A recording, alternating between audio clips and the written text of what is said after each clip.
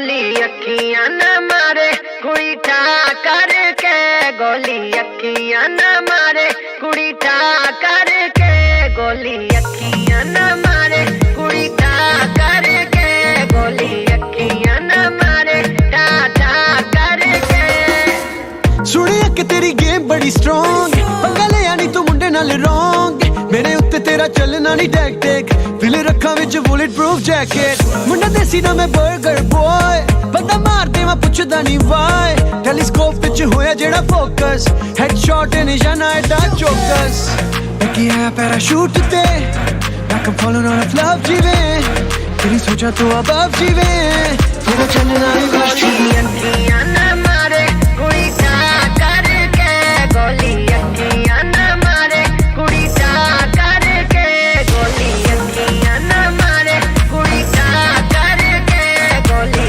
अखियां न मारे ठा ठा करके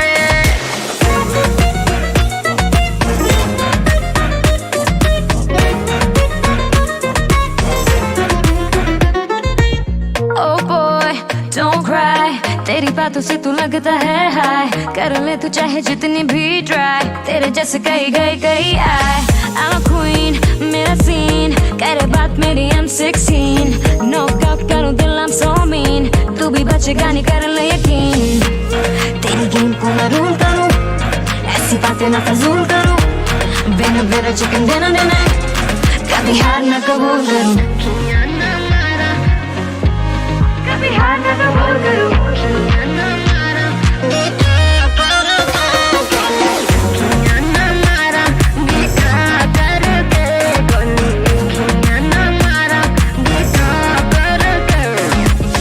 तेरी अखियां दी गोलियां भी सह गया तेनू लगेया कि तेरे ते मैं रह गया and you thought you knocked me out मैं तो समझ बंद करन लई बह गया एडा सौखा नहीं कुड़ी हराना मैनू 10 साल तो मैं जानदा जमाना मैनू मेरे लिखने दा एहो जिहा स्टाइल जिवें हत्थ विच पड़िया मैं PUBG मोबाइल चाहता लिखां गाने राउंड जिवें खाली करा गल सीधी करा ना ख्याली करा मेरा स्वैग देसी मुंडा मैं ओरिजिनल कदी फ्लैक्स कुछ बन के ना जाली करा बैकी है पैराशूट ते like I'm falling on a flop जीवे तेरी सोचा तो अब जीवे तेरा चलना नहीं गोली अखियां न मारे कुड़ी ठा करके गोली अखियां न मारे कुड़ी ठा करके गोली अखियां न मारे कुड़ी ठा करके गोली अखियां न मारे ठा ठा करके Game over.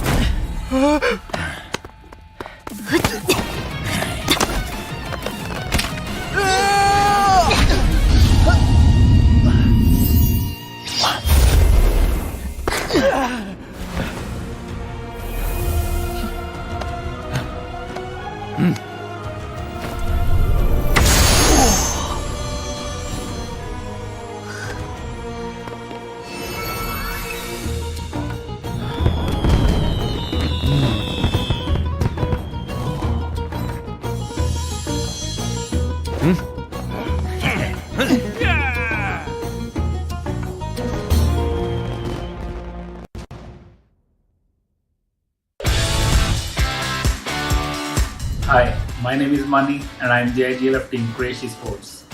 It's been a long journey and a dream come true to be finally able to make it to PMPL Pakistan.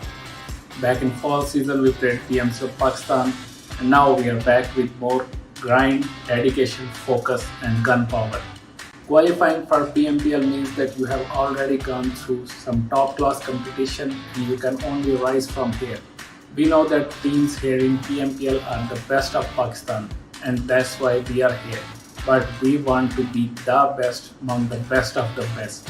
So watch out for us. We are coming for all of you. This is our first PMPL, but this will surely not be our last PMPL, inshallah. We want to perform better than every other single team. Because this is where we break our limits and win the title. We are here to represent Pakistan and we hope our fans will be with us throughout all of the journey and they will support us with all of their heart. Watch PMPL Pakistan live on all PUBG official broadcast channels. This is Mani signing off. Take care. Love you.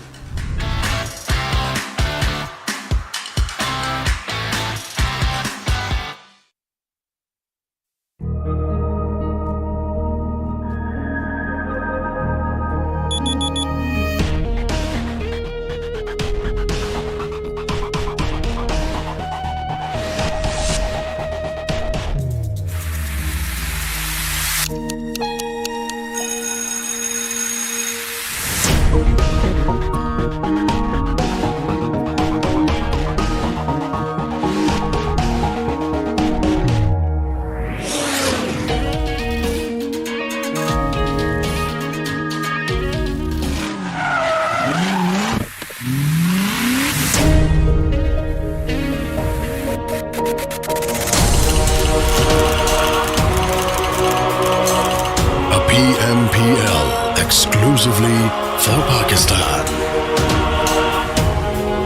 A chance to push your limits. The squads are ready to turn their dreams into reality. It's our chance to reach the biggest. It's time to enter the dawn of new champions. Let the action begin.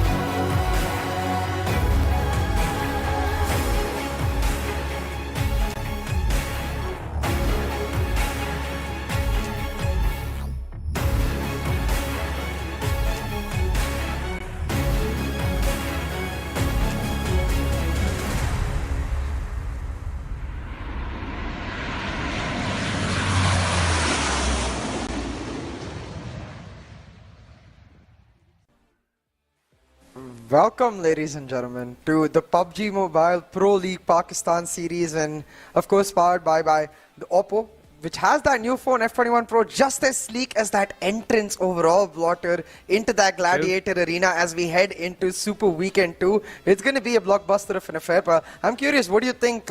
Any teams that might steal the light?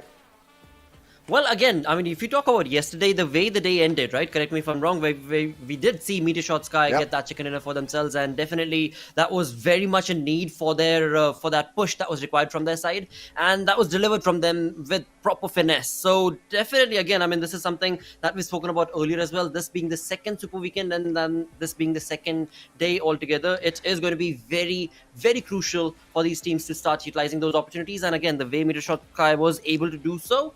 Similarly, I would want to see other teams that are at that bottom of that leaderboard to maybe bring in that sort of playstyle today, hopefully, if the lobby allows. Yeah, exactly. I love the way you put that in the end, where if the lobby allows, right? Because we're getting the lobby starting to look a lot more consolidated in the way the teams have settled themselves. Like, for example, with the crazy circle we saw yesterday, I really like the way even QWERTY really established themselves there in that hunt for the top slot without a chicken dinner still. And that's really what astonishes me, because that requires a ton of consistency. We'll have to see which teams can deliver. Usually day 2 is that day of comeback, so maybe, like you said, we'll see some comebacks from the bottom.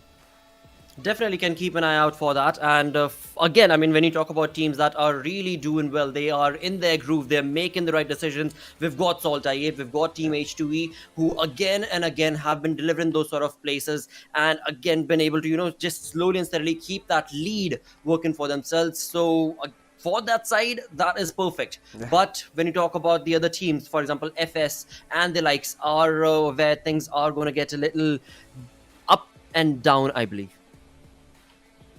Oh, most definitely. And they've got some massive motivation to try and make it happen with the prize pool over here. Massive prize pool. And of course, really, one thing that really catches our eyes through these weekends is that winner chicken dinner prize exclusively for all of the next 10 matches we're about to witness. Just 5 for today, but 5 action-packed ones for sure, Blotter.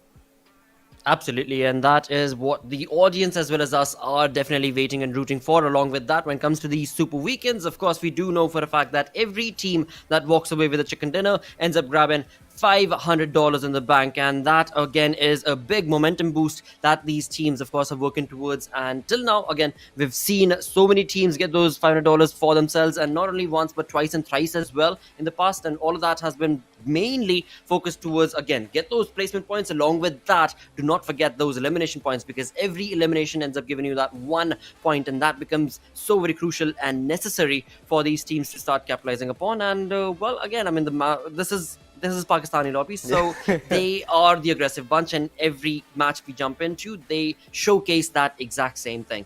Yeah, most definitely. But even in that sense, I do think like the lobby is starting to get a lot more, efficient in their fights almost. We're seeing a lot less of the chaotic, loose fights that we might have seen before. They're a lot more united in their approach overall, I would say, and it is resulting in some quite interesting fights that almost influence the entire game. But talking about influence, we've got the overall ranking here for us. You were talking about MetershotxSKY. They made a meteoric rise across that overall ranking, 5 spots from that chicken dinner.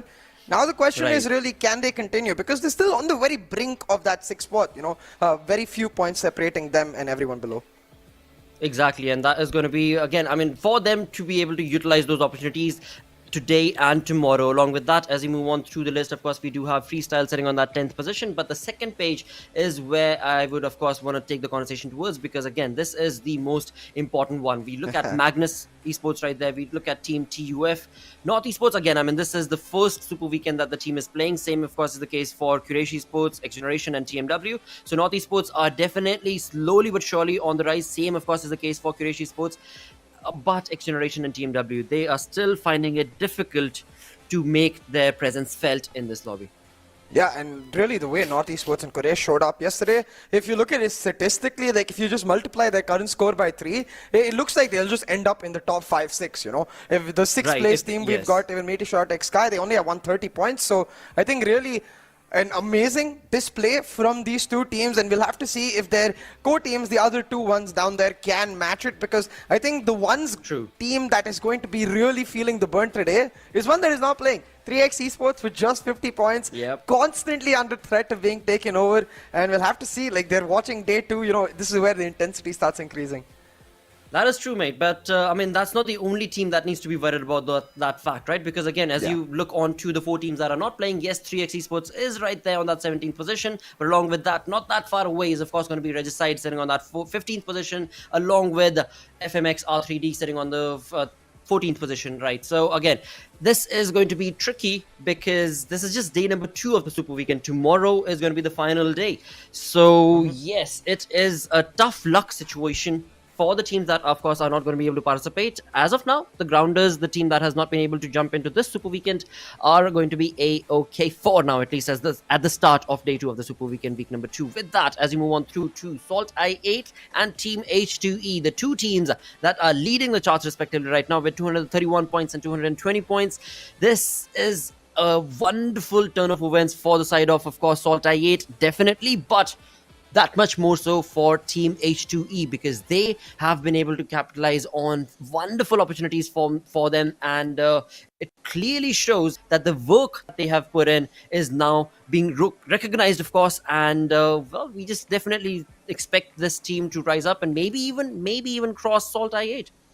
I mean, they did it once yesterday, could most certainly do it again, but I think what the stats also really show us is the difference in playstyle, and you're going to see that in the highlights as well. SALTxi8, I feel like you could see the elimination points. I think they have the most in the entire PMPL because they're damn aggressive. They're able to pull off some insane fights. But at H2E, a lot more on the placement regard, a lot more focused on that macro aspect. But when they've got to take the fights, like you can see, they've got that talent to deliver. So really, these two teams out there fighting for that top slot. So far, SALTxi8 has had the lead for most of this run. Blotter, I'd say, but H2E, they're getting quite close, and we'll have to see how they start, because yesterday, that was a phenomenal start, back-to-back chicken dinners.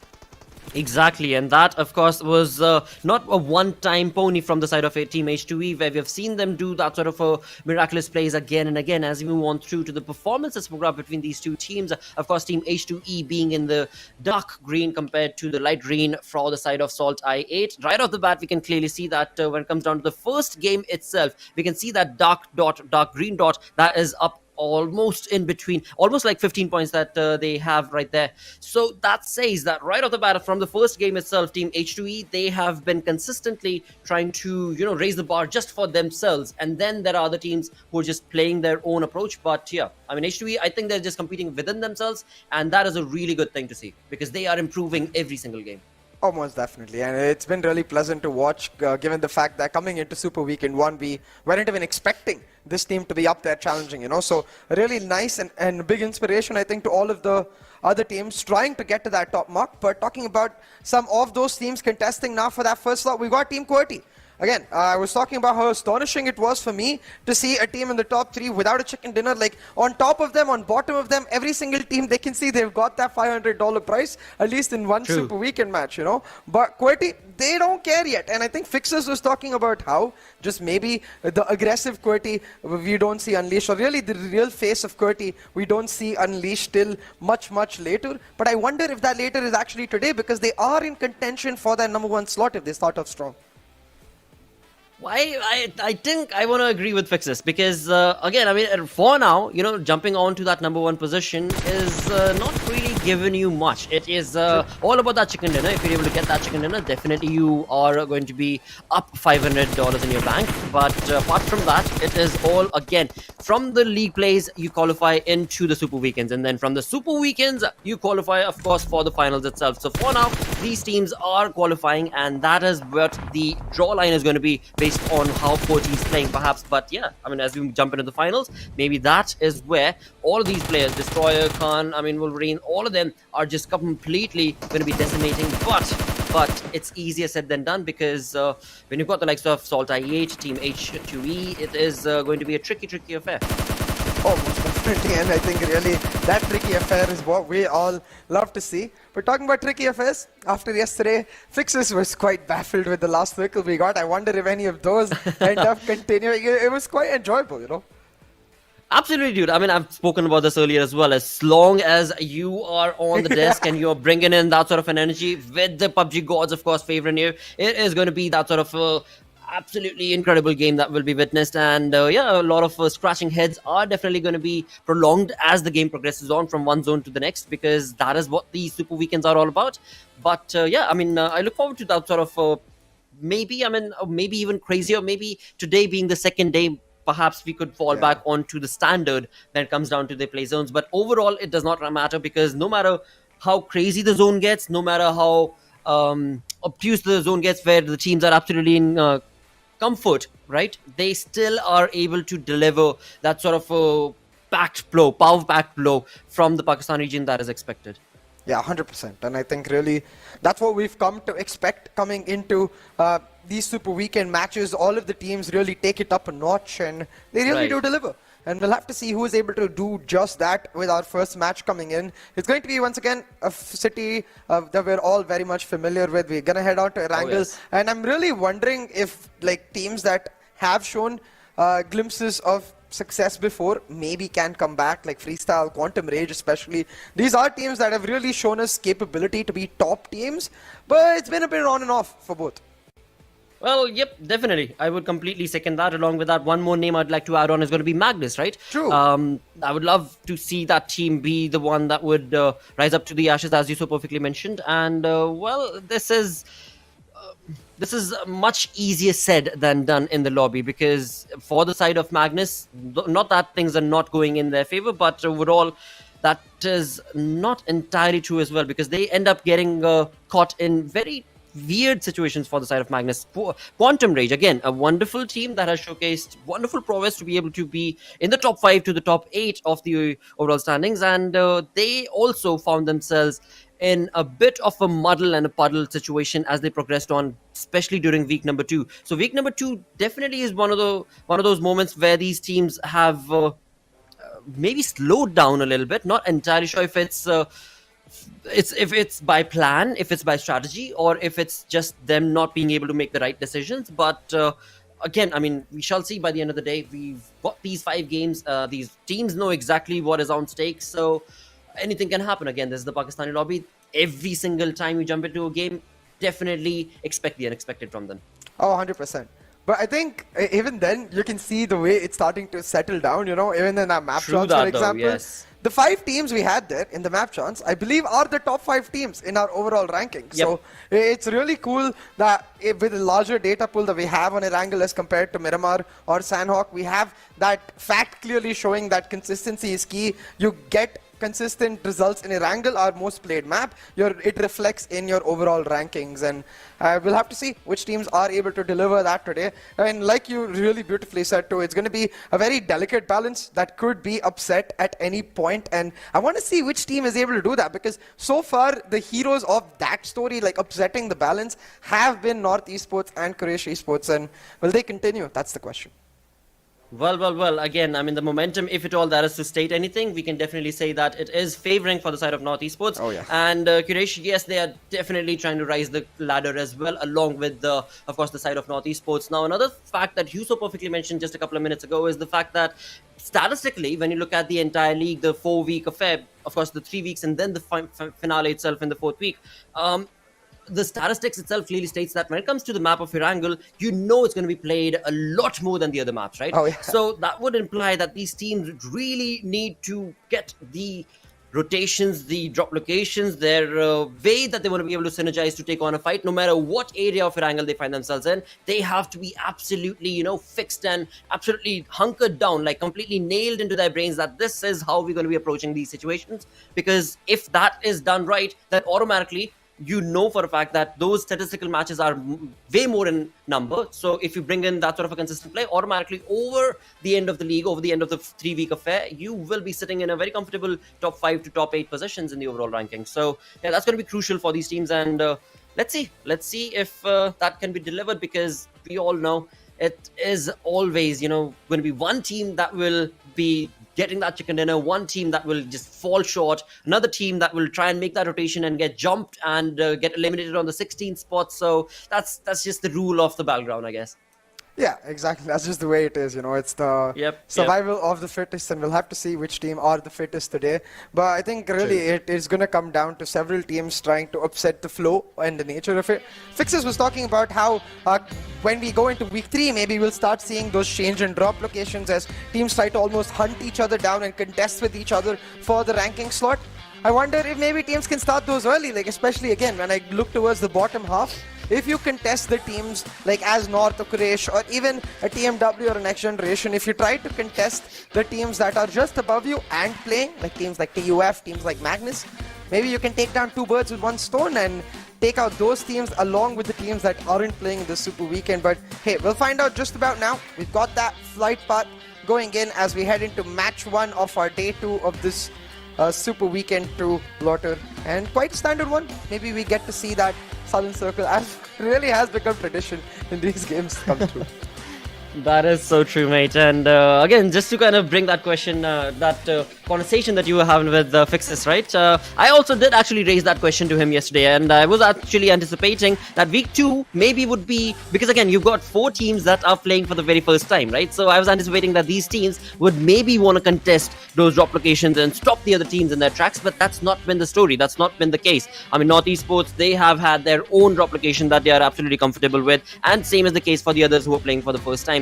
And that in turn did make me ponder as well that, yeah, I mean, these teams, they definitely are playing it really, really professionally and down to the core, because they want it to be played fair.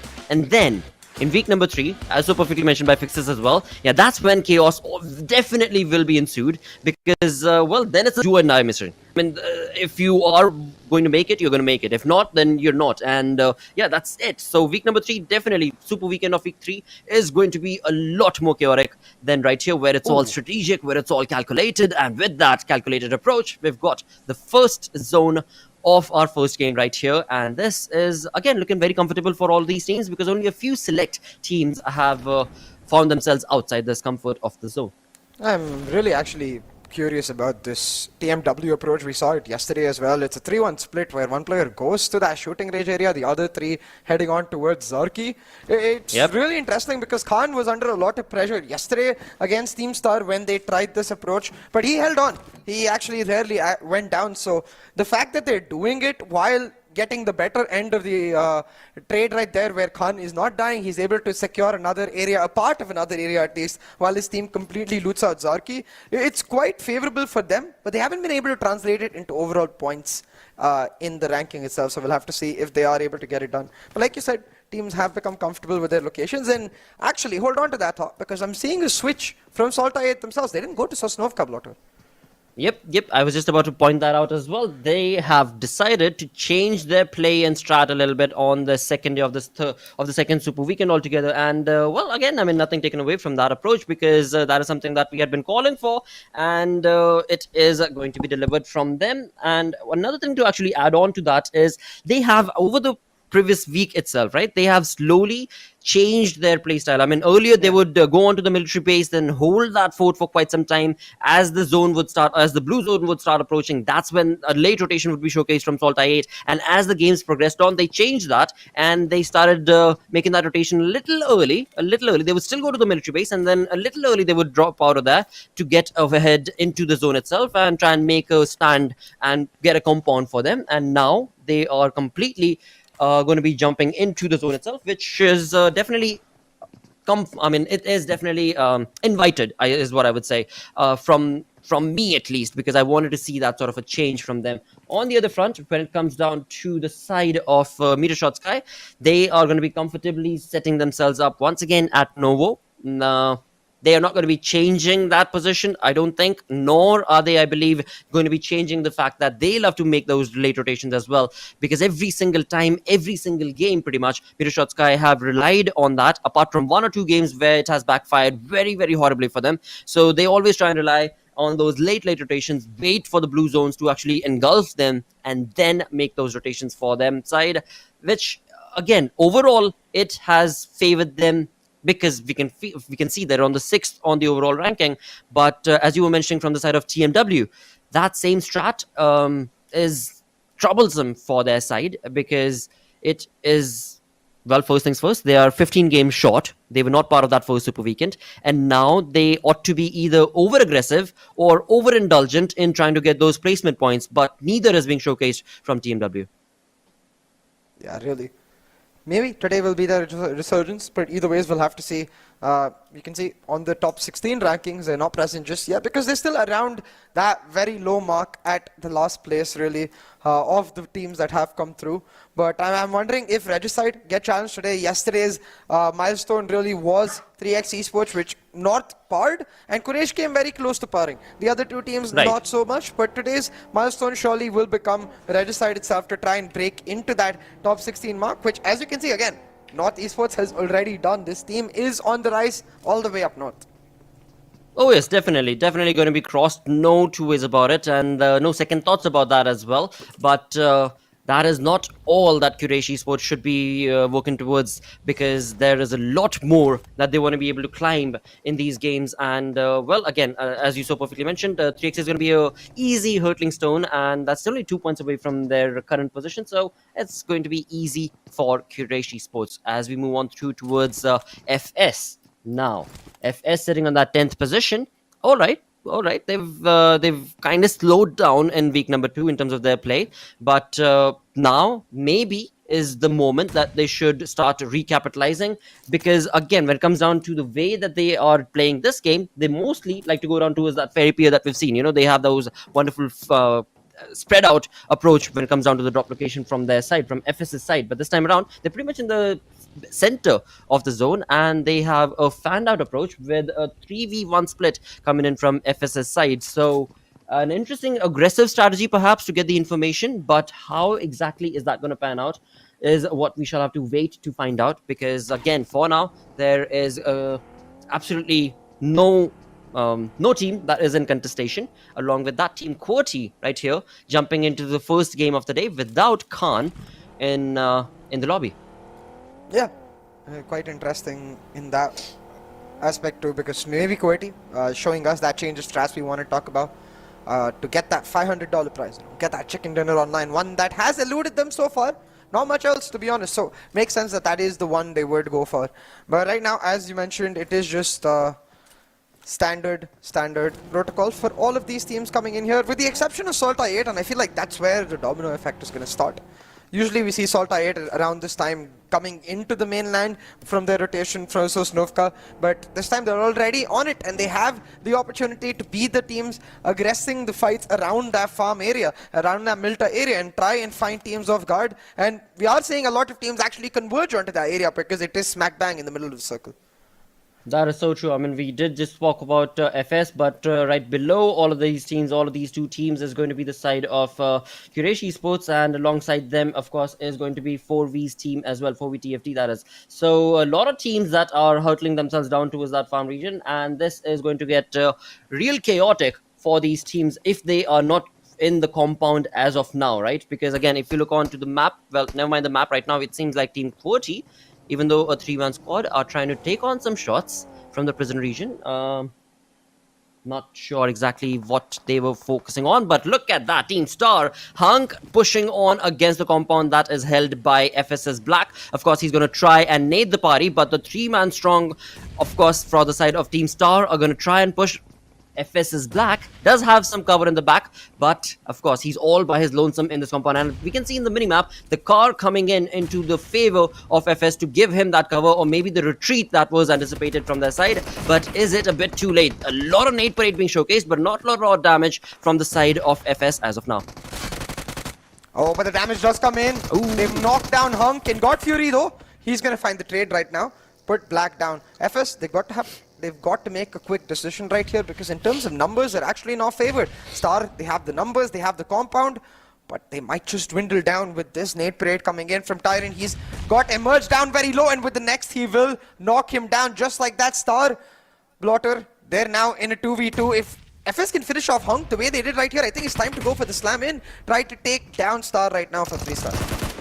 Well, FS definitely looking in that much more control over this fight, and they are just definitely going to be pushing on this lead towards the face of Team Star. And Team Star, even though they were looking pretty comfortable, it is not looking like the case now, because it's only one player surviving, and that's going to be God Fury with his UMP, wherein the three players from the side of FS are all together going to be jumping in to take on this final player, and that is going to be the edge of Team Star from the looks of it. Emerge was given that revive. I completely missed that.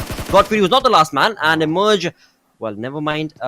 Emerge will also be falling down to this unaggressive push in the early few moments of the game from Team Star. But that's how they love to play it as well. I mean, that's what we've seen. Either they are over-aggressing, and that is what that case was. It either works for them or not, or they try and just hunker down and play it safe when they've got the compound. But this time they decided to just fight for the compound, and that ended up miserably for them. In the first 10 minutes of the game itself, we've got the first team to get eliminated. That is going to be Team Star with the, sadly, 0 elimination points. Yeah. Team Star, they came close. Black was actually real low, but they were not able to finish off any of the knocks. They got knocks on 3 players. It came down to a 1v1, but Freestyle, they clutched it out, and it's a great start for them. 4 points already picked up. We were talking about how we might see resurgence of Freestyle in that manner, and it certainly does seem to be the case with this early fight, but you've got to translate this into much more in the lobby. Thankfully for them, they're in a great spot to do so. Again, center that circle, and if it does take a radical shift, they will be part of the circle, at least for the next 2 rounds right here. So in a position where they can dictate the way they want to play, and that's usually where you can see teams like Freestyle really succeeding. Absolutely, and that, of course, for now is going to be a conversation for, I guess, another 4 minutes, 5 minutes, we shall find out. But for now, as we move on through to another fight that is taking place, that is going to be 52x Rage making rotation from the northern front, and it is Clarity bringing in spraying on the lead. But for now, not a lot of damage has been done, and 52x Rage will easily be able to make that rotation into the western front of the zone from the north. And for now, all 4 players definitely surviving, but will they be able to find a compound? Because yes, they will be. Yes, they will be as they get closer to the school apartments region. There is absolutely no team in that position and in that vicinity. Along with that, Quantum Rage, another team that we did talk about that has been phenomenal in terms of the play that they've been able to create. Now they are looking on to get the information and maybe take on a few shots, but they are going to be finding themselves out in the open as we move on through to the map altogether itself. Look at TUF, look at XGeneration, smack in the center. But is that going to be a defensive positioning from the side of XGeneration and TUF, or is that going to be over-aggressive? We shall have to see, because both these teams, they need those points for them.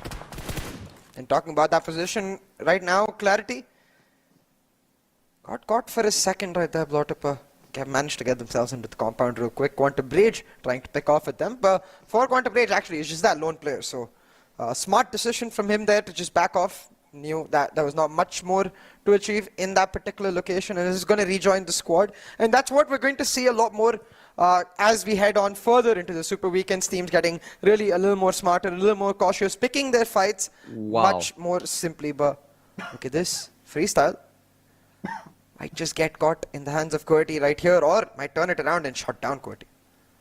Well, it seems like QWERTY, they're going to be sitting on their back heel, because, I mean, they should technically, because they've only got a 3-man squad and they're really spread out, but that's not going to be the case. Wolverine taking on the fire, and then it's going to be on to the Destroyer, who is again all by his lonesome on that hill, and he will also be taking on those shots now. Of course, this team of Team QWERTY have given away their position, but as of now, alright, Wasi all the way down, and that in turn is going to be the demise of Wasi from the side of Freestyle. So 1 elimination point definitely confirmed for the side of QWERTY, and FS down to a 3-man squad as of now. On the other front, as they make that rotation, things are going to get that much more horrendous for them, because now from one spray to the next, they find themselves in the crosshairs of Team SALTxi8, and SALTxi8's compound is something that, of course, they're not going to be allowing FS to stick around for long. And look at this, Destroyer in somewhat of a tricky position. Actually going to switch sides, because while TMW was taking down QWERTY, we've got SALTxi8 spraying down on Freestyle. Fights erupting on every single note in all of these teams. You can see trying to just secure their spot in the circle. There's a cluster towards that northern side, and that cluster will only be broken with the blood of several teams, and we'll have to see who ends up in the grinder. Right now, though, really, teams like MetershotxSKY and 4VTFD with the circle shift sitting in quite a comfortable spot with that circle shifting towards the bridge. Absolutely, and that's going to be favoring and helping both those teams out. But on the other front, when it comes down to the side of Team QWERTY, again, I mean, the fight that they ended up taking out in the open, that definitely is the reason why they are losing the battle right now, and they're down to a two-man squad. But they have been able to get at least one elimination point. On the other front, we did just see Quantum Rage eliminate one player off the side of the three-man army, and again, that's all right. So for now, they've got 2 elimination points. 15 teams are still alive though, and the zone is going to be dictating where exactly the fights are going to be taking place, because the zone has moved on towards the southern side, as so perfectly mentioned by CA, and that is where Metershot are waiting, that is where 4VTFD are waiting. But I'm trying to find out now what exactly is going to be the position that TUF made. Because TUF, just a couple of minutes ago, they were in the center, but they have not decided to retaliate or fight or take on any shots onto any teams. But I'm sure they've got the information. Yeah, I think they're just trying to play it safe to ensure that they get those better placement points. You know, they are one of those teams under potential trouble with high-rising teams like North and Quraysh coming in. So consistent performance from TUF would really help them out in that regard. But talking about consistent performances, not at all surprised to see North Esports get on board with one knock going their way. But towards the other side, you can see on that western front, we've got 52X Rage and H2E contesting. Dread caught in the middle of nowhere between two 52X Rage players. Well, look at that mini-map. We've got 3 teams right here, 52X Rage along with H2E, and then there's another one, and that is going to be North Esports. And North Esports are also around in the vicinity in the purple, taking on the shots, trying to spray on the opponents. But as of now, they have not really been able to accumulate a lot of elimination points. But again, it is the start. It is the start of chaos right here in this game, because the zone, I mean, again, 20 to 30% of it is going to be in the water itself. And these teams, 15 teams, 48 players, they just don't have enough land to be sharing amongst each other. And all of this, FS remaining with a 2-man army. SALTxi8 moved on away from that position to get themselves in the comfort of the compound. 52X Rage, I mean, the 2 players who are away from that position are still surviving, but alright, my word, probably not for long, because Ash has his crosshairs set up. Again, so many of these teams, if you look at them, are out in the open. So a lot of third parties that can be anticipated in just a minute or two. Almost definitely. And look at this, that third party potentially coming through right here, as we've got Magnus, MetershotxSKY and North Esports along more or less the same line. They could contest each other and fight for that northern edge control. But on that similar note, you see 4VTFD contesting with SALTxi8. Now both of these teams are quite far away, but it's all along that small compounds on the southern side of farm. And right now we can see SALTxi8 doing a lot of damage. While XGeneration, they're trying to be sneaky devils, get in the middle of a war zone, but no, you're gonna pay the price for that, XGeneration.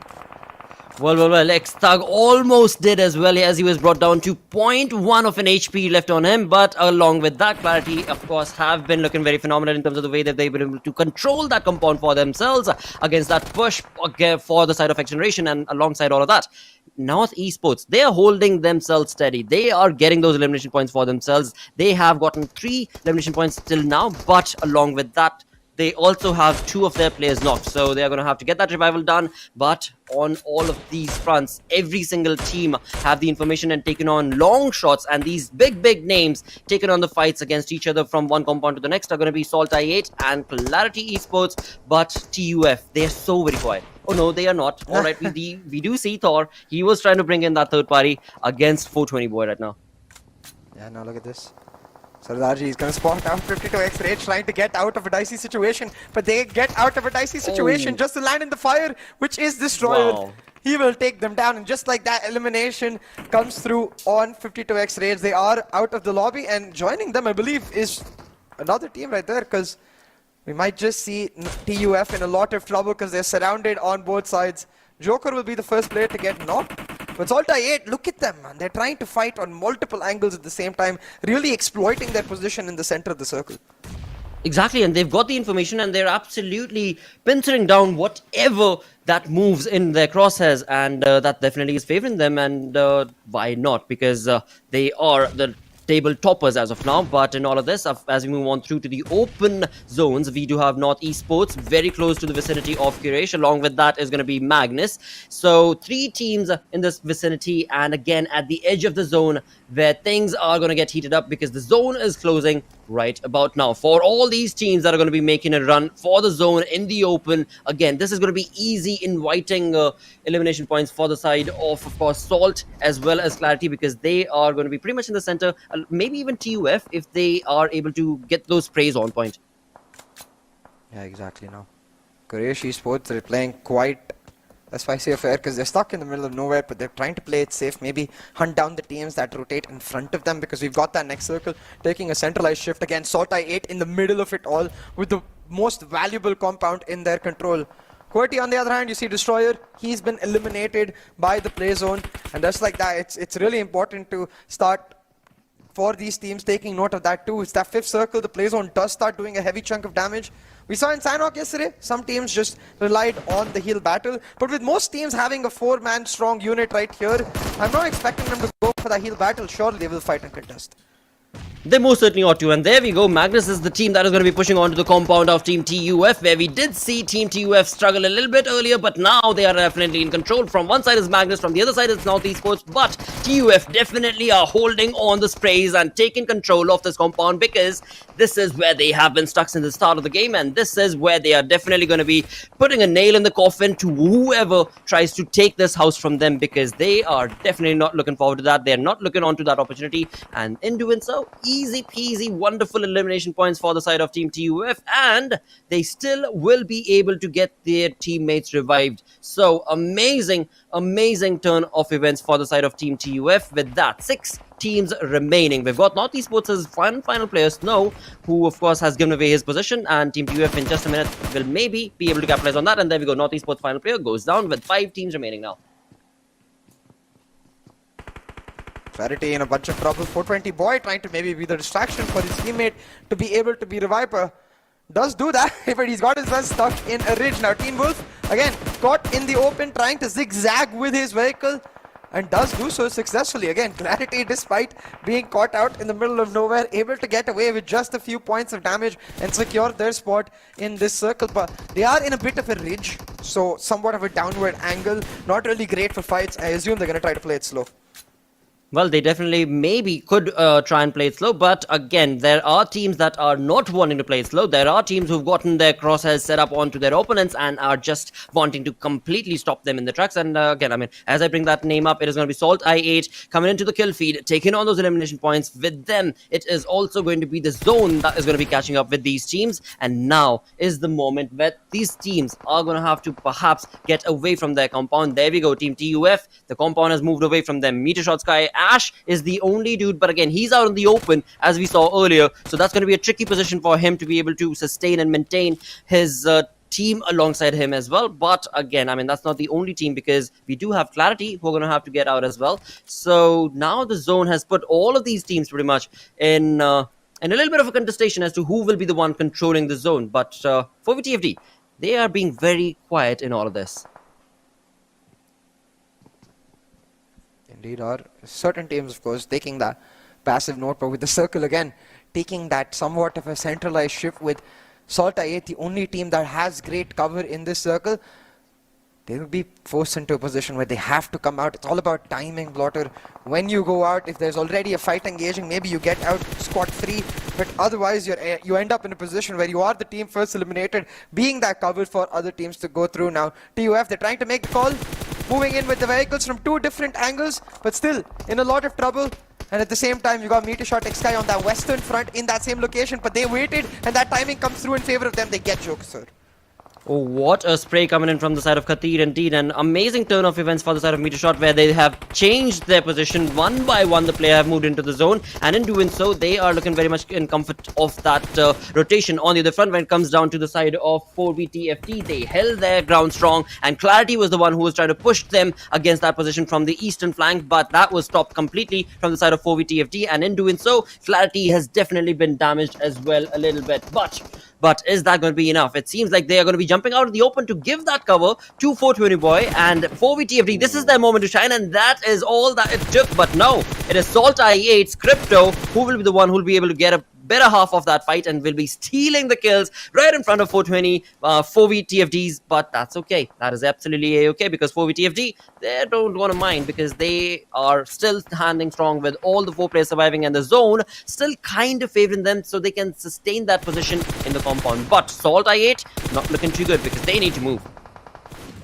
I think they can just stay on the boundary line of that compound. You have to come out of the compound, but maybe in that small ridge outside the highway itself. Right now you can see, like you said, 4VTFD and SALTxi8 almost combining together to shut teams down, and I wonder in what regard that will keep continuing, because the way this matchup is currently stationed, it does look like 4VTFD are the teams who have got control from this circle. They have that part of the compound to themselves, forcing SALTxi8 into these tiny locations like small huts or behind the car, and forcing SALTxi8 into a position where they have to take those fights and win. But hey, we know SALTxi8, man, they love pulling themselves out of these dire situations and coming out as the winners. Dude, look at that minimap. We do see that one Brown who's out of the zone towards the right hand side, and that is one man from the side of MeterShot who is trying to flank the players of 4VTFD. I mean, the side of MeterShot, they already know that 4VTFD is busy and interested in SALTxi8. They do not have any sight on the players of MeterShot, and that is what MeterShot is capitalizing for their side. But I guess now is the time when 4VTFD are going to have to move out of this position, and as they do, things are going to be that much more difficult for them, because they have been taking on the fights. But there we go, Ash, the one man who I was just talking about in that flank angle, definitely given that massive blow that was anticipated from his flanking position, and in doing so, it is going to be one man down for the side of 4VTFD. But that's not going to be hampering them, because the cover is right around the corner, the recovery is right around the corner, but now that gives a breathing space to SALTxi8. So now the fight has turned into an all-out war out in the open, 4v4v4 situation between these 3 teams. Yeah, and look at this, with that circle shifting towards the western line, it's actually 4VTFD. The teams that were in control, that is now caught off guard. They had to come out in the open. They've almost lost 2 players real quick. You can see MetershotxSKY. They are the team in the middle of both SALTxi8 and 4VTFD. As long as they play this slow blotter, as long as they force SALTxi8 and 4VTFD into a situation where they are the ones who have to take the fight, MetershotxSKY, they might just be able to continue their momentum from the last match of yesterday and grab yet another chicken dinner. That's true, dude, because again, I mean, you look at 4VTFD, they're completely pincered down in the center, right? I mean, from one side it's SALTxi8, the other side it was definitely not working for them as well, and MetershotxSKY, they are playing their cards right. They are definitely playing with their numbers advantage, and they are definitely putting on a massive show right here for us. But it is SALTxi8 that they're up against. I mean, all the brain games that they're trying to do, they have worked for them, but now they are going to have to take the fight head on against the players of SALTxi8 indeed, and in doing so, it is going to get trickier and trickier, because well, one of the players, again, I mean, one player from both the sides were knocked, but nevertheless the revival will be given. But all of it now brings us down to a 4v4 show between these 2 teams. But who will be the one rising up on the top? One thing that maybe would be favoring MeterShot is, along with this ridge, the small little ridge, they also have the vehicles. So maybe if they end up smoking and then pushing on along with those vehicles, right behind those bales, they'll have a lot more coverage area for their side as they take on the aggressive stance, maybe. Maybe indeed. Now look, they've got to get out of this open area they're in and into the fields, into the farms, and turn that soil red and to get this chicken dinner. But it's easier said than done. SALTxi8 very well spread. They've got 2 players quite low, but they should be able to heal themselves up and approach this in a manner where it is a 2-pronged effort from their end. Now, what is really cool though, you can see Kian trying to use the edge of the smoke to spot out someone. So continuously MetershotxSKY trying to be proactive and dictate the way this fight goes. But it's all going to come down to this circle, and oh my god, where did that nade come from, Wisdom? Okay. Wow. Wow, I mean, that is amazing utilization of course, the information that was being showcased based on the smoke that was popped, but that was not allowed. Uzum definitely pushes on. Now he knows exactly what to anticipate, or rather the position to anticipate where MetershotxSKY is. From one side, it's going to be Uzum to trying to get that information. Katir definitely holding on that angle. From the other side, it's going to be Blade trying to take on that flank. It is going to be MeterShot getting sandwiched between the team of Salt, and in all of that, Katir gets the better half of that fight, and it is him who will stop that flank angle from Uzum. So now Now it is a conversation for MetershotxSKY to be able to utilize for themselves. They need those utilities, but do they have them? Because SALTxi8, they are out of the options. They are just completely running and gunning for now. But is it enough for their side? Is it enough is the question right now, as MetershotxSKY, they're picking up kill after kill, but SALTxi8, they're stuck in the middle of nowhere, and MetershotxSKY will continue their momentum water. Chicken dinner at the end of day 1, chicken dinner at the start of day 2, and they are in that meteoric rise indeed. Really, we'll have to see how long they can push this forward, because this is the team we were talking about, that narrative of that resurgence. We've seen glimpses of brilliance from them once again, and we're seeing it now. Absolutely, and that was again a very equal fight coming into those final moments between these 3 teams as well, right? To talk about it, and then down to the final 2 that stood for the longest time, Metershot as well as SALTxi8. But overall, I mean, again, SALTxi8, the way they got uneasy and restless and made that open push is perhaps the reason for their demise. And the other hand, for the side of Metershot, there were moments that it seemed difficult for them, but they held strong and they absolutely utilized the information. The audio cues coming in from Khatir against Uzum's side was absolutely perfect, and well, that resulted in the team walking away with a chicken dinner yet again. So perfect momentum boost for the side of Metershot, as was the case as the day ended yesterday for them.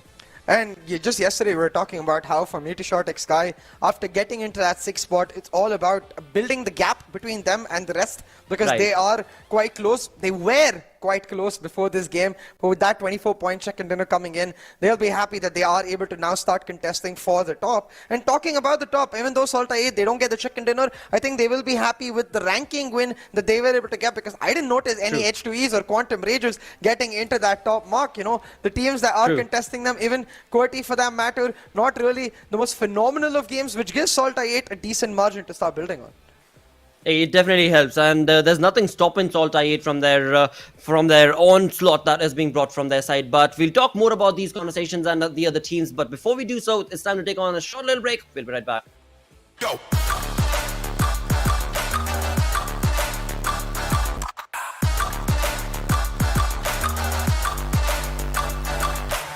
It's your chance to reach the biggest. Let the action begin.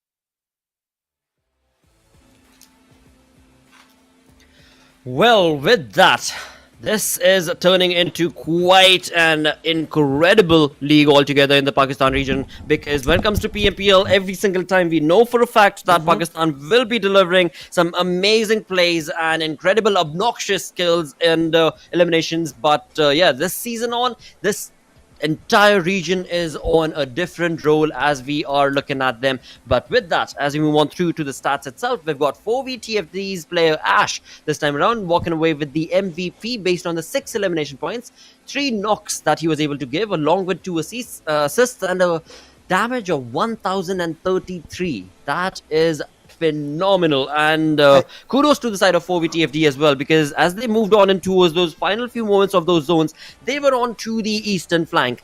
They were all by their lonesome. We did see QWERTY, we did see SALTxi8, we did see Metershot. I mean, they're all busy taking on those fights and giving amongst themselves, and it was 4v-TFD just holding their fort by their lonesome until they saw QWERTY try and make that push, and that too was completely stopped in their tracks. But as we move on forth to the top players, we do have Crypto and Blade from the side of SALTxi8 jumping in on the 2nd and 3rd position, along with Khatir and Ash from MetershotxSKY. So MetershotxSKY, a wonderful start for a day number 2 of Super Weekend 2 indeed for their side. Another $500 in the bank, and this momentum, I just hope it continues on for this team, because again, this team needed this sort of a steamrolling start as they ended the day yesterday, and that is what they're on right now. Let's just hope that they're able to keep on this dominating spree in the second game as well, as we push on through to the top 2 teams from this first game. We do have, of course, MetershotxSKY walking away with the chicken dinner with 24 points, 9 elimination points for them. Along with that, only 4 points shy is going to be SALTxi8 with 8 elimination points. Damage received was 2,000, but damage dealt was 3,522 compared to the 2,452. Almost 1,000, 1,100 damage difference as far as the damage dealt is concerned, as far as the aggressiveness is concerned between these two teams' approach in this first game. So that itself clearly showcases that SALTxi8, they are in a league of their own, and they have been from the start. For the first league play day and the second league play day, they were just toying and trying to understand and maybe even give a bit of a mind game to the lobby. But as soon as it came down to the Super Weekend, yep, there was SALTxi8 doing exactly what they do. That is popping off heads. Oh, most definitely. I think SALTxi8, like you said, in a league of their own, currently able to really run away with the games that seem are in their control, you know, unless they get messed over by a random circle. When they can control, when they can dictate the way they play, usually able to get the better of teams. This time though, 4VTFD were able to use that momentum to bounce back themselves, and I'm sure teams will look to that as a note where you can really have that capability to try and disrupt even that top team's momentum. Now, even in that regard, you can see what we are seeing is rise of other teams as well. TUF with 12 points coming through in the overall rankings. That's certainly going to boost their case of trying to get away from those bottom 4 teams. That was required from them, and that is what they are standing up true and tall for. Along with that, we do have NES as well, looking pretty comfortable with 7 points, so it's okay. I mean, ups and downs, but still walking away with decent amount of points. One thing that I did notice for the side of FS, yesterday also I noticed when it came down to taking on elimination points, FS was on point. Today also, right now in this game also, they walked away with 4 elimination points, but the placement is where things shattered completely for them, and that is something that I think is becoming more of a resurgent story again and again for FS, and hopefully they put a stop on that. Oh, most definitely. And really, I think for Freestyle, they need to find that momentum that they were able to harness in the first league stage all the way back. You know, they looked like an unstoppable team. They finished off the league stage as the champions, but in the Super Weekends, we never really saw that momentum coming through. But talking about the zone, we saw in this particular game quite standard in its approach, and really you could see a team like SALTxi8 able to capitalize on it with that early position they took, resulting in the several eliminations they were able to pick up. Absolutely, and as we move on through right here to the zones themselves, this is where things got really interesting. I was looking at 4VTFD, I was looking at Metershot. 4VTFD slowly but surely pushed themselves all the way to the eastern flank and to the eastern edge. MetershotxSKY, they were taking on that for themselves, and they thought that the keeping as close to the edge, to the cliff, well, that again was a defensive move, and that worked out for them. And as we move on through to this position now, this is where Ash, look at him, as he was able to get away from his teammates. All the brunt was taken on by his teammates as Ash slowly creeped away and then allowed his teammates to slowly move into the zone as he got into a flank angle and then tried to take on the shots against the players of 4VTFD, which again, brilliantly helped by the side of SALTxi8 was the end. And in doing so, again, as we saw, the chicken dinner walked away, of course, in the name of MetershotxSKY. Yeah, it was the battle of the ashes. We got an Ash in 4VTFD, was. a Ash in MetershotxSKY, and it was both of them winning in some ways. 4VTFD's Ash picked up the MVP, MetershotxSKY Ash picked up the chicken dinner. So, hey, I think they'll both be happy from the outcome. They have to be. They definitely have to be. Again, I mean, they walk away with decent amount of elimination points. They walk away with decent amount of course, placement points. Overall, it is definitely helping both these teams rise up and keep that sustaining and consistent play during these, of course, Super Weekends. And along with that, again, if at all there's anything to bring up, it's going to be the $500 that SALTxi8 could not participate in, and MetershotxSKY stole away from them. But again, it was a skill-based fight, that final one. Yeah, exactly. Through and through. It just still did come down to the wire, though, as you can see in our Oppo F21 Pro moments, in several moments with in this starting fight as well between Freestyle and Star. Came down to that solo player, but Freestyle was able to pull it through, but not for long did they manage to maintain their momentum. Caught in their rotations, you can see SALTxi8 and Quraysh really capitalizing on them in that regard. Absolutely, and again, we did see a little bit of shots being showcased from one moment to the next as 4VTFD. They held that ground, they held that compound for quite a long time from the game, from the time the game started, and they made that rotation. But this is where moments got a little tricky for the side of TUF, where I honestly thought that the shots that were being taken from the side of SALTxi8 could very well put TUF right there and stop them in their graves, but that was not the case. They were able to get the revival and then push on away from this position as well, where we did see MetershotxSKY take on some amazing blows to the face of TUF. They did not want to falter down that easy, and now this is the moment that mattered the most for the side of 4VTFD, and they again held it strong, but again only for that long, because the move, as soon as the zone moved away from them, they were out in the open, the information was already given away, and SALTxi8 capitalized on it absolutely brilliantly with the synergistic push based on the utilities that they had. Almost definitely. And I think towards the end it came down to just the battle of timing. And MetershotxSKY, they were able to perfect it, shut down SALTxi8, pick up that winner chicken dinner. Now heading into our match 2, Miramar expecting this slow play to continue, but maybe with a couple of drop contestations mixed in here and there. We saw SALTxi8 switching up their drops spot in this particular matchup. Maybe we see more teams following on the front. Absolutely. Now one team that is looking a little troublesome, in fact, of course, two of them, is going to be XGeneration and TmW. And it is a very, very critical moment that these teams have found now, because now they need to really start thinking that, all right, because in this first game, if we talk about it, right, TmW, they went far away because that is how they like to play, which is fine. For the other front, it is XGeneration that I'm talking about, and this team moved pretty much smack in the center of the zone, very close to the placement of FS, freestyle indeed. And as they progressed on, they were just not allowed to give that sort of a breathing space, that open space that they wanted to take on those elimination points or placement points for that matter as well. So yeah, these teams, they are going to have to really start questioning it very clearly to themselves, exactly how do we want to play it, because making that over-aggressive approach is not favoring them now. Oh, 100%. And you can see teams that did perform well in this particular lobby, TUF and 4VTFD, both rising in the charts. TUF now within striking distance of that top, next 3 teams right above them. While MetershotxSKY, they've actually come in striking distance of QWERTY. So maybe upset in that top 5 spot regard, we might get to see with our upcoming game. We'll have to see though, because SALTxi8 are again starting to build that hefty lead on H2E, most definitely now. Quraysh, with their performance, able to get past 3x Esports. Certainly one we were expecting, but I think now the more interesting conversation is going to become, can Quraysh even outrace North Esports altogether, in this resurgence of the bottom teams, who is going to be able to pick up that pedal? Absolutely, because I mean they've got 4 games still remaining for them today, 5 games tomorrow, so the opportunity is still there for these teams on that later half of the leaderboard, and the opportunities that they are slowly but surely capitalizing. We saw from the side of North Esports, we saw again right here from the side of Quraysh that they were able to jump up that 1 position, and easily, if they keep on bring in that sort of a playstyle and then here and there get some high frag and kill games, that is definitely going to be pushing them into the top 10, not necessarily, but yeah, perhaps in the 11th position ish, because after that in the top 10 things, rather points, my apologies, are very, very difficult to get to. But again, we have seen teams walk away with 30 points from one single game, so yeah, I wouldn't say it's impossible for their side.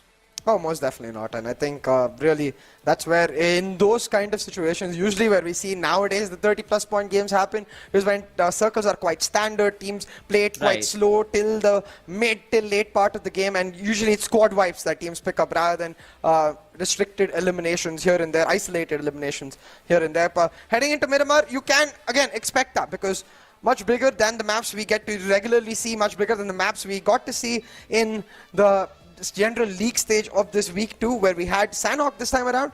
It does seem more of the case that in Miramar we're going to have teams that really thrive in that macro aspect, thrive all together, and I mean, that's why I'm not surprised to see Team H2E and even Team MetershotxSKY smack bang in the middle of that. Well, that is working for them, of course, but for the side of Quantum Rage, now they need to start a little bit more on the aggressive front, perhaps. That is what they're missing out on. For the side of FS, again, the stats absolutely, like you so perfectly mentioned, working in that team's favor. So perhaps this could be the game where they showcase that chicken dinner attitude from their style. That first week league play day kind of freestyle that we saw from them, maybe that could be possible. Or again, I mean, it's the default that we know that it might just be SALTxi8 once again, just jumping along from here to there and getting those elimination points for them. Yeah, exactly. And really, SALTxi8 for them, it has been that show of dominance and consistency throughout most cases, and they have shown that, especially they're an exceptionally clean team when it comes to that macro strategy part. So really don't expect them to get out real early. But that's what I want to see, a little more drop contestation. You know, we've got that going in Sanhok already with MetershotxSKY and 52x Rage. I want a storyline for Miramar now, which teams start to really poke at each other and threaten each other more. Well, that is going to be difficult, is what I would say, because again, I mean, you'd look at a couple of these teams. Let's name them. TmW, they love to play their own solo strat approach. They love to get away from the fights in the early few moments of the game itself as it comes down to the drop.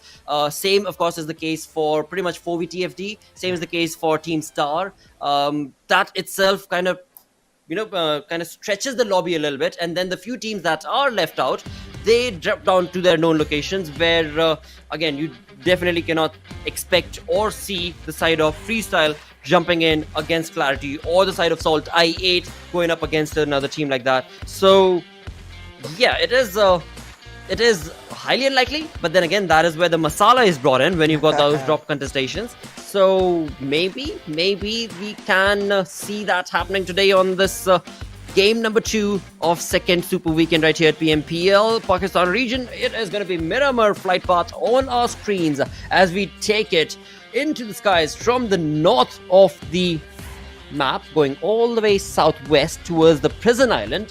So this is again a very standard approach from the side of the flight path altogether, and the pilots are definitely going to be helping these teams, especially the teams that love to go down towards El Pozo. We've seen 4v and the others who absolutely do love to keep themselves distant out of those fights for the early moments. We've seen, of course, for the side of Clarity, who love to go down towards the Velad Al Mar region. Along with that, we've got H2E, who go down towards that prison island a couple of times. I've seen them. Los Higos, where they find themselves. So it is a pretty decent flight path for all of these teams to be able to reach their drop locations. Yeah, no. Really, in regards to that, I'm noticing MetershotxSKY and Quantum Rage actually on that same area. I wonder if it's just their parachutes or if they're actually both dropped to that northern part of Cruz de Valle. And really, I think rest is going to be just standard. This flight path is well quite standard, so wouldn't be surprised if we see a circle centered around Los Leones or maybe even the mountains around La Bendita, and that's where things will look to get interesting. But for now, it does seem to be the case that MetershotxSKY and Quantum Rage are quite close to each other, and it's going to be up to Quantum Rage to make sure they don't get caught, because you can see Sirius, he's quite far away. He's going to have to quickly loot and join his team if they are to take a fight. Well, that is an interesting play from the side of Metershot and Quantum Rage. But if we look onto the western front, we have so many teams that are close to their vicinity. 4v as was discussed earlier, they love to go down towards that El Pozo. But right above them is a big change where we do have XGeneration along with 52x Rage along with Team H2E. So a few teams that, of course, have seen each other drop down into that La Cabrera region. And that is where those initial skirmishes could be anticipated from their side if they want to take on that early onslaught. But on the other front, when it comes to the other teams, basically, they are dropping down still. They are just flying across the map as of now, and they have still yet to land onto their drop locations altogether. But these teams that we just spoke about, they are already down on the ground, and SALTxi8 being in front of our screens, very close to Los Leones is where this team find themselves. And of course, with all 4 of them right here in the Mirado, are going to be making a rotation to get to, I think, Los Leones itself, if I'm not wrong. Let's see. Yeah, SALTxi8 making that early move. I assume, like you said, it is towards that Los Leones area, and they will occupy that southern edge of the circle now. Teams like QWERTY, TmW and Star, they're quite close to each other in that middle area, and really they're going to have to try and make the moves to deny each other those positions. But what is most likely around this circle is that teams just hold on to their nifty compounds right here and around, and that's when, like, when the circle starts shifting, when things start getting a lot more congested, it's going to become a basic domino effect, where we have fight after fight resulting in third party after third party and causing a lot of havoc. right now, quite standard in that regard. I do notice though, NorthEsports quite close to SALTxi8 in their rotation. NorthEsports as well, heading towards their Los Leones area. I wonder if they get caught by SALTxi8. Oh boy, alright, they're definitely on the same exact road, just a couple of minutes behind the side of course, SALTxi8. Now, this is going to turn into a chaotic mess. But then again, I mean, this is going to be an urban fight if at all it ends up taking place first things first, because Los Leones itself is a pretty big area. And both these teams, as of now, even though they might have heard the SALTxi8 might have heard the vehicle audio cues, for now they're going to be busy just trying to get that loot sorted for themselves. And of course, we move on towards the side of TmW, a team that of course needs a lot of points. They are not looking too good on that overall storyboard. They are here for the first time in the Super Weekend itself, and they're just waiting for that sliver of hope, for that one shining opportunity to be able to grasp. But it is looking slimmer and slimmer in terms of the opportunity that has been provided to them, because the lobby is just so aggressive and so very against the reach that TmW hoped to be able to achieve. Every single other team, they are just, no matter where they are wanting to get those elimination points, and as soon as they get the opportunity, they capitalize upon it. TmW on the other front, a little slow on that regard. So it is looking tough. It is definitely looking tough, but opportunities still are there. This is just the second game of the day, and let's see what exactly is in store for the side of TmW for this game.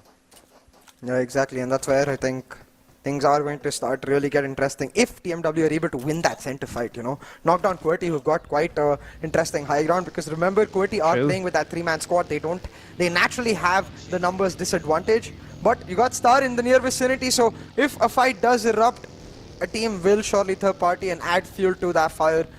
And that's why teams being quite cautious in that regard. Now we are starting to see several teams pick up the rotations, try to get themselves into the circle. One of which is Magnus. Not that they're trying to get into the circle, they're already in it, but rather trying to get towards that high ground, get towards that center mark, and they will be able to get it. A key control of that mountain around power grid. So if the circle takes a centralized shift or takes a southern shift, even Magnus might look again like a team that might come resurging in with this Miramar map. And that's where I really want to see teams. I think day 2 has been a day of comebacks. I want to see teams like TUF that did so in map 1, maybe Magnus that can come through, maybe even Freestyle for that matter, really stepping up to their mark.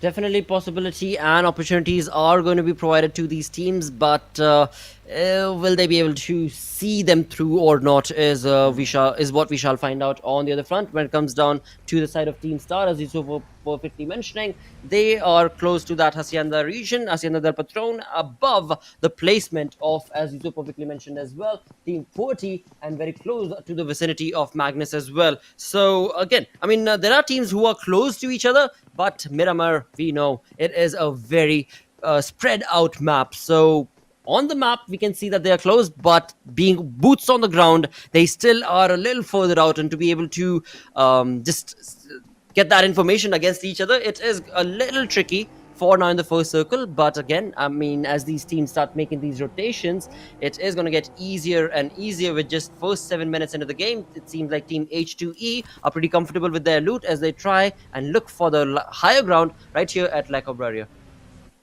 Exactly, in that regard, H2E, they will have to be quite cautious, because you can see, I mean, they can't see, but we can see XGeneration on that sudden note. If H2E try to take high ground control, they might catch XGeneration or be caught by XGeneration. It will be quite an interesting battle. A team like H2E in that second spot, up above high in the table, where XGeneration, a team that is trying to make their mark with their first Super Weekend, towards that lower end. You know what, taking out a Titan, that's the way to boost your confidence. Absolutely, and again, for now, XGeneration are in a better spot, if we can point that out, right? Because they have the higher ground compared to the side, but yeah, and you can clearly see it's not easy to reach that high ground, as is clearly being showcased from the side of XGeneration's Thug. They're definitely trying their level best, and as soon as they do, they'll have the information on the other opponent teams. But as of now, again, they're just trying to get that route sorted and segregated for themselves, and there we go, a perfect vertical climb coming in the buggy. based on how Thug is approaching this situation, it is looking like he might just be able to do it. No, not just yet. But again, hope and dream still lives on through in for the side of XGeneration. Yeah, I know. The way it is situated, again, the circle closing in just about, I think, 10 to 15 seconds will decide how things do end up unfolding, and I'm really curious where the circle does end up going. I have this sneaky feeling it might actually go northwestern and favor the sides of XGeneration and H2E. But hey, I will say the PUBG Mobile gods have been quite unpredictable in the way they shift those circles, so we'll have to see. That is true. 7 seconds down the clock and we will find out. Teams will start contesting with each other in that congested zone, and that's where things will get interesting. And not exactly northwestern, more western actually in that regard, but still sticking to the favor of those central teams like QWERTY, like Magnus, who found themselves around that San Martin area. So we'll have to see which team is able to pick up the initial fight, because now several teams left out of the circle, like MetershotxSKY, like MetershotxSKY, like somewhat Quantum Rage even, and especially 52x Rage. These are the teams that will cause that initial spark and really get the effect flowing. Well, one more team that I would want to, of course, bring to our attention is the same team that we were looking at trying to climb up that mountain, XGeneration, right? And they are in a very wonderful position. They have so much of information, and they just need to utilize and capitalize on that position that they are sitting on top of. With that, it is going to be first blood drawn from the side of Magnus, and it is going to be not the first blood as of now, but the first knock coming inside of Magnus, and it seems like it is going to be FS Black. Not looking too good as the team tried to make that rotation, but from the further away distance, we can see Team QWERTY's Destroyer getting the audio cues and maybe jumping in to steal this kill. Could be possible, because alright, never mind that. FS Black is like, alright mate, I accept defeat, just get it over with.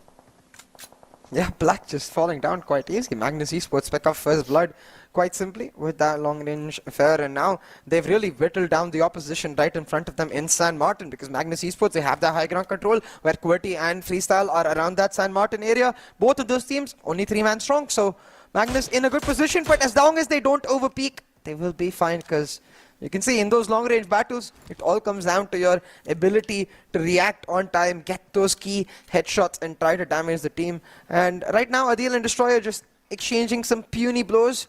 We'll have to see which player is able to capitalize on overpeak and shut the other down.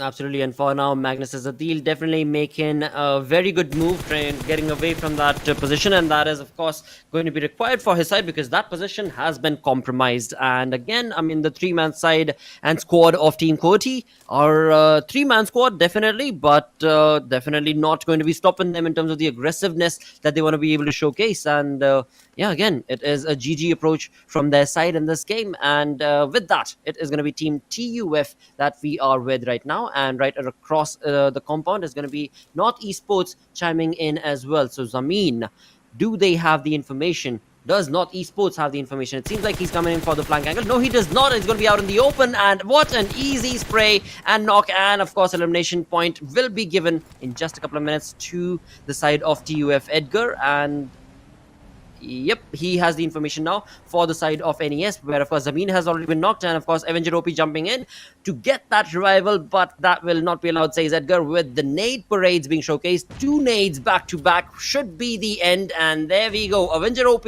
already goes down. 1 more nade, and that would be 2 elimination points confirmed for Edgar as he jumps in. Does not want to let the opportunity go. He will definitely jump in, and all by his lonesome, he has been able to stop MetershotxSKY in their track, and sadly, MetershotxSKY down to a 2-man army.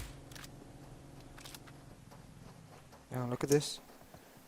The way it is positioned, it does seem like this southwestern fight right here, MetershotxSKY and TUF with Clarity lurking around in the shadows, is going to be a crucial one, because I also noticed 52x Rage trying to rotate along that same highway, which is currently shadowed by both 4VTFD and TUF, potentially even MetershotxSKY if they're able to take down TUF.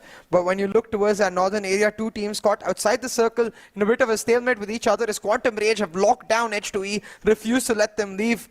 H2E, they've got to make an aggressive move, because the only advantage they have right now is the fact that Quantum Rage is in a 2-2 split. So aggress on that two-man side on either note and try to get back, because otherwise the circle is going to catch up. It's going to end up real chaotic and uncontrolled in that fight, and I think that's where Quantum Rage are actually quite favored.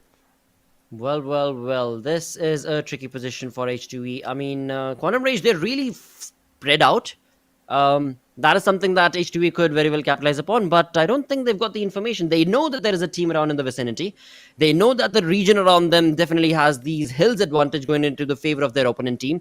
But when it comes to the information altogether itself, H2E definitely seem a little clueless, and that itself is very tricky reason for them to even try and take on this fight against Quantum, where indeed on the other front, as you so perfectly mentioned, if this fight ends up extending for too long, both these teams are going to be finding that blue zone pretty soon, as we've seen earlier as well. As teams try to stay on to take on the fights, the blue zone catches up to them, and then making those late rotations gets really, really difficult. And on the other front, it is going to be SALTxi8's player who is being troubled a little bit thanks to Magnus's approach as of now, and they've already been able to confirm one elimination point. It's going to be Reviews not looking too good in the Mirado, but he will find his cover as he backs out of that position.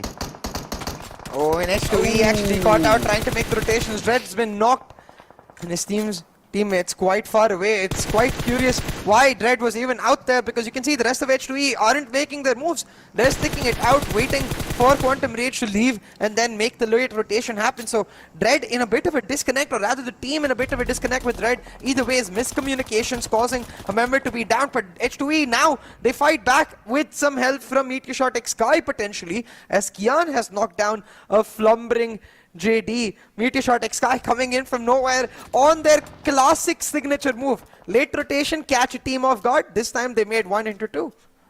Absolutely, and that definitely is going to be help in the cause of Team H2E. As we can see in the kill feed, it is Magnus who are just completely outperforming the side of SALTxi8 on this map of Miramar, wherein again and again, a lot of damage is being showcased from the side of Magnus, and SALTxi8 are definitely caught in the brunt of all of this. Of course, that revival will be given to Uzum, but will that be enough? On the other front, Quantum are still not done against H2E's players, as they fall back into the blues again is where they're stuck, but they do not want to fall down before they do want to take on a few shots. And again, look at that. Magnus Mom 2 taking on Reviews, taking on the side of SALTxi8. Magnus is looking very much in control of that fight. As we move on through in the kill feed, it is going to be TmW in the spray of FS. So FS also utilizing the opportunity, but all these teams that I just mentioned, they're all out away from the comfort of the zone. Now look at this. Mom 2 trying to shut down SALTxi8. Adil will finish off Uzum right there with the Molotov, and it does seem SALTxi8, they're caught in quite a dire situation with Magnus pushing on from multiple angles. Now Adil with that nade trying to cause further damage. Even he forces Blade out of his position into the open, and he shuts him down. Precisely played. Magnus shutting down SALTxi8, eliminating them as the first team out of the lobby. Our top team in the rankings, first team out. No surprise that it's Magnus that makes it happen.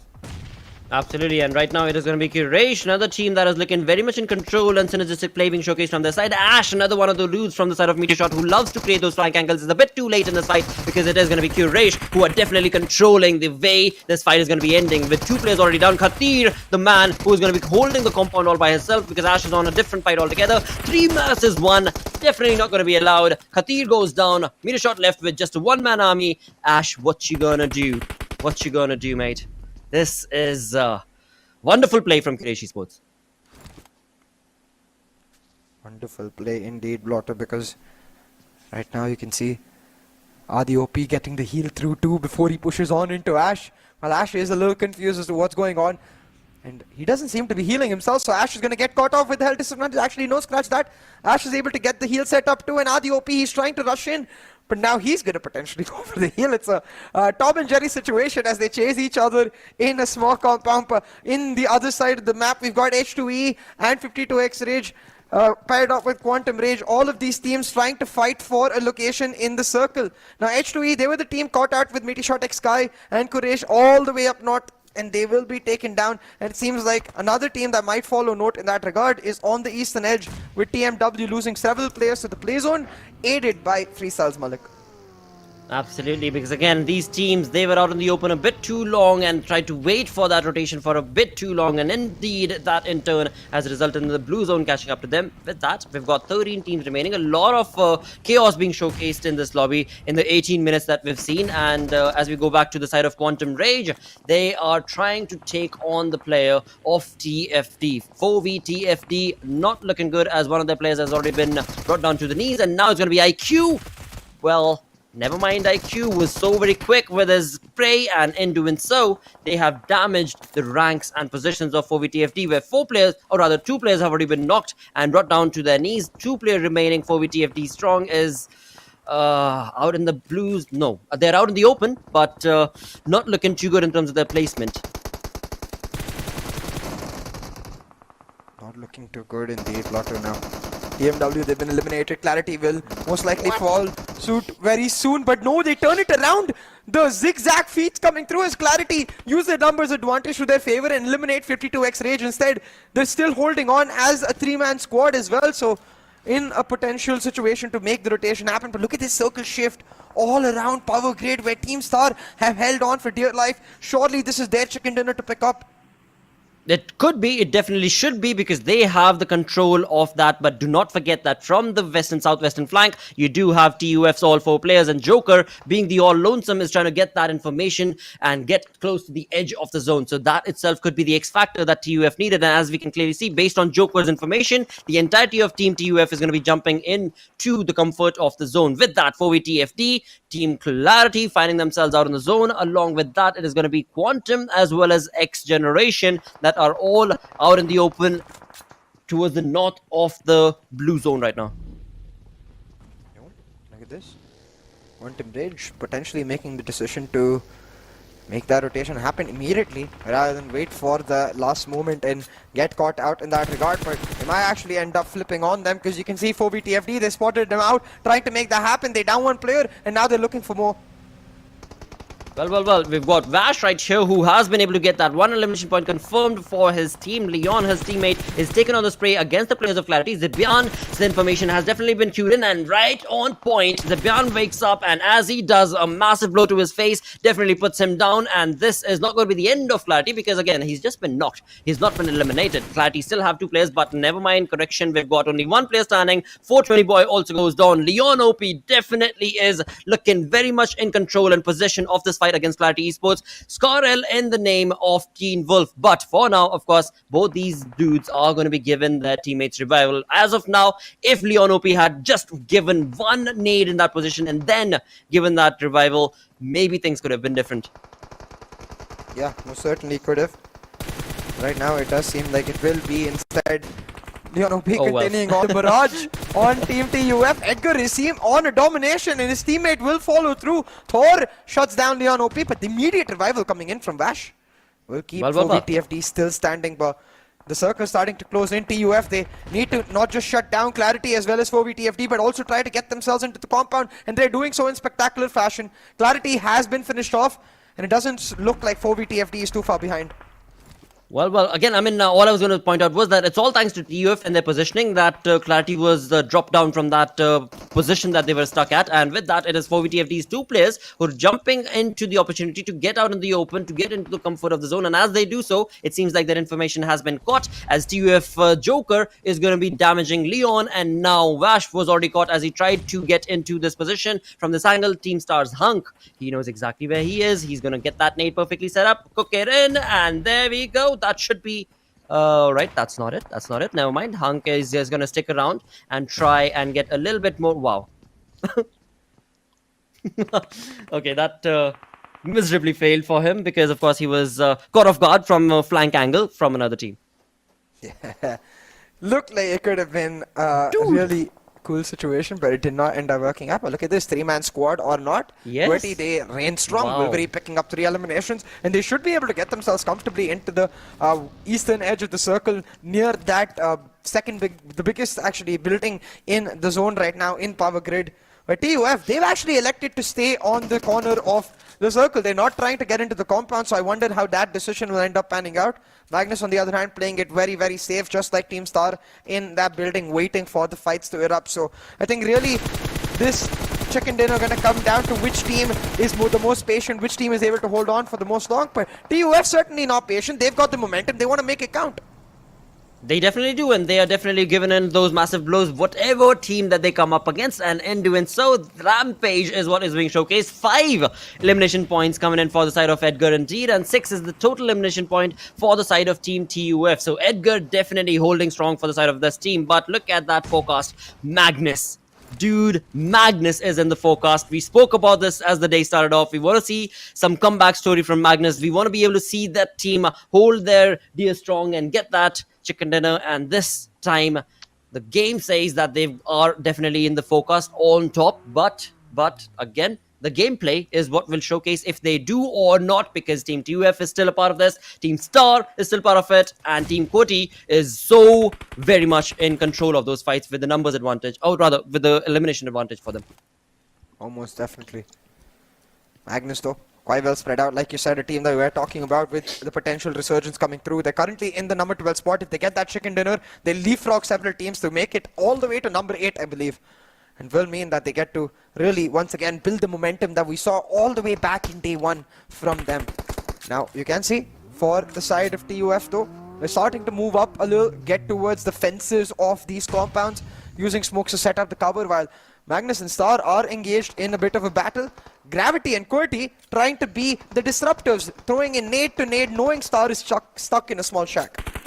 Well, it's not looking good for the side of Team Star, because their information has been compromised. From one side is going to be Gravity from QWERTY, on the other side is going to be Team TUF, and in all of this, once again, Team Magnus, they are just holding on their fort. But one thing that's definitely favoring the side of Team QWERTY is the fact that the elimination points they've been able to rack up already, it is just the momentum that they have been playing this game with, and there is nothing that's going to be stopping them. And right now, again, those perfectly set up nades that are being showcased from the side of Gravity is just a matter of time before they connect, and Team Star is going to be the one that will be at the receiving end. But the side of Team QWERTY, they're all playing individual angles, just a 3-man army, but they're all playing individual angles. This side is, of course, for Gravity to hold on down Tier 2, and the back, of course, we can see Destroyer holding that flank, and then Wolverine pretty much in the center. So they've got that ridge working, and the only team they need to worry about is Team Star for now, but I guess not for long, because Team TUF from one side have completely brought the numbers for Team Star down to a dwindling 1-man army. Dwindling 1-man army indeed, Blotter, because at this point, really, Team Star, they're not going to have much of a say. All left to Usama himself to try and clutch out as many placement points as he can, maybe try to cause some chaos when these heavier teams try to go for the battle. And that's certainly going on right now as Magnus look to hold this container area and deny TUF the entry into the compound. TUF, they're caught off guard with just 2 members along that node, the other 2 members quite far away, and Magnus, they're going in aggressively, but Momto's been taken quite low. Thor is holding on with the car and some smoke for his cover, still managing to stay strong, and that's where QWERTY come into play, because from the back, they down 1 player and help Magnus out almost, but they're not here to play with just 1. They want effects from both of those teams. They want to hurt both of these teams, and they've done so with respect being down. QWERTY looking to capitalize with this third-party plotter. Well, this is looking absolutely chaotic and messy from the side of Magnus, where indeed the zone pushed on to favor TUF. TUF held their ground really strong.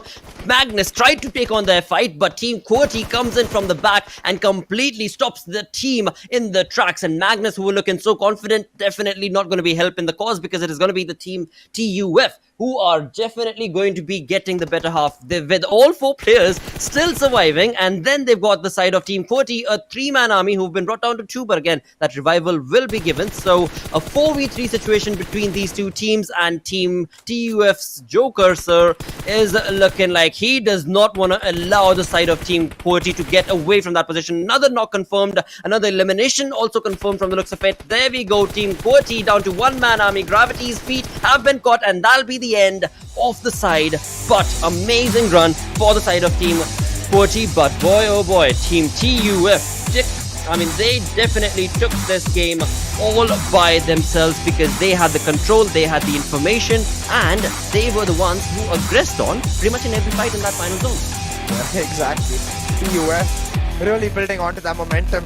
We saw them with a decent finish in the last match of day 1. We saw them picking up the mark in day 2 with a double-digit points coming through as well. Now with the winner chicken dinner, they are going to get into prime contention of the same spot that we were talking about for Magnus, really. That top 6 to 10 mark is becoming quite heated as these middle of the pack teams almost start to really ramp up and try to challenge for more and try to get a better spot and really separate themselves from teams like North and Quraysh who are on the hunt for everyone who does stagnate. Absolutely true, mate. That is definitely going to be a sigh of relief for both of these teams, in fact. Team QWERTY, of course, they are looking very comfortable on that overall standing boards, but that much more is going to be comfort level showcased and reached for the side of Team TUF. Magnus, they are, they're going to have to question the way that they made that push. I mean, they had respect in the back, then they tried to make that push through the containers. But again, same was the case for the side of TUF. TUF had what they also had the one man back, and that kind of favored Team TUF. But for the side of Team Magnus, it was just getting sandwiched. One side TUF, the other side Team QWERTY, just not favoring their position. But amazing Miramar. A lot of battles that we were a part of right off the bat. But we'll talk more about these battles. But before we do so, it is time to go on a short little break. We're going to be right back. Go.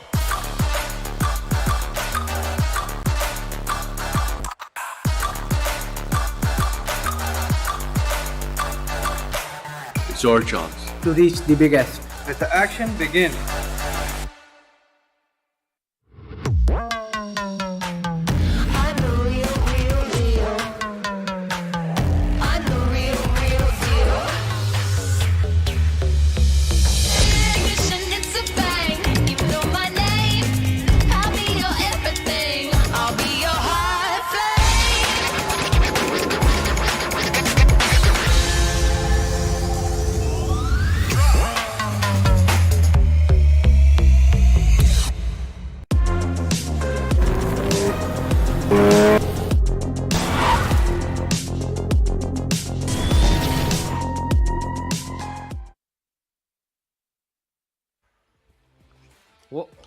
Well, there you go. They've got the second game of the day, of day number 2 of the second Super Weekend, taken care of, where Team TUF get that chicken dinner fixes. This is looking like a very bloody lobby today, where first game, it was MetershotxSKY continuing their momentum from yesterday, and now in this game, Team TUF with amazing control of the fight, but Team QWERTY, dude, I mean, you saw that. 3-man squad is what they're playing with, but no matter the numbers advantage not in their favor, they walk away easy peasy as kings, dude. You know, talking about the last fight, there's so much to discuss about it, but we'll get back to that in a wee bit time as we take a look at the MVP, and no other than Edgar deserves this title. I love the spread entirely coming in from TUF, the way they scattered around in those final few circles, having the map control that they wanted, and ensuring that they got the chicken dinner, but out of which Edgar was right on the top. You know, he was delivering for his team in terms of the damage dealt. You could see 1001 points of damage, and 6 eliminations shows how good this lad was. Absolutely. I mean, as we moved on into those final moments and final zones of the game altogether, we moved on to Edgar, where we were looking at the team of Team TUF sitting at 6 elimination points, and Edgar all by his lonesome was sitting at 5 elimination points. So incredible play being showcased from the side of TUF indeed. And of course, his teammate not that far behind, Joker Sir, with 5 elimination points, 1043 damage, and then comes in QWERTY. Now, again, I mean, it is just, I don't know what to even say. A 3-man strong team, is playing so very phenomenally. It's almost like Team QWERTY are playing, I mean, Gravity Destroyer and Wolverine, they're playing like, all right, Khan, we're sorry that you're not able to play with us today, but you know what? We don't miss you, mate. We're still going to be able to stick on to that top 5 position easily. You know, if that's the case, right? I shouldn't say that like that, of course. It's just a joke. You know, playing without the IGL, Lakshay. Exactly. And one of the finest in Pakistan, QWERTY still have managed the 3rd spot. Now, that's a huge thing. It's a feat that you know, not a lot can do, but again, we've got to consider the fact that the zone did form around Power Grid, right, which is just beside to where QWERTY like to drop at, and the best part is you do not have the grounders playing this time around, so every single time QWERTY does have that little bit of a breathing space, and the players of XGeneration, they're also missing. If you remember last week's Super Weekend Miramar games, right, what used to happen was the QWERTY and the grounders used to engage a Right. battle early on, and then we did witness the players of 3x Esports coming in and taking over the hills, right? But these two teams not really playing sort of makes things so very easy for QWERTY, and in order to achieve their objectives. But more than that, as we take a look at the match rankings, Blotter, of course, Team TUF. I mean, considering the fact how they rotated inside the zone, how really calm they were. Now, this was not one of those teams that was absolutely just tromping in, going down, shooting, and killing everyone out. Oh They were no. calm. They just Yep. respected the circle, played to their basics, and here it is, the result as a chicken dinner. Well, another few teams to bring up are going to be the names Magnus Esports, 4v Magnus sitting with 16 points from this game. They needed these points, and they've easily been able to capitalize upon the opportunity given to them. So very, very happy for their side as well. But Yeah. again, this is a momentous start. Hopefully, they just keep bringing that up. In the next game, of course, we would expect these teams to bring that sort of a play style to get that much further away from that 16th position and that much more solidifying themselves in the top 8 to the top 5. Oh yeah, of course. I mean, considering how TUF played, gives us enough Right. time right now to talk about what happened in the last fight. Right? It was Team Right. Magnus that were approaching at Team TUF, and they had figured out the best way to do so. Right? They knew that it was a 2-2 split. All they had to do was isolate the other two players, for which they had dropped a few smokes. Now, till Right. then, the movements made by Magnus was dead perfect. But later on, what happened was Team QWERTY, which they sort of were anticipating, but were not really prepared for that. And you True. could clearly see, right? I mean- for TUF going after North Esports, just applying that early little pressure really helped them. That definitely did. Most certainly did. And that is something that started off right off the bat in the first few minutes of the game itself, where we do see that momentum that was required. And on the other front, talk about momentum. I mean, Magnus Esports this time around, they were damaging the rotation being showcased from the SALTxi8 for quite some time. And then finally were able to actually capitalize on the entirety of the team SALTxi8 and were able to get them eliminated. So an interesting Miramar is what we've showcased this time around, where Team H2E as well as SALTxi8, the two teams that were sitting on top of the leaderboard, were the first two to go down. Oh yeah, I mean that is what we do want, right? It's so boring when just a few of the teams keep on winning the games. Does not really add up to the masala that I really search out for. But yeah, I think even if you've got to consider that Team Star is playing fairly well, and Right. Team Quantum Rage again, considering the sort of a hype they've built up, they're not really able to live up to it, which is kind of an alarming situation for them. They really need to get back to their groove. But look at TUF, having the best part of the circle. No one was behind them. Everyone just ahead of them, and they had to stay away from the traffic. Right? Had the Right. perfect ridge to play around with. Did not have to worry much. Took their chances. Every little opening that they did get, they capitalized. But in a few moments, we're gonna see exactly what happened. This is where Magnus had done their job. Right? They had smoked off, but Team QWERTY chiming in from the backlines completely acted as spoil spots for them. But for a moment, I really felt that QWERTY, they were looking to be in sync, but them not really using the right scopes over there. In fact, trying to go against the players of TUF with their red dot sights did not really help them with the accuracy that they were searching for. And in contrast, of course, TUF being really good in terms of their aim. There you can see in the damage graph also, it is quite well reflected. Absolutely. I mean, they were warmed up right in the first few minutes of the game as they pushed on, and that in turn resulted in them just absolutely stopping the side of QWERTY, taking or stealing that chicken dinner away from them. And of course, we did have Magnus, who were looking comfortable, but sadly were not able to capitalize on those positions. I mean, honestly, I was looking on to Magnus's respect, and Magnus knew that there is one more team in that compound, and I thought Respect would be the dude because he's already sitting on that flank angle. He was prone down to the ground. I honestly thought he would stop QWERTY in the tracks, but he was the first one to go down. And then again, it was just an onslaught from the side of TUF and Team QWERTY, and Magnus was nowhere to be found. But with that, as we move on to the overall ranking, Team TUF still pushing up the numbers from the 10th to the 6th, and they're still not yet done. I mean, CA was talking about it in the previous game's post segment that Team TUF, they've made a push, and now they've only got a few more points before they reach clarity, and yes, they have.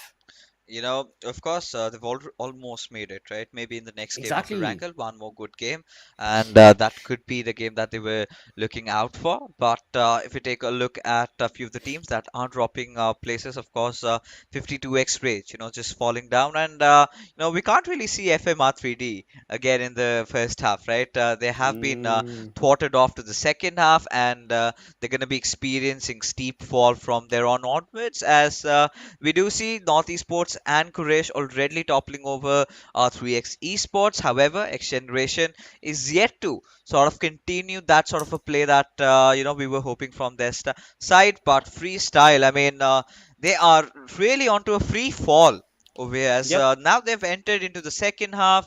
They're still losing ground, and now on the 12th spot. I mean, that is something that you would not expect from a team like Freestyle. They really need True.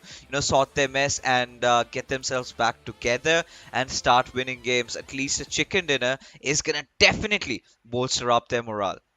It is, most certainly is, and we can only keep our fingers crossed and hope Yeah. that FS is able to do that. In the first game of Erangel today, we did see some changes being showcased from the drop locations from these teams. Like SALTxi8 kind of changed their drop location from military base to jumping onto the main island itself. Side of FS also, I mean, we've seen Freestyle, they love to go down towards that ferry pier where they get that very ranged approach as they get the vehicle, as they get the zone, or not the zone, my apologies, as they get their loot segregated. So this time around, they did not choose that ferry pier drop and jumped into, again, pretty much the center of the zone itself. And so a little bit of changes being showcased from these teams when it comes to the map of Erangel. But again, this being the second Erangel of the day, let's see if those changes are going to stick, or are they going to fall back to their root positions? Oh, it's going to be really interesting. And another big question is, can SALTxi8 and MetershotxSKY go big in this one as well? Because the last game for SALTxi8 was not really as they anticipated, and we've got to give the creds to Magnus, right? I think certainly after TUF, I really felt it was Magnus who was who were playing phenomenally well, especially Right. it takes a lot of cojones to go after Yep. a team like SALTxi8, and they looked absolutely fearless over there, especially True. pushing them, finding the last player. Blade also just dropped a Molotov on him, and that is something that you need to do. That is where they had the basics right again. But SALTxi8 clearly, I mean, yeah, they're really consistent. They are the team that is on the tippity top. They still have nothing to worry about, right? I really feel Right. that with the points that they've already accumulated for themselves, they've already made it to the finals of the PMPL. Oh, Let's yes. even forget about the third Super Weekend. That is where we think they're going to be looking at even True. furthering bolster up the lead. But yeah, I think I8's primary objective has already been accomplished over there. All they need to focus now is on how well they're synergized while they're taking their fights. Absolutely, and that again is something that we can anticipate from the side of SALTxi8. Is going to definitely showcase in the fights, and sometimes, all right, it kind of falters down because again, not every battleground is going to be yours, and that's absolutely fair and square. Yeah. But overall, the experience that this team has under their hood, it is definitely going to be favoring them. And like you said, we can definitely kind of write it down in stone that this team are already part of the finals. There's nothing stopping them from doing so. The conversation thus leads us down towards the other teams who are now trying to make that sort of a resurgence from the side of Magnus, from the side of Team TUF. It is close, but is it a bit too late? Is it still possible? I mean, we've got teams who play in the Super Weekend for the first time altogether itself. We've got MetershotxSKY who had a wonderful start to the Super Weekend, but day number 2 has kind of dried out a little bit for their gameplay. But again, it is just still too early. 2 games done, 3 games still remain on day number 2 of the second Super Weekend right here. And of course, match number 3, Erangel, is going to be on our screens with the flight path starting all the way from south, from the military base, taking us all the way northwest to shooting range. So now, Fixes, I would want to ask you, dude, what sort of a zone would you want to be looking forward to in this game? To be honest, I've had enough of the Eastern extreme circles, right? I think this is high time that we're going to be looking at maybe a shooting range zone, maybe somewhere around the northwestern Georgia Paul cities, or if my wishes can be granted, I would love to see something around Zarki. Now, I am a believer. I think we still have a long way to go, and we get to see this really ridiculous circles only in the Pakistan region. So I'm not going to be surprised if my wishes shall be granted. But for now, I think no changes being made by any of those teams in terms of where they intend to drop, because this particular fight path really helps the teams, getting to their desired drop locations where they kind of tend to always go. I think nothing really out of ordinary we have witnessed so far, but let's see, where the zone gets formed.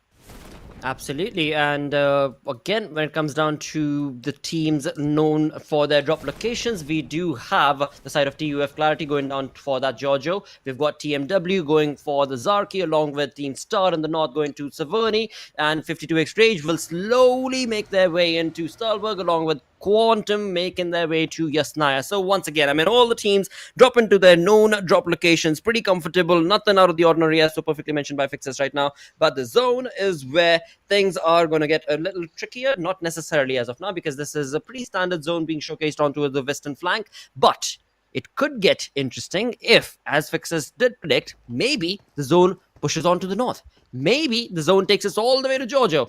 Now, that is when I am definitely going to be interested in looking at what Clarity does. But never mind, that's still a speculative question to even answer. It is too far off. But now, this is not too far off. The first blood situation is not too far off, where it seems that Giorgio is being contested a little bit. Not Giorgio is being contested with the XGeneration choosing to jump around the vicinity of Clarity. So an interesting play where we do know Clarity love to have that two-man split, North and South Giorgio, but now, North Giorgio, we've got XGeneration, South Giorgio, we've got Team TUF.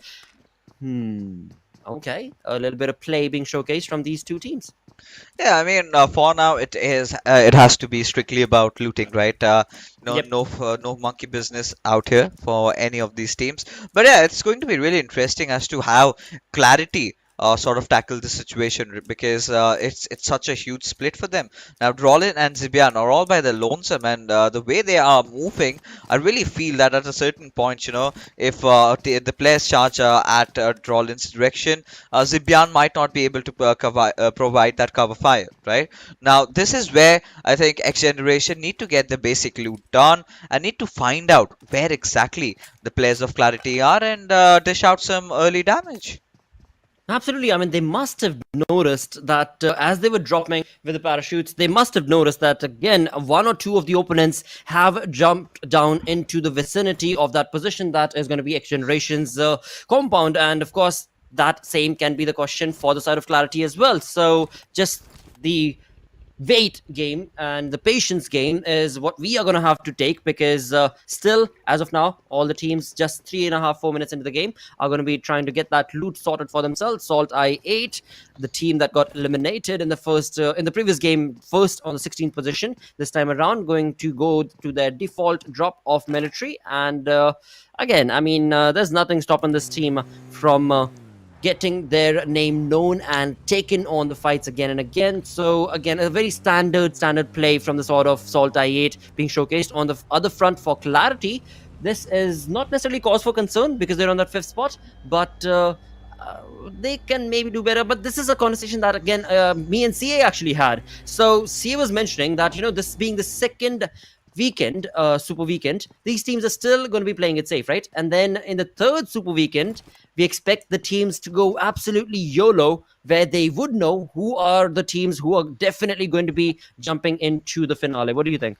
I certainly agree with you, but I've got to add on a few more things, right? We still do have prize money dedicated to your positions, how you end during the league stages. So it's going to be interesting, right? If few of the teams decide to play a little bit more seriously to get a bigger chunk, but majority of it is something that they're going to earn during the finals only, right? So finals has to be the primary objective, and after you do that, I think that is when you can start off collecting money for yourself, because you know it's over a crore Pakistani rupees that is on the line. So all the teams are going to be definitely interested, you know, getting a large chunk out of it. And for all the new viewers out there, if you get a winner chicken dinner during the super weekends, you're still getting $500.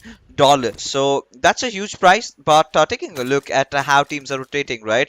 None of them have really made it inside the circle as of now. SALTxi8, they want to rotate a little early. It's something that's pretty much visible. But what I'm really worried about is the eastern traffic, right? We do have Quraysh, we do have 4VTFT, we do have MetershotxSKY, we have QWERTY, we have Quantum Rage, 52x Rage, all, you know, wanting to move inside the circle along with Star.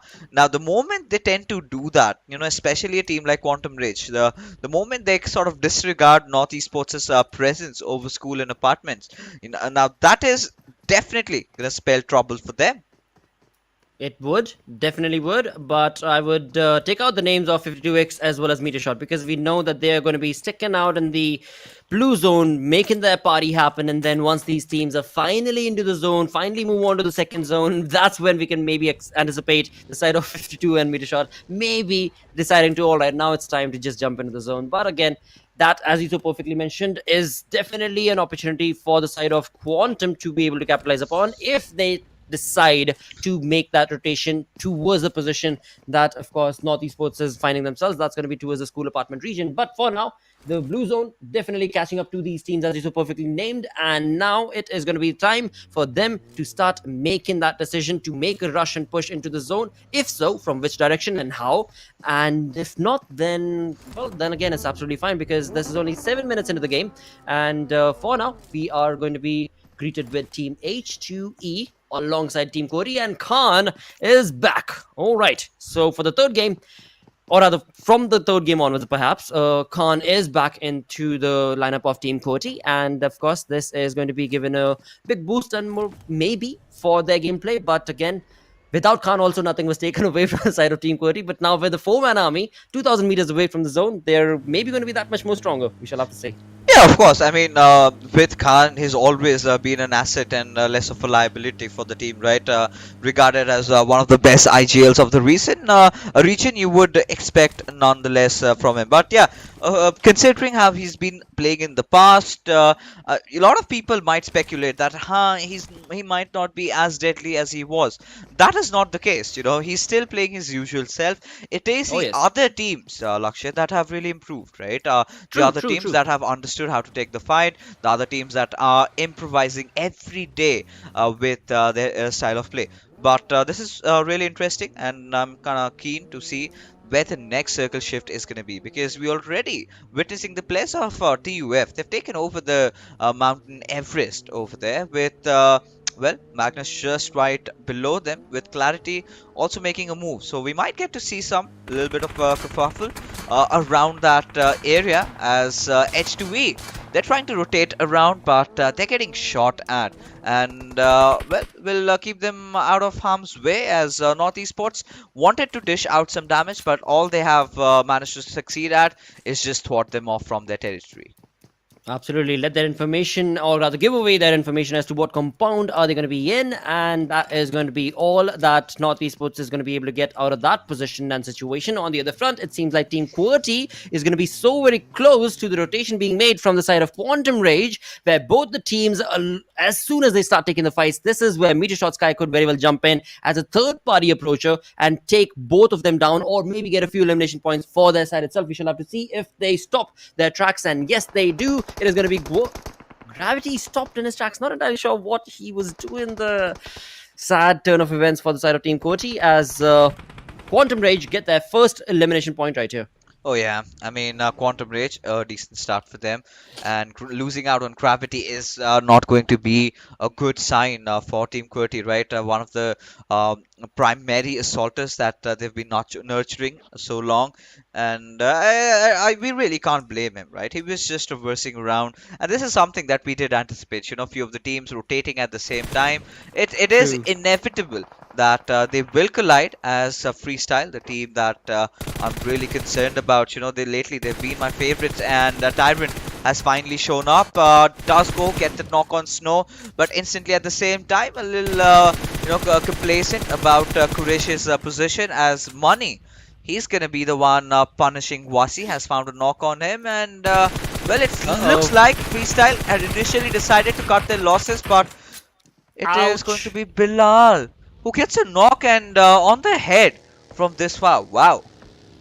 Dude, Quraysh Esports, when they see an opponent, they do not let that opponent go out away that easy. And that is something that this time around, Freestyle are, of course, experiencing the wrath of Quraysh. Not necessarily what they wanted, but of course now Tyrant and FS Black, the two dudes who are remaining for FS, not being able to give that sort of a cover, not being able to give any support to their teammates, are going to have to stay away from this position. But now it seems like Quraysh Esports Mani, he has gotten an idea based on that vehicle as well as the smoke that has been popped, that there are a few teams around that vicinity, and that's going to be the side of North Esports, wherein both these teams playing their first Super Weekend, they need those points, but which team will be able to get them blocked? And Quantum, my apologies, they are on a different spray. As we did see earlier, they were completely able to stop Team QWERTY's Gravity's rotation and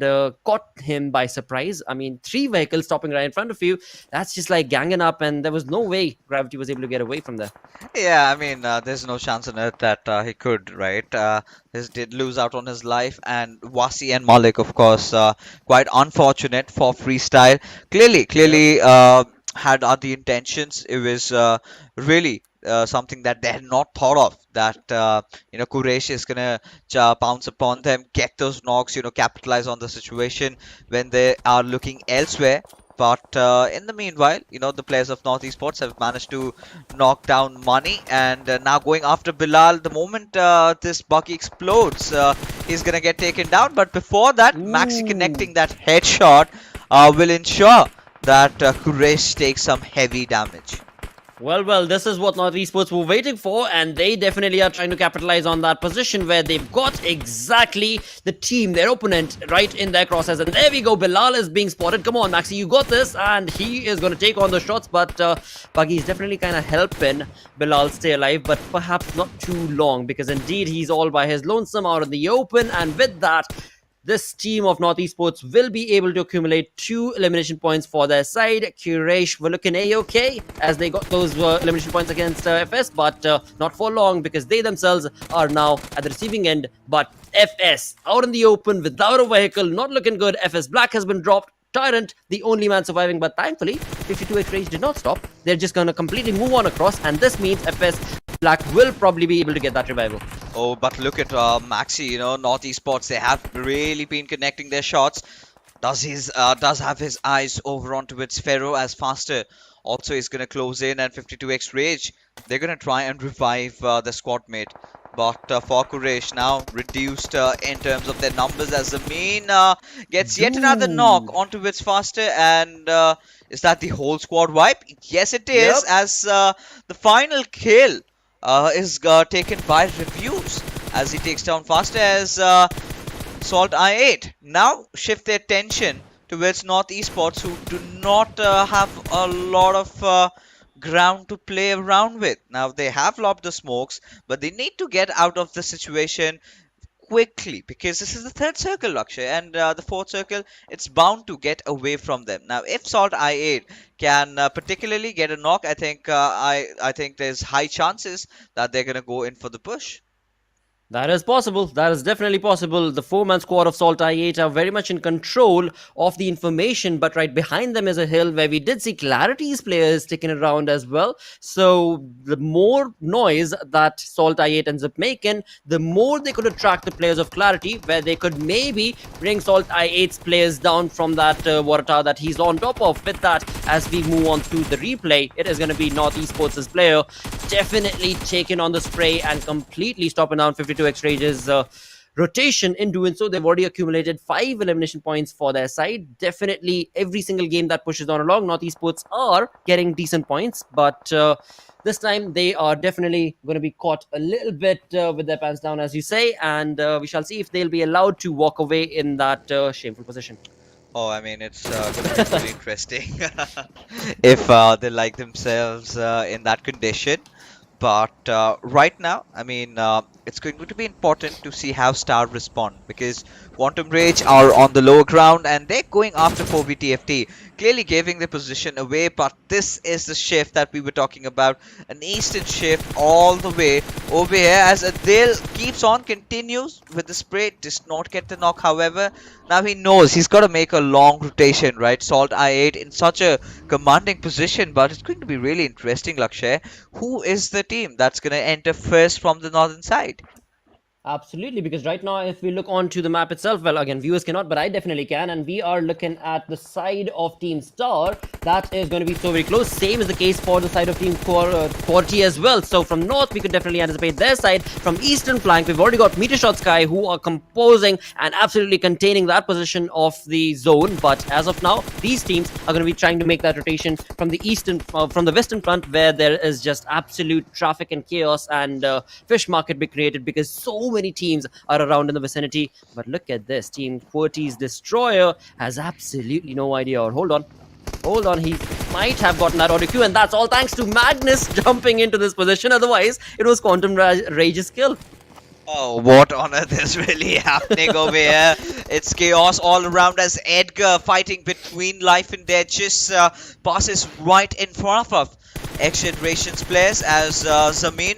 Oh, this is a huge blunder, just coming out of smoke right out in the open. That's something that he was not supposed to do, and he's gonna take the brunt of things as he's not gonna just get shot down by the players of XGeneration. It's also the players of SALTxi8 who are applying pressure at them from the eastern side. Now, TmwEsports, stuck between a rock and a hard place, having not a lot of choices. Let's see how they get themselves out of the situation as Bashir does manage to chip away Avengers HP through those vehicles because ideally they should have flattened out the tires before having the vehicle bursted, ensuring that they do not get shot from at the legs, right? And in these heated situations, it really tends to happen that players kind of tend to omit such a minuscule thing, and later on we'll have to pay the price. As there you can see another fight just breaking out as QWERTY going up against Quantum Rage. Khan managing to knock down Sirius as he gets one more. I believe it's Wolfrey doing all the damage from the backlines as Khan has finally been taken down as Destroyer. He's gonna get the final man, and Quantum Rage, they Team QWERTY, they survive, and Quantum Rage, well, they are wiped out from the face of planet Earth, at least in this lobby.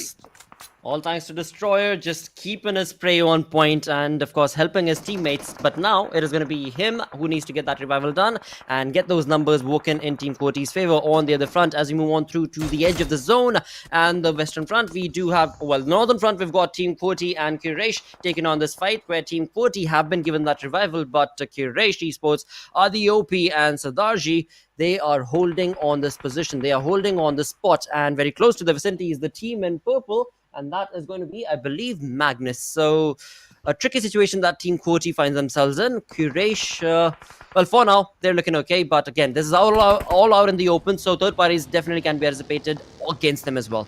Oh yeah, but look at SALTxi8 make the move as Crypto is just going to charge at Harry's direction.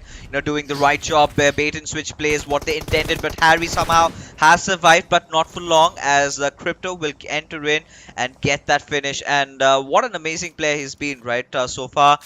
His start was a little bit slow, but he really caught the pace from the first Super Weekend itself, and has never stopped ever since. As reviews, he still has his eyes set at TUF's direction, or maybe he could just take down the players of TmwEsports as they are slowly but surely creeping at his direction.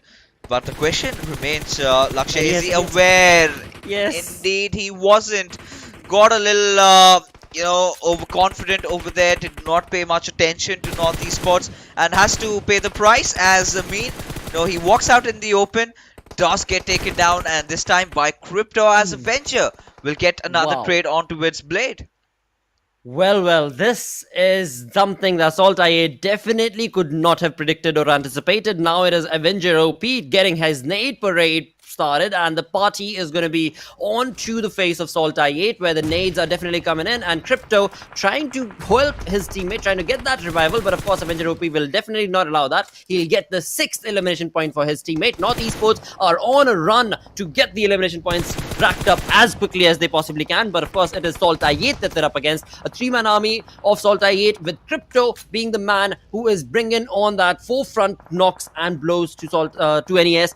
Will this man be able to deliver? Because again, I mean, Avenger OP, he's not looking too good when it comes down to his health, but Crypto along with his teammate have decided to get away from this position, and that of course will mean that for now it is going to be SALTxi8 sticking their numbers into 3-man army, but MetershotxSKY getting performed and outperformed from their competition, and it's going to be H2E also taking again. I mean, there are so many incredible fights all across the board from one fight to the next as we push on through. It is team H2E against team Star, as well as a third party from TUF. Bonkers. My mind is all over the place with these fights, dude, but now we can kind of calm down. 9 teams remaining. Team Star left to a 2-man squad with the 2-man sticking their neck in that small little shack at the edge. Quraysh Esports have been eliminated. SALTxi8, as we did see a couple of minutes ago, have been able to manage to get away from that position, and Esports have been damaged with the 2 players remaining. Of course, SALTxi8 know exactly where they're at, and the nade parade being showcased should be the demise of them both. Well, one of them definitely goes down. That's going to be Maxi. So Avenger OP, again, all of this shoulder pressure goes on to him as to what can he do all by his lonesome. Oh, it's going to be really interesting, but you know, this is the point where a lot of teams have already taken their exit as MetershotxSKY. They still do have all their 4 players alive, and you know, they do not have a single kill registered to their name, as Crypto continues his onslaught as he does eliminate the final player of Esports. Avenger OP taking an exit as Kian, he spots out Danny's legs, and there you go, few precise shots really, and managing to succeed, lands a headshot towards the very end in order to get a knock. But this is going to be another fight. SALTxi8 pushing at Clarity's direction. Let's see how do Clarity retaliate to this, because Drawlin, he's getting a shot from the backlines. It is the players of MetershotxSKY who are dishing out that damage. Absolutely, MetershotxSKY are taking on 2 individual fights right now, and it is going to be, of course, SALTxi8 who are going to jump into the fight as well. But now it seems like SALTxi8 have their crosshairs set away from Clarity and towards the players of Metershot, and that in turn will give the breathing space that Clarity definitely required and given them the edge that was needed. But SALTxi8 have jumped into the entire market of this chaos that has been created, and of course they also have to give that revival, so the fights kind of slow down. But once again, it is going to be the side of the north. If you look, we've got the yellow dots, and that's going to be the side of TUF. Right behind them we still do have 4v-TFD's player Leon, and of course this is where he could also chime in along to bring a little bit of damage. Never mind that, Crypto will completely stop that dude in his tracks with that 5 teams remaining, and Metershot now making that Russian push with only 1 elimination confirmed for them up until now. Oh yeah, it's going to be really interesting to see how SALTxi8 well, capitalize on a situation that they have already. Trying Crypto will find a virus instead, as TUF was slowly but surely trying to sneak at their direction, and they were just caught out in the open ground. Right beside Team TUF, we do find Team Star, who are also willing to come in and try and take the fight. But it's going to be really interesting as to how MetershotxSKY, they're gonna start performing, right?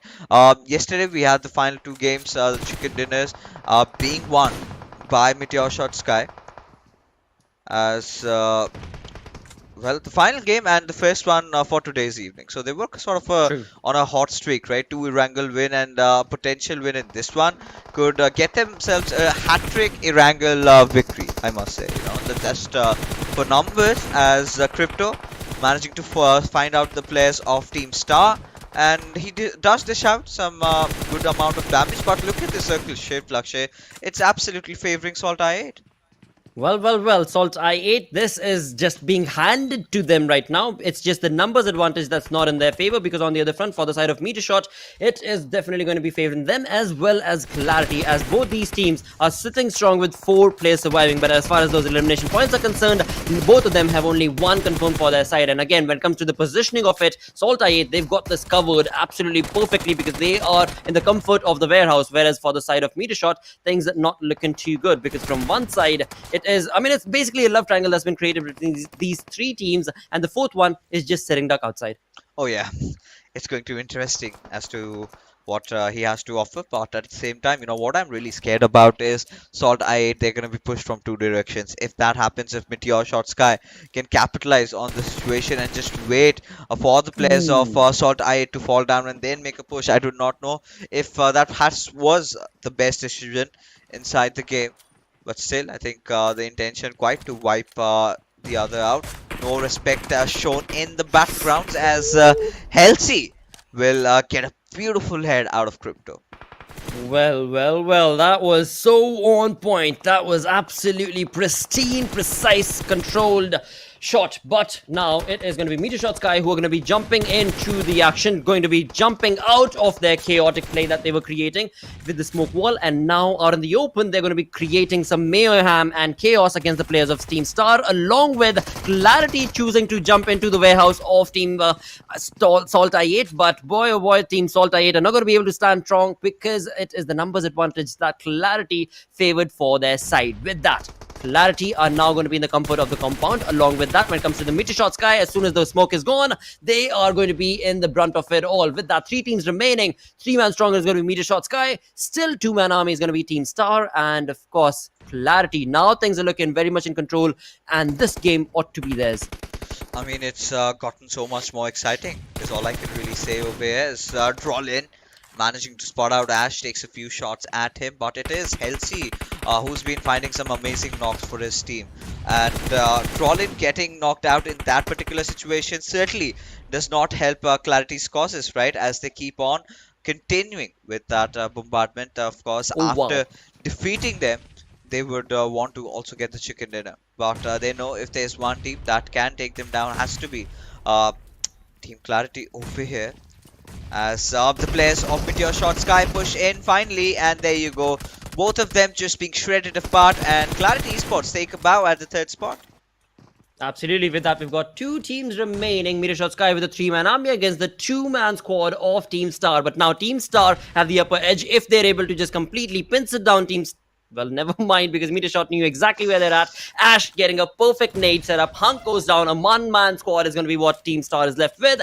And with that, all of these 3 players, as they try and take this fight to the face of Emerge, it is going to be nade parading through and through, and in doing so, a lot of damage being showcased. And in the end, of course, Metershot walk away with another Erangel chicken dinner. Amazing play from the side of MetershotxSKY, where they, not only this team, Clarity also, they held that position for such a long time. As we moved into this fight, both these teams, Metershot as well as Clarity, were looking at only 1 elimination point, right? But again, hey, patience paid off, as they are, $500 more comfortable in the bank. Oh yeah, I mean, MetershotxSKY, I think it's all about the money for these lads. They know that they finally found the groove. They know how to tangle right now against the other squads. Especially, I believe they sort of cracked the code in Erangel, because back-to-back 3 hat-tricks in their Erangel matches. Bear in mind, ladies and gentlemen, it's not an overall hat-trick, right? Where you consecutively win 3 matches in a row. But if you talk about just the map of Erangel, yes, MetershotxSKY, they have earned themselves this amazing hat-trick chicken dinner for themselves. Extra $500 also being added to their purse, of which they're going to be really happy about, right? But they have to be. Yeah, of course. And for most of the time, right, I think again the circle did bless them with a really good shift towards the end, because MetershotxSKY, again, one of those teams that likes to sort of rotate a little bit later. but the Right. circle taking that radical eastern shift, that is where the game really changed. I really felt that SALTxi8 was in a good position to contest up and unless the fact that Team Clarity pushed at the direction, and we're going to talk about that a lot more, but after. Go.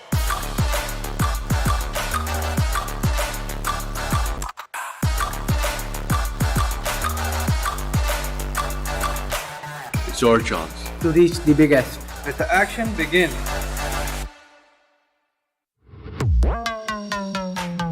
I'm the real, real deal.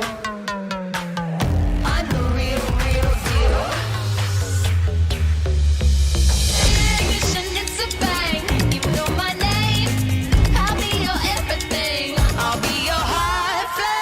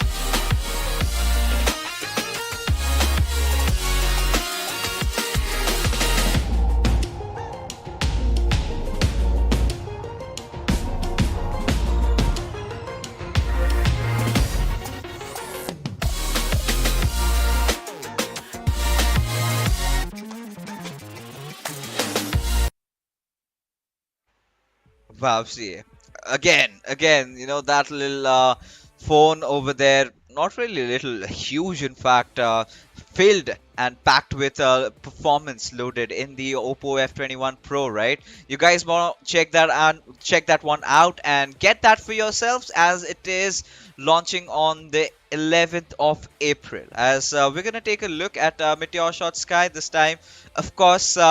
Ash being the MVP, and MetershotxSKY, now they're one of those teams here. I think they do not believe in for causing a lot of violence. They're the ones, they stay till the end. Whoever survives, they're sort of the scavengers, so as to speak, right? And Ash is nonetheless, 3 finishes, all that he could get. But TmwEsports had been causing a lot of noise in this game.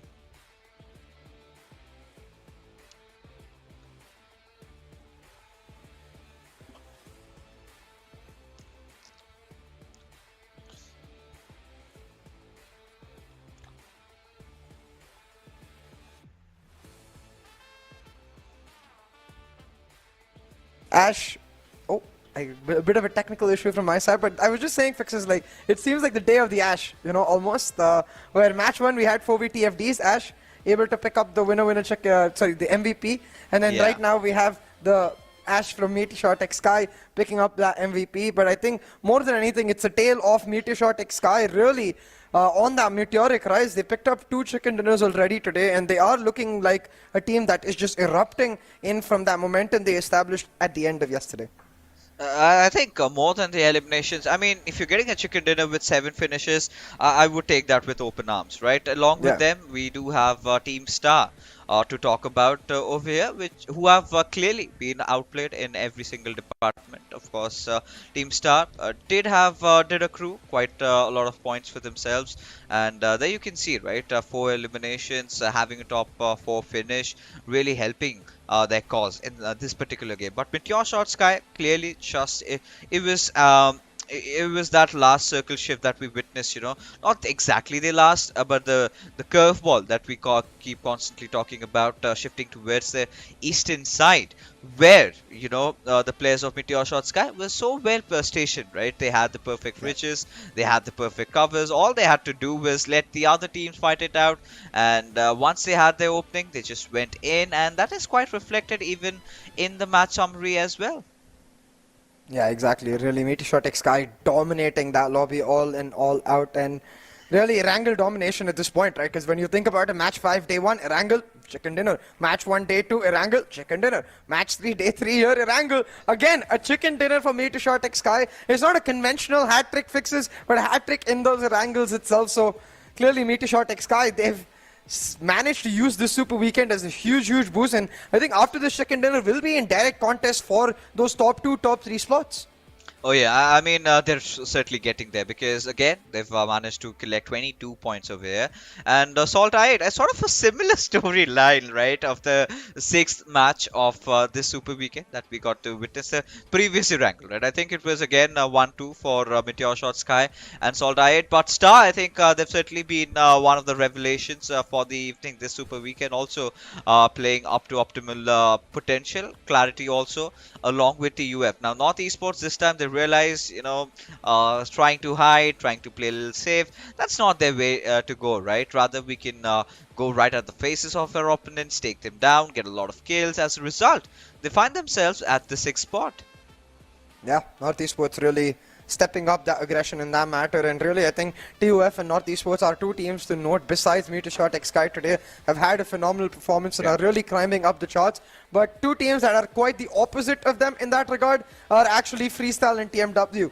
Just not getting the boost they need and really continuing to fall down the charts in their respective positions on the rankings. They really need a bit of a turn the table, flip the script sort of game. Maybe one player can turn up and be the X factor. Yeah, of course. But then again, see it, right? I completely agree with what you just said. They have to bring in the heat. They have to have that one single player, stepping things up. But so far, it's looking a little murky for them. As we take a look at the Oppo F21 Pro moments as we head in along, more than the match, my eyes are glued to that orange finish, right? I'm gonna definitely have my hands on them for sure. But once it launches, and it's going to be 11th April when it is going to launch in Pakistan. But this game, so far had all been about how the circle really panned out, right?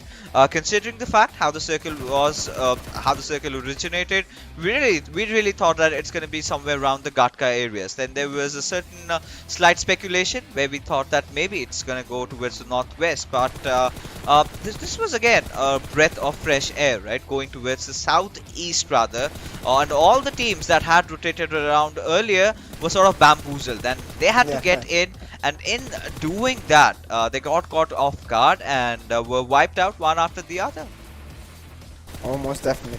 And at that point, really, it felt like a lot of teams had the opportunity. You can see even with respect to the circle, SALTxi8 and MetershotxSKY, it's very much within that mark. But even for a second, I thought maybe QWERTY could come into the picture. Maybe we see that QWERTY resurgence the way we saw in day 1 as well of the Super Weekend, but it did not happen. MetershotxSKY held on strong, played those fights beautifully, just poking and prodding continuously while still holding on to their 4-man strength. Oh yeah, I mean this is where they just did not trouble SALTxi8. Also, pull the living hell out of QWERTY as well. But there you can see the final kill coming on towards QWERTY, as they knew, they had to go after Team Star, and yeah, I think they were quite happy. Getting that second finish for themselves, Team Star as well. But here are the laughing faces, rather smiling faces of the players of MetershotxSKY. And, a lot of people, including me, might consider, this team a little bit on the defensive side. But this time, they've done pretty well in terms of the damage graph. Oh, most definitely. MetershotxSKY, it really looks like that momentum in Erangel especially is climbing on every note, where we saw meager finishes from them in the first Erangel. We saw them climbing up on that much stronger in the second, now onto the third with a dominant display in terms of that damage, picking up the chicken dinner yet again.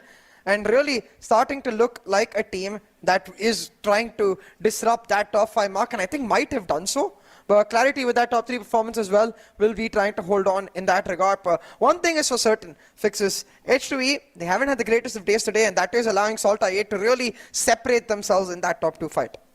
Yeah, I think SALTxi8, they're doing a decent job, and every single game they come in, at least Erangel has improved for them by far margins, right? Especially at least in the Pakistani lobbies. I'm yet to draw any conclusions of what happens in the South Asian lobbies. But for now, as we take a look at the overall rankings, of course, SALTxi8, they are slowly building up the gap against Team H2E, but Team QWERTY, they have sort of established that third spot for themselves. As Quantum Ridge, we are again witnessing that little bit of a fall from their side as MetershotxSKY. Now they are starting to contend for the top 5, right? With another chicken dinner now at 180 points. Now if they get another chicken in the map of Erangel, that is going to happen after the map of Sanhok, then we're looking at them, possibly ending at top 3 by the end of today's evening. Oh, most definitely. And I think talking about the way today's evening might end, I think for XGeneration and TMW, but it looks unlikely for TMW. So at least for XGeneration, the goal is going to be to try and get past 3x Esports at the end of this day. Because if you don't, then it's going to become very unlikely that you're even able to contest teams like Regicide or even think about teams like FMXR3D. Whereas on the other hand, North, they're making consistent strides, will most definitely unseat Regicide in that position and set their sights on not just FMXR3D, but potentially even the Grounders at the end of this weekend. Yeah, I mean, right now for XGeneration, I think they were looking really promising yesterday, right? If you take a look at how they were playing, they were very aggressive. They were holding on to good spots. Their IGLing was absolutely on point. They made all the right decisions. They were not really on the better side of getting all those chicken dinners, but whatsoever, I think they really picked themselves up, right? That's something that I really loved about XGeneration. But yeah, I think we did witness a little bit of a slower pace from their side, the way they've been playing. I was certain that by the third game, they're going to topple over 3x, but that did not happen as we take a look at the schedule, as it is high time that we get ourselves into the map of Sanhok, a map that has always sort of been out of the blue. A lot of teams have struggled in this particular matchup. But SALTxi8 somehow always were really strong in this particular map. Yeah, exactly. And really, I think coming into Sanhok, I want to see if that trend continues that we saw yesterday where SALTxi8 almost picked up a free second dinner, because of the number of heal battles that were going on with the sole remaining members. Now, that was directly influenced by some heavy fights going on in the mid game, so I wonder if teams will try to upset that by just going aggressive from the very start. And I wonder how that Paradise Resort drop contestation is going to play out this time, because last time around 52x Rage actually upset the flow. They got the first pick and they forced MetershotxSKY on from out of there. But today MetershotxSKY, they're looking damn strong. Yeah, but yeah, of course. And MetershotxSKY clearly high on spirits. Sanhok has not really been their go-to map, considering the fact that they've been wiped out right at the very start more often than not by the players of 52x Rage. And it's going to be an interesting affair again today, but that's going to happen once we get it. But because of that, little ripple effect was formed, right? MetershotxSKY, they got out, then they were eventually taken down. A lot of teams also, were out of their desired drop locations. We did witness a lot of early on fights, but the circle, that is something that we really loved. SALTxi8 did capitalize on that.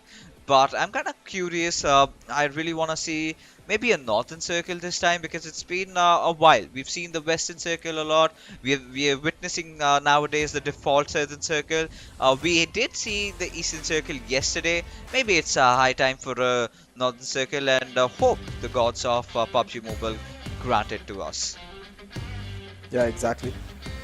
That hope will most certainly maybe come true, is what I'm expecting, because today has been a day of a lot more standard circles. It has been a day where teams are allowed to play much more of their simple playstyle, where they are contesting on the note that they want to play on. They are able to dictate the pace at which the game is ensuing. And it has meant that we're getting to see a lot more interesting fights in those rotational aspects, where we see the flight path coming out from the Camp Alpha Island all the way towards Kampong. And again, eyes on Paradise Resort fixes. Will MetershotxSKY finally get the better of 52x Rage or not? We'll have to see. Yeah, as our questions are about to get answered, QWERTY FD, I love this little shrine split from their side, right? Holding on to the Western Islands, and every single time, the circle heads to the west, it is a guaranteed chicken dinner if you sort of play your cards right. But North Esports, quite interesting, sort of rotation coming in from their side. Excited to see what's going to happen, but it's a certain circle that has formed right in front of us as Bashir. He's going to make a run for his life as he's going up against TMW, a team that has certainly been invisible in the Super Weekend. Still, wondering how to make their strides, and this could be a fresh new start inside this game because it's the map of Sanhok, and Marlega does seem to draw the first blood. Yeah, we see a different fight erupting in the start. It's actually two of the teams towards that bottom of the standings right now. XGeneration and TMW trying to get off to a strong start while dealing a heavy blow to their opposition. And it seems like it is TMW which are in the win so far, with the XGeneration already having dropped a member. But we've seen this case with different teams in MetershotxSKY and 52x Rage, where when Metershot used to get the first kill, it was 52x Rage who would end up winning. And I wonder if that trend will continue on in this fight. Can XGeneration pull a back 3v4? Oh, it's going to be exciting to see if they can actually do that. But for now, Panda, he's not revealing himself, right? He's still hiding one with the nature. As Team TMW, I'm starting to wonder if they have any idea. They do have a Panda who, had this little bush been a little bit taller, we could have drawn the bamboo analogy. But, well, that's for another day, because TMW seem to have no intention of engaging in this fight, as, MetershotxSKY. What happened to 52x Rage? Did they just get out of here? No, rather they've changed the drop location. They've gone all the way towards Mong Nai. Yeah, quite interesting right there from MetershotxSKY. Maybe some preparation being put to try and change the way they play Sanhok so they can get better results in it as a cube. Really, what I am starting to notice is where in that situation where we would say 52x Rage and MetershotxSKY have that scuffle, if it did end up happening, one of them would get some really clean access to this circle that has formed, a southern circle coming through in Sanhok. And really, again, my eyes immediately go towards those small compounds along the bridges fixes. One of those compounds usually comes into play in the later halves, but we'll save that conversation for later because it's back to our early fight. XGeneration, they are turning the tables around 3v4. Oh yeah, they certainly are, as JD has managed to get the second knock as well. And XGeneration, certainly this could be the game that they were eyeing out for, as TMW did intend on a water rotation. Clearly just, I do not know. These sort of bad decisions really sort of show that you're kind of feeling a little bit flimsy in terms of what you're trying to do, because it's not right? These are still early phases of the game, and you can't really justify why you're taking the waterways, and that too understanding that there are teams that are always going to be around you. So that's one of those things that maybe they really have to work upon, as does have a QBU Thug, so precise, and gets a knock, eyeing out for the finish. Hasn't yet succeeded. Look at this TMW. They're trying to be sneaky. Get the revive on, but Maliga MVP, he will be taken out. So currently the advantage has flipped. It's a 3v2 fight in favor of XGeneration, and they will do their best to turn this into a fight where not only do they succeed, but they deal a heavy blow to the team that is right below them. Thug will find yet another knock, leaving Big Boss stranded with Harry now. Thug, one perfectly cooked nade could end TMW right here, right now. He's setting it up. Will he land it? Uh, no, it's gonna be the answer as Quraysh Money gets a big fish out here. Does take down the life of Crypto. Has him bruised and bleeding as he will, of course, get the confirmation as well as we could clearly see Bilal, his partner. He's sort of backing off a little bit, maybe for trying to form a different flank angle as Uzum has been spotted. Now this is the moment that Bilal has been waiting for, as Uzum has no idea as to where he is. Oh, look at this. So sneaky right now. Bilal trying to make it work though. If he doesn't play this clearly, we've seen SALTxi8 turn it around. The backup comes through from Mani. He's down reviews and suddenly SALTxi8 under some serious trouble fixes. Oh yeah, they certainly are. And SALTxi8, not really the kind of rotation that they would have wanted, as Uzum and Blade are the two players surviving, and Quraysh Esports have no intentions of letting them go scot-free, as we do see another team in the fray as well. It is the players of Freestyle who have chimed in, as Star are out on a vacation in their boat. Oh no, it's the rotations fixes. It's the rotations. Yeah. Will it curse Team Star? We'll have to see.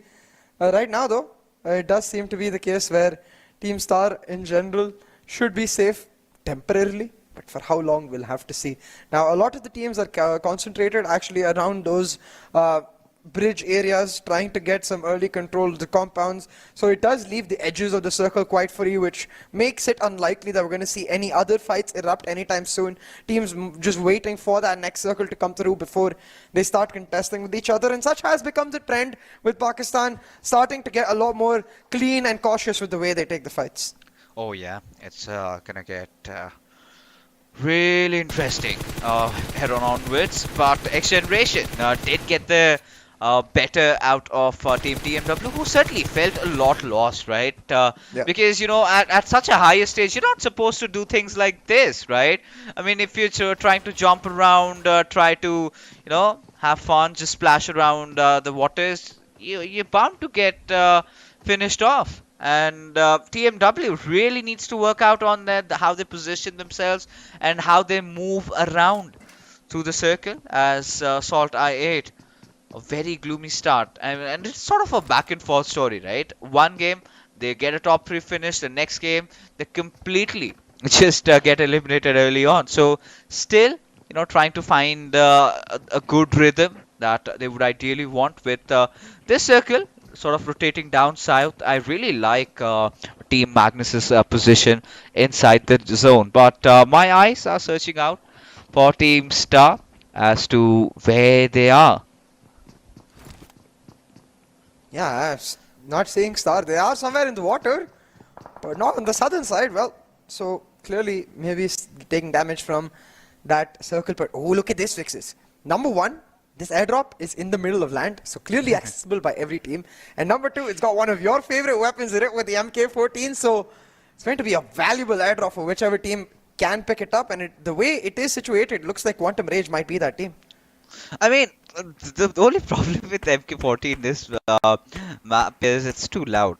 But, well, there are a few players who love those loud guns, as Wasi trying to just chip out a little bit of damage on TUF, and this feels like deja vu, right? This is something that happened yesterday also, if my memory serves me right. Freestyle did try to do something like that, not just yesterday, but in some Sanhok game. You know, it was this exact situation. It was TUF right in front of them, and Freestyle. I mean, we did have this conversation about objectives, right?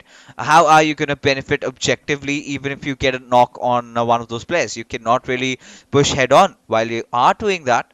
But Team Star, an accomplishment for them. They've managed to get all their players onto the shorelines, and now do have their eyes set at 4VTFT's direction, but 4VTFT still enjoying the little bit of a high ground advantage just around those nooks and crannies. Starboy just comes out of his cover, gets that knock, instantly prones in, as Usama, he's also struggling at a very low HP, as Ash, he's going to take a lunge from up above, as he is going to get yet one more knock. Secure gets the second one as well, as the last player surviving Emerge. He's battling it out against the wall. His position completely compromised. Still does manage to get that knock, but well, his teammate just chimed in at the perfect moment, and 4VTFT successfully eliminate Team Star. Just when we were anticipating, yes, the boys have made it, they have conquered their fears, and all they come out of the water is to get back to the lobby. See, how do you feel about that? I mean, really, I do feel like, I think where the X factor also comes into play, right? In these clutch moments, because if you think about it, Fixes, we're literally in the middle of the Super Weekends, you know. We've had one Super Weekend finish, we're halfway through our second Super Weekend, which means we've got exactly 1.5 of those to go. But in this replay, you can see how 4VTFT really played that fight brilliantly, and coming into that halfway stage, it has been all about the resurgence of those mid of the pack teams. We've got a clear established front towards the top of the table, where teams like H2E, where teams like SALTxi8 have looked kings. But towards the middle of the pack, we are seeing a lot more shuffling, a lot more volatility, and that is also influenced by teams like North and Quraysh coming into the picture. And we're seeing one of those teams in a fight, Quraysh with Magnus.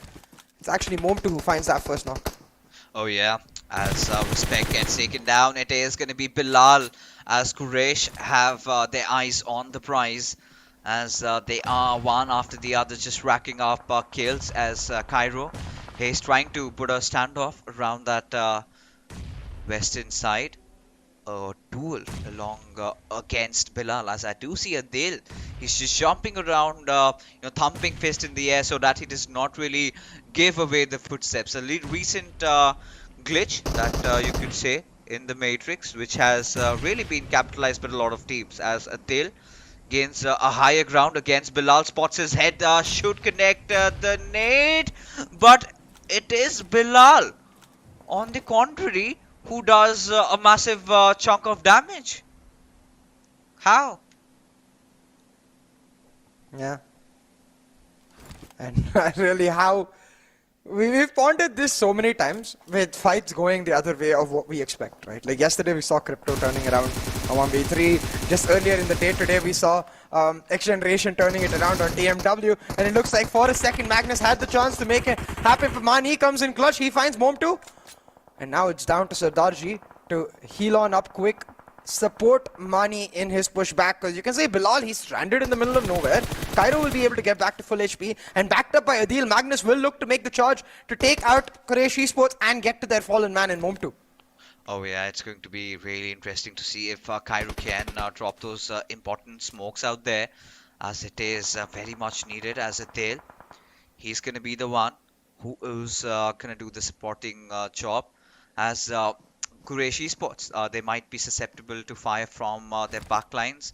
We could see TUF in far off fray, but for now, Magnus, Cairo does have that little bit of a high ground going in for his favor, as Freestyle Tyrant gets the better out of SALTxi8, and they take an exit, as Mani will of course secure yet another finish. And now Quraysh, they do know that well, the team TUF is around them, so they are gonna take adequate measures for that. Now look at this situation is gonna get all the more spicy with the circle shift going on towards the southeastern front, where the congestion of teams is already situated around Camp Charlie. We're seeing those fights already with Magnus, with Quraysh in that area, with TUF joining in as well, and potentially Freestyle and H2E in a clash towards the edge of that area towards Bantai is going to get that much more interesting. Now what I do want to note, Fixes, is amongst all of this, we've got several compounds along the highway towards the south completely free. So the fact that all of these teams are congested here, it's almost like a prediction for them that the circle will shift there. I wonder if the circle just says psych and goes either north or south, where it's completely empty. Oh, it's going to be really exciting to see, how the shift really comes around. But this is something that we were anticipating, right? Yep. The circle going down a little bit towards the southern side, and I really believe, the position that Clarity, the position that Magnus they're holding on to is really good, especially Clarity. That is some really good IGL calls out there, as Adil. His position has completely been compromised, as 420 he is intending on forming a different flank, but Adil being really quick on those smokes, and then he just jump punches in the air away. I think we do have to coin a term for this, because we're gonna see more of this unless and until it's been fixed. But I really like how Adele has been taking those longer flanks here, right? Every Yeah. single time in every single fight he's been doing that. But like a snake from the backlines, it's gonna be Thor, who had his attention onto its Drolin. Did take a few shots at his direction as TmwEsports also out in the open, and will eventually get knocked down by Virus. Look at this. We've got that fight erupting, resulting in a possible domino effect, because I can see TUF, they're starting to look much more further towards that southeastern side at the edge of Camp Charlie near Vantai. We can see H2E, they spotted out 52x Rage. Want the nade to land perfectly, but the bounce this time saves 52x Rage. But the second time around, Daku just got up, will have to sit back down. But the revive should come in from faster, and they're trying to reposition. So it's all about the continuous nade barrage that H2E has to land. Like, it's almost like a mortar strike, and they realize that it's very hard to do against this cliff. So they've got Dread to push in from the flank, does a lot of damage, but not able to find a knock just yet. Oh yeah, and it's getting more and more exciting as H2E, they are dishing hell from above, as Asad and Pan maintaining that higher ground over there, as Faster will eventually find a knock onto it straight. Now this could be that silver lining that 52x Rage were looking out for, completely trying a different rotation. However, have come across H2E, who are on the higher ground, as Hacker, he is trying to maybe get inside the circle, or maybe try to just have himself forced out of the fight, or maybe he's trying to close in on the gap, wants to join the party, as these grenades are not going to do any substantial amount of damage, or maybe let's just say any damage at all, as TUF and Clarity, that fight is also going on. We do have H2V also taking this fight against 52x Rage, as Pharaoh just tries to go for a pre-fire spray. Does not really work out for him. And the circle actually takes a radical shift away from these teams we're seeing on our screen, going towards the northern side. So H2E and 52x Rage, they're going to have to pick up the pace. Otherwise, both of them are going to be the long-term losers in this engagement. On the other side, TUF making the moves in to get control of the compounds in the circles. And Quantum Rage as well doing so, while MetershotxSKY, a team that did get this time Paradise Resort to themselves, look a lot more comfortable right now. On that note, are situated cleanly. Now NorthEsports and shutting down XGeneration towards that western side fixes. We've got those fights erupting as several teams trying to hold on to the gatekeep. 4v they chime in with the third party, and suddenly NorthEsports, a fight they were winning, goes awry. They're eliminated. Oh yeah, and that has completely gone downhill for the players of NorthEsports. One of their strongest maps of Sanhok, and now they find themselves out of the lobby with not a lot of points earned. Now we've got to pay attention to that, but let's see. Drolin has been knocked out, as well as Thor is going to be advancing at his direction with the players of Quraysh Esports right beside them, as TUF, they are definitely in here for business, and they clearly established that factor, as QWERTY find themselves in a little bit of a kerfuffle, maybe against Quantum Rage in the foreseeable future. Yeah, exactly, and that's where it's going to be very, very interesting to see how QWERTY really maneuver around the situation, because they don't have to make the move. You know, they've got the high ground, they're on the edge of the circle, unlikely to be pushed in from the back. They can just wait for the next circle and see if it forces Quantum Rage out of its compound, or if they're going to have to be the ones to make the move to get into that later area. But on that southern edge, where we saw the fight between H2E and 52x Rage, both teams actually decided to disengage and go for the rotations, and not at all surprised that it happens in a fight that H2E is engaged in, because we know their priority is always to try and get to those final circles. Yeah, of course. I mean, in Sanhok, that's the way to approach, right? You've got to maintain that center line going for you. But this little curveball coming in kind of changes everything from around over here, as Pan gets a knock onto it. TmwEsports will get that confirmation, but after that, what is TUF up to? They do have the players of 52x Rage, haven't really spotted them out, as Zibian from up above He is gonna take down Hakar with Pan, trying to make a move. Well, Zipian did spot that early movement as Tyrant. He was completely caught astray, has been bitten by the snakes in the form of Quraysh, who are getting punished or rather tamed by other teams. Yeah, and it is the UF on their meteoric rise. They've pushed forward to 7th position in the live rankings with the performances yesterday and today, and now they're contesting for even more. They want a shot at the very top, and they're trying to make it happen. They've got rid of Quraysh Esports fixes, but still teams stuck towards that southern area. RH2E, R4V, TFD in a bunch of trouble, especially with this circle taking a centralized shift.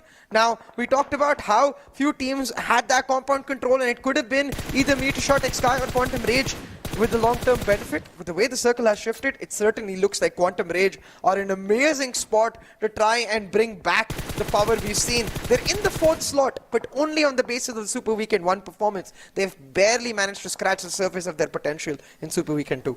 Oh yeah, I mean, clearly not the kind of a team that we were really expecting them to play or really shine like.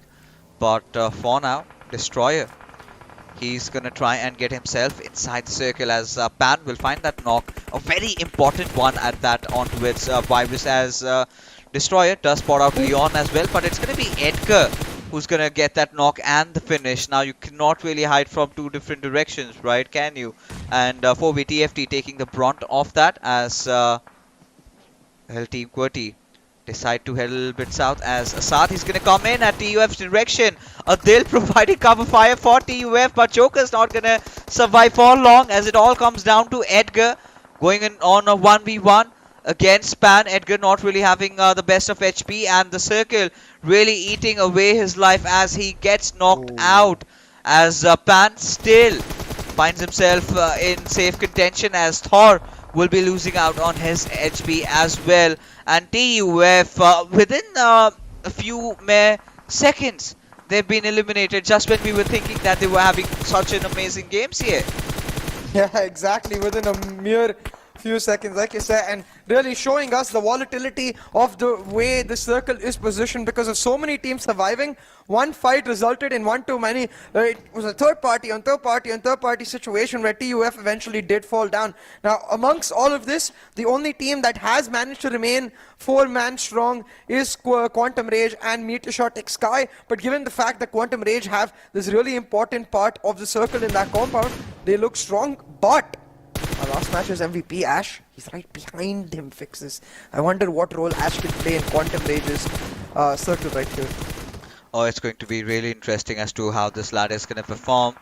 But, this is going to be such a respite for Quantum Rage if they get the chicken dinner. But for Gravity, gets an amazing knock onto its Kairos. Some super fast lightning reflexes shown from this lad as JD will get the better out of Khatir, as Sirius will make sure that he confirms the knock. But for now, Ash will lob a grenade at Quantum Rage's direction and will follow up with yet another. And Quantum Rage are sort of complacent, are not aware of it, as Ash, he does spot out IQ right out in the open. Oh, what earth! Oh, could you miss a spray like this? It is going to be so very expensive. As JD, he's going to come out and cover in due time, but Ash gets the better out of him, and suddenly maybe the tides could change, but Spark says no, my dear sir, as Quantum Rage still somehow keeping themselves alive. But MetershotxSKY, this is their perfect cue to make the movement. SALTxi8, he's gonna cook a grenade, but he's gonna do that fast because JD has got himself back on finally, lobbing it out at JD's direction, not being able to get that knocks here.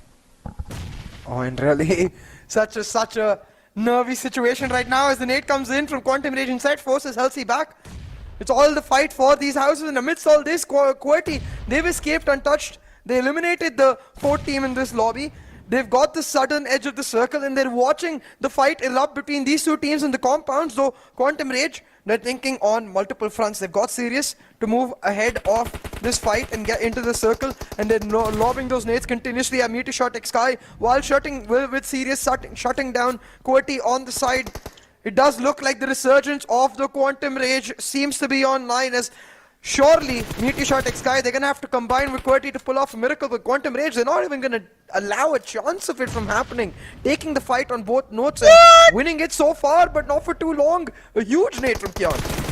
Oh yeah, and if he can get the final one as well, could have been even better. But Wolverine will confirm that finish onto with Kian, as he is the lone survivor, and this is the perfect opportunity where he needs to make his movement, because he needs to know that Quantum Rage are reduced just to a one-man squad. All the other three are still bleeding, still waiting for the revive to kick in.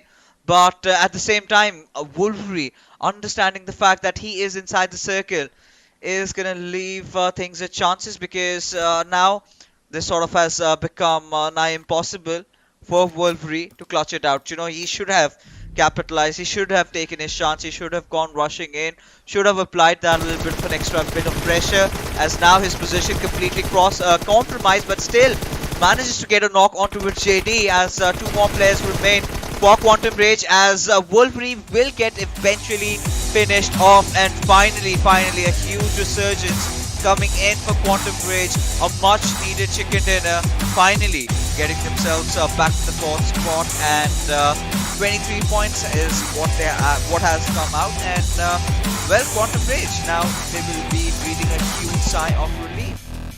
And really proving once again, Sanhok has been that map of comebacks for us so far, where many a team who's been having not the greatest of days or not the greatest of momentums, is able to come into Sanhok and really disrupt the flow entirely, bring back their mojo and their groove, and Quantum Rage doing exactly that with this fourth match of Sanhok right here, picking up that winner chicken dinner.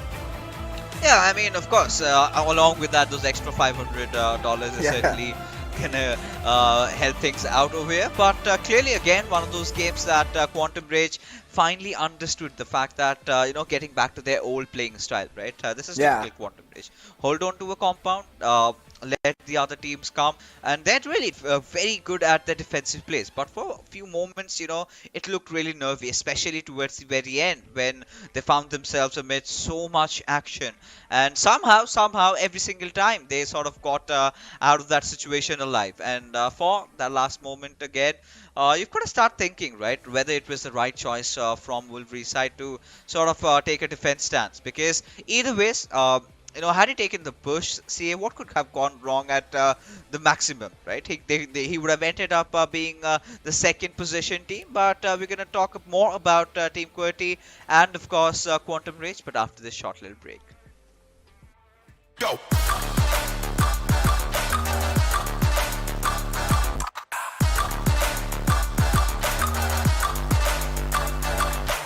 It's your chance to reach the biggest. Let the action begin.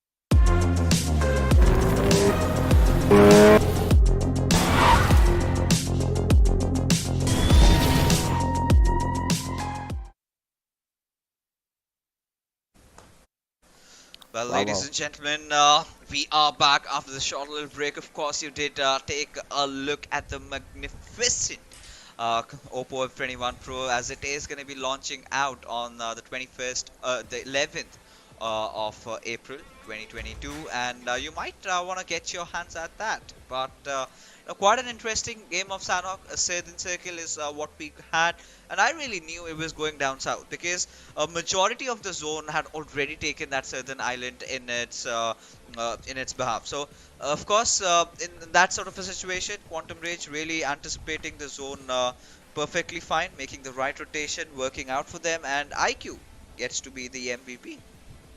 Yeah, again, if you remember all the way back to Super Weekend 1, it was IQ's play that brought Quantum Rage to that #1 slot into going into Super Weekend 1 Day 2.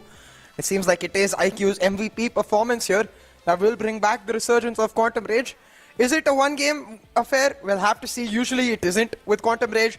Once they get going, they really get going, you know.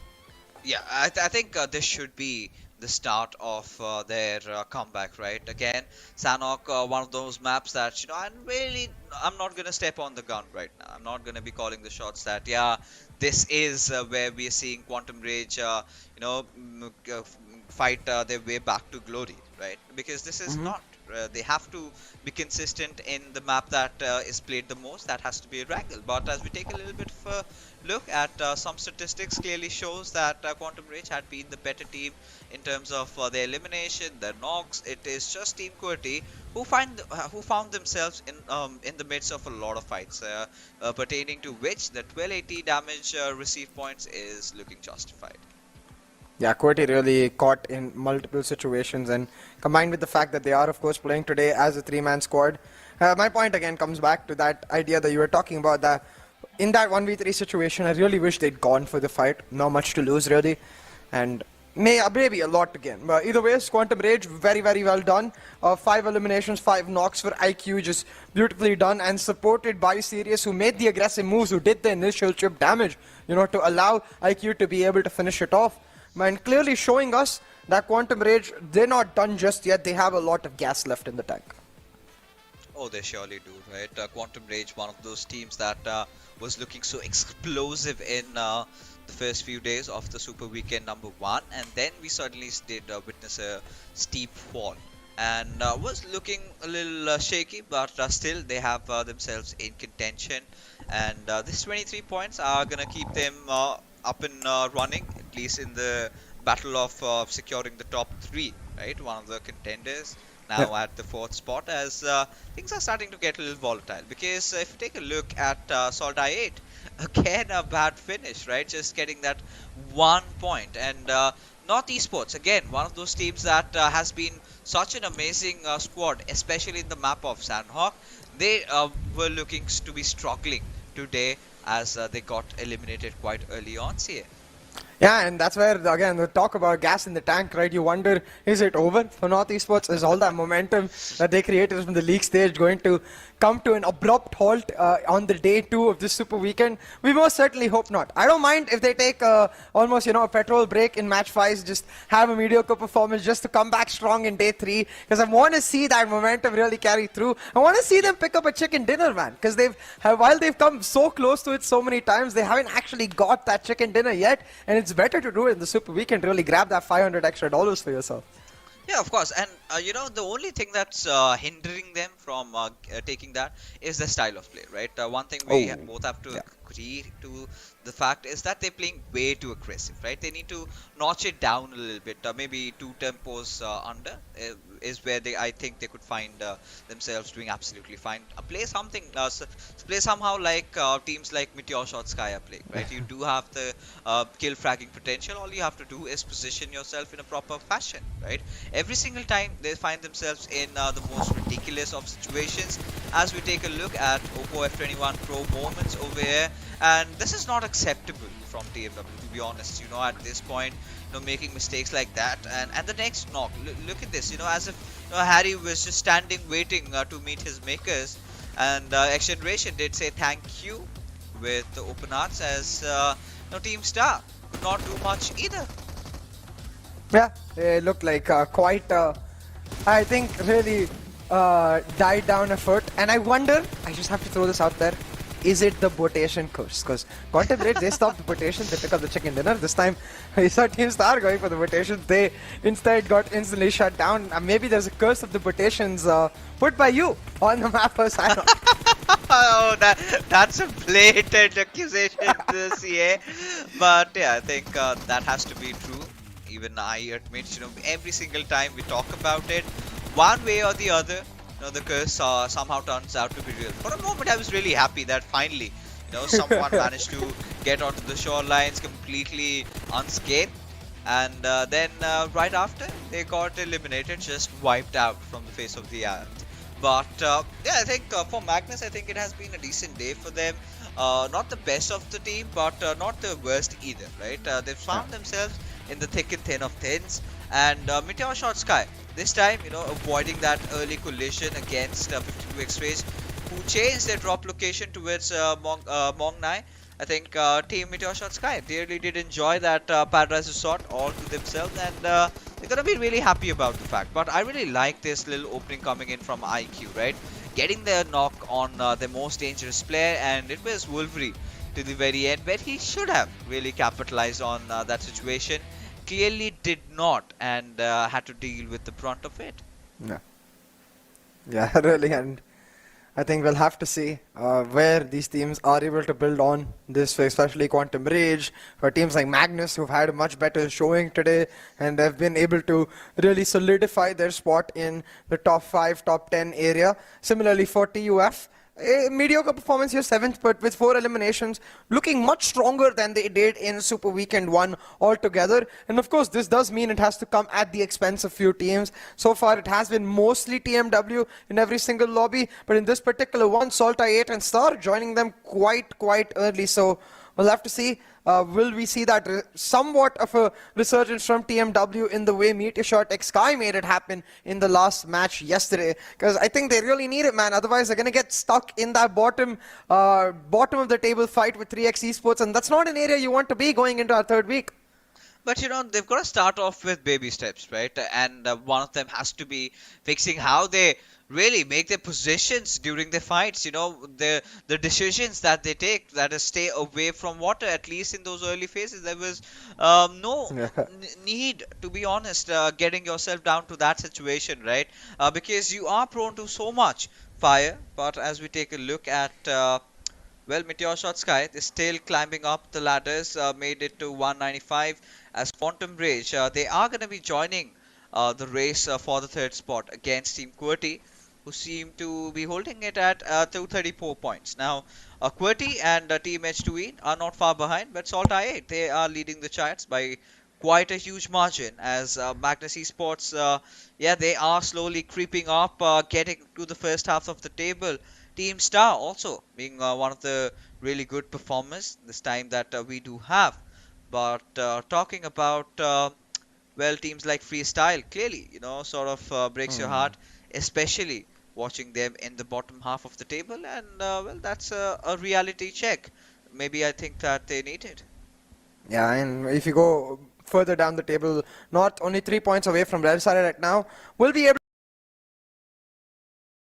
Super Weekend so far going well, but not as great of a performance as they had yesterday so far, you know, because they got over 6 at the end of this day. So for them, I guess the goal of one team for one day of the 2nd day have one so far going well, but not as great of a performance as they had yesterday so far, you know, because they got over 60 points, I believe, at the end of day 1.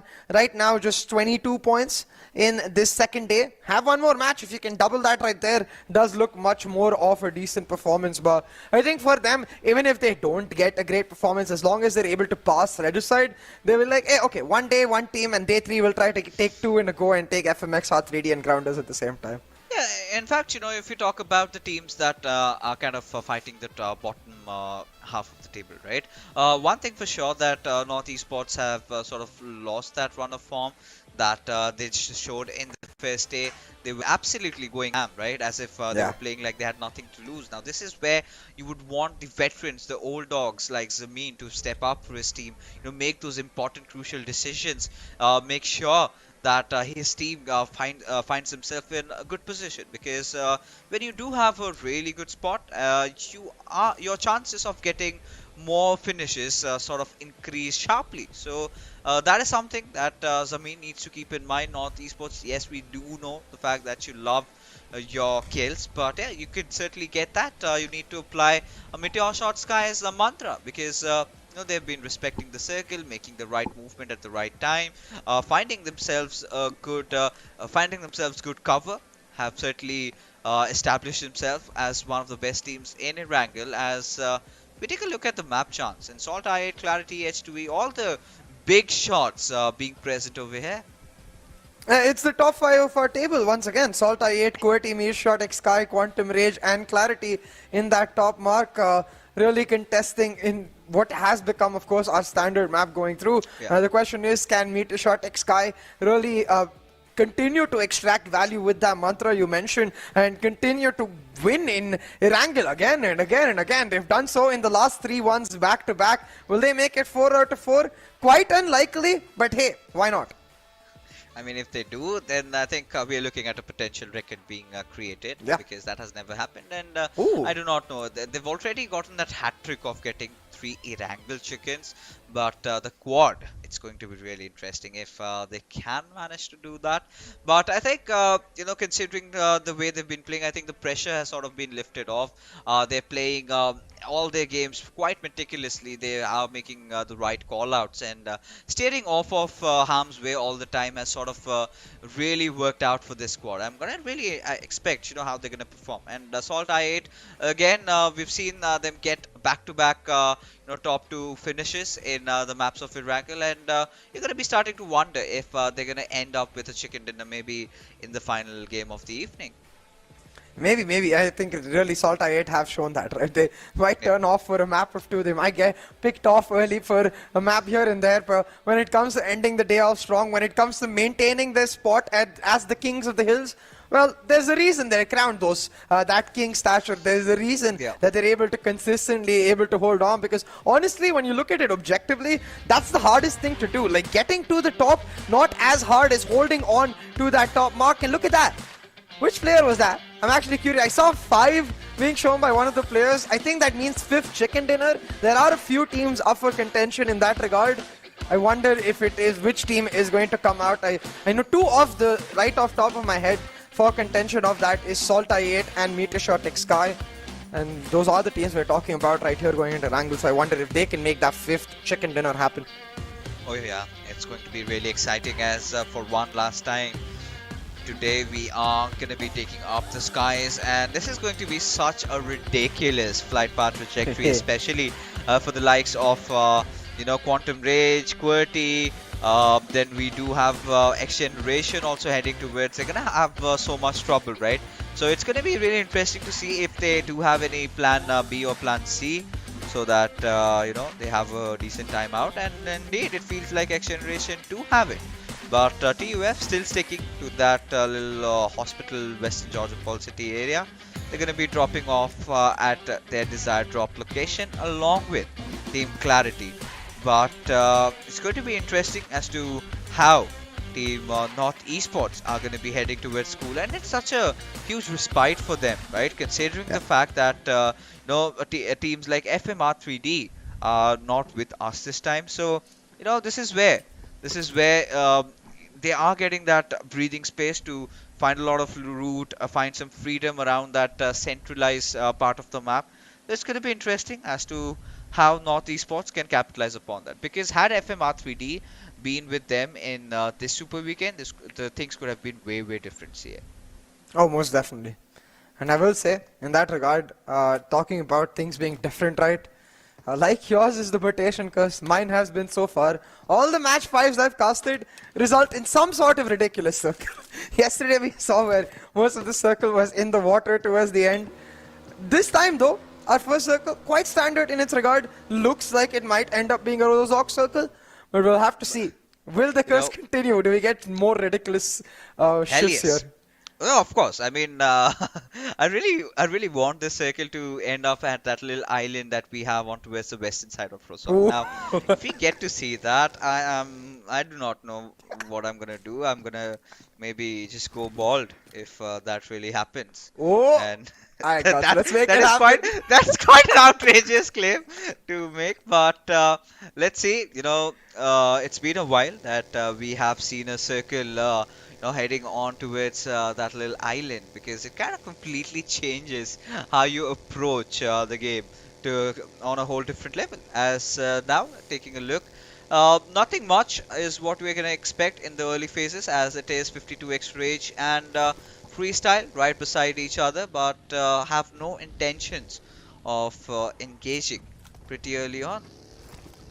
Yeah, and really, guys, come on, I'm going to pledge to the chat, if you want ball fixes to come through, you gotta petition the PUBG Mobile gods.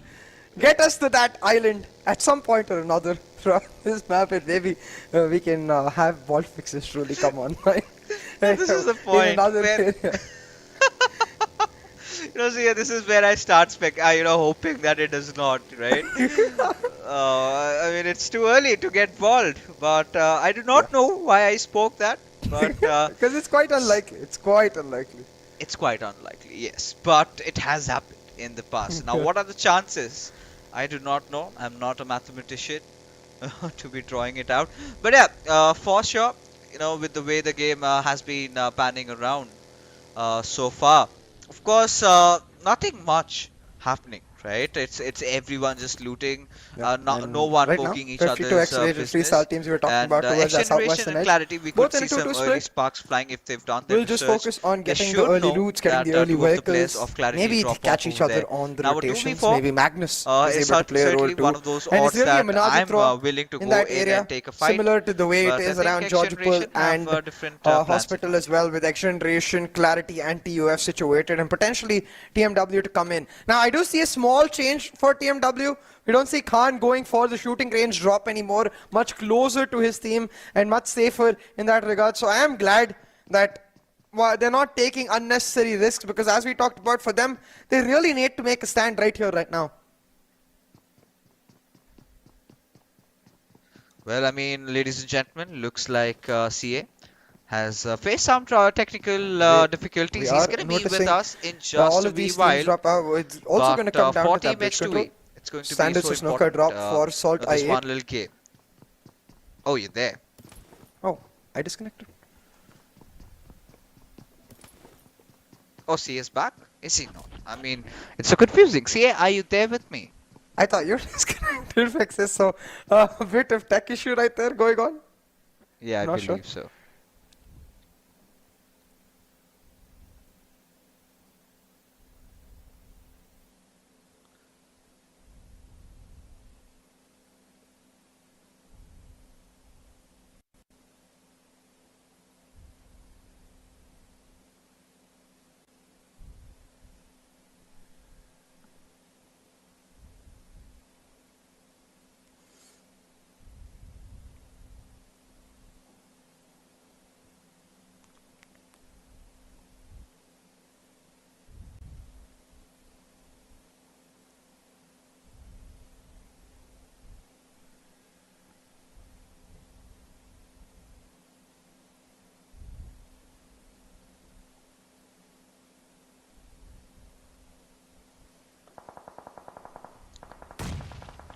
Alright, I think maybe things are gonna get resolved as XGeneration have already taken early losses over here. Not clearly the game that they would have wanted, going up against TMW, as Harry, this time being fearless, marches in and takes down Thug for the better good. Now these are the last areas that you would want to engage at, as JD, he's gonna be collecting the spoils of the war, as we'll get yet another finish for himself.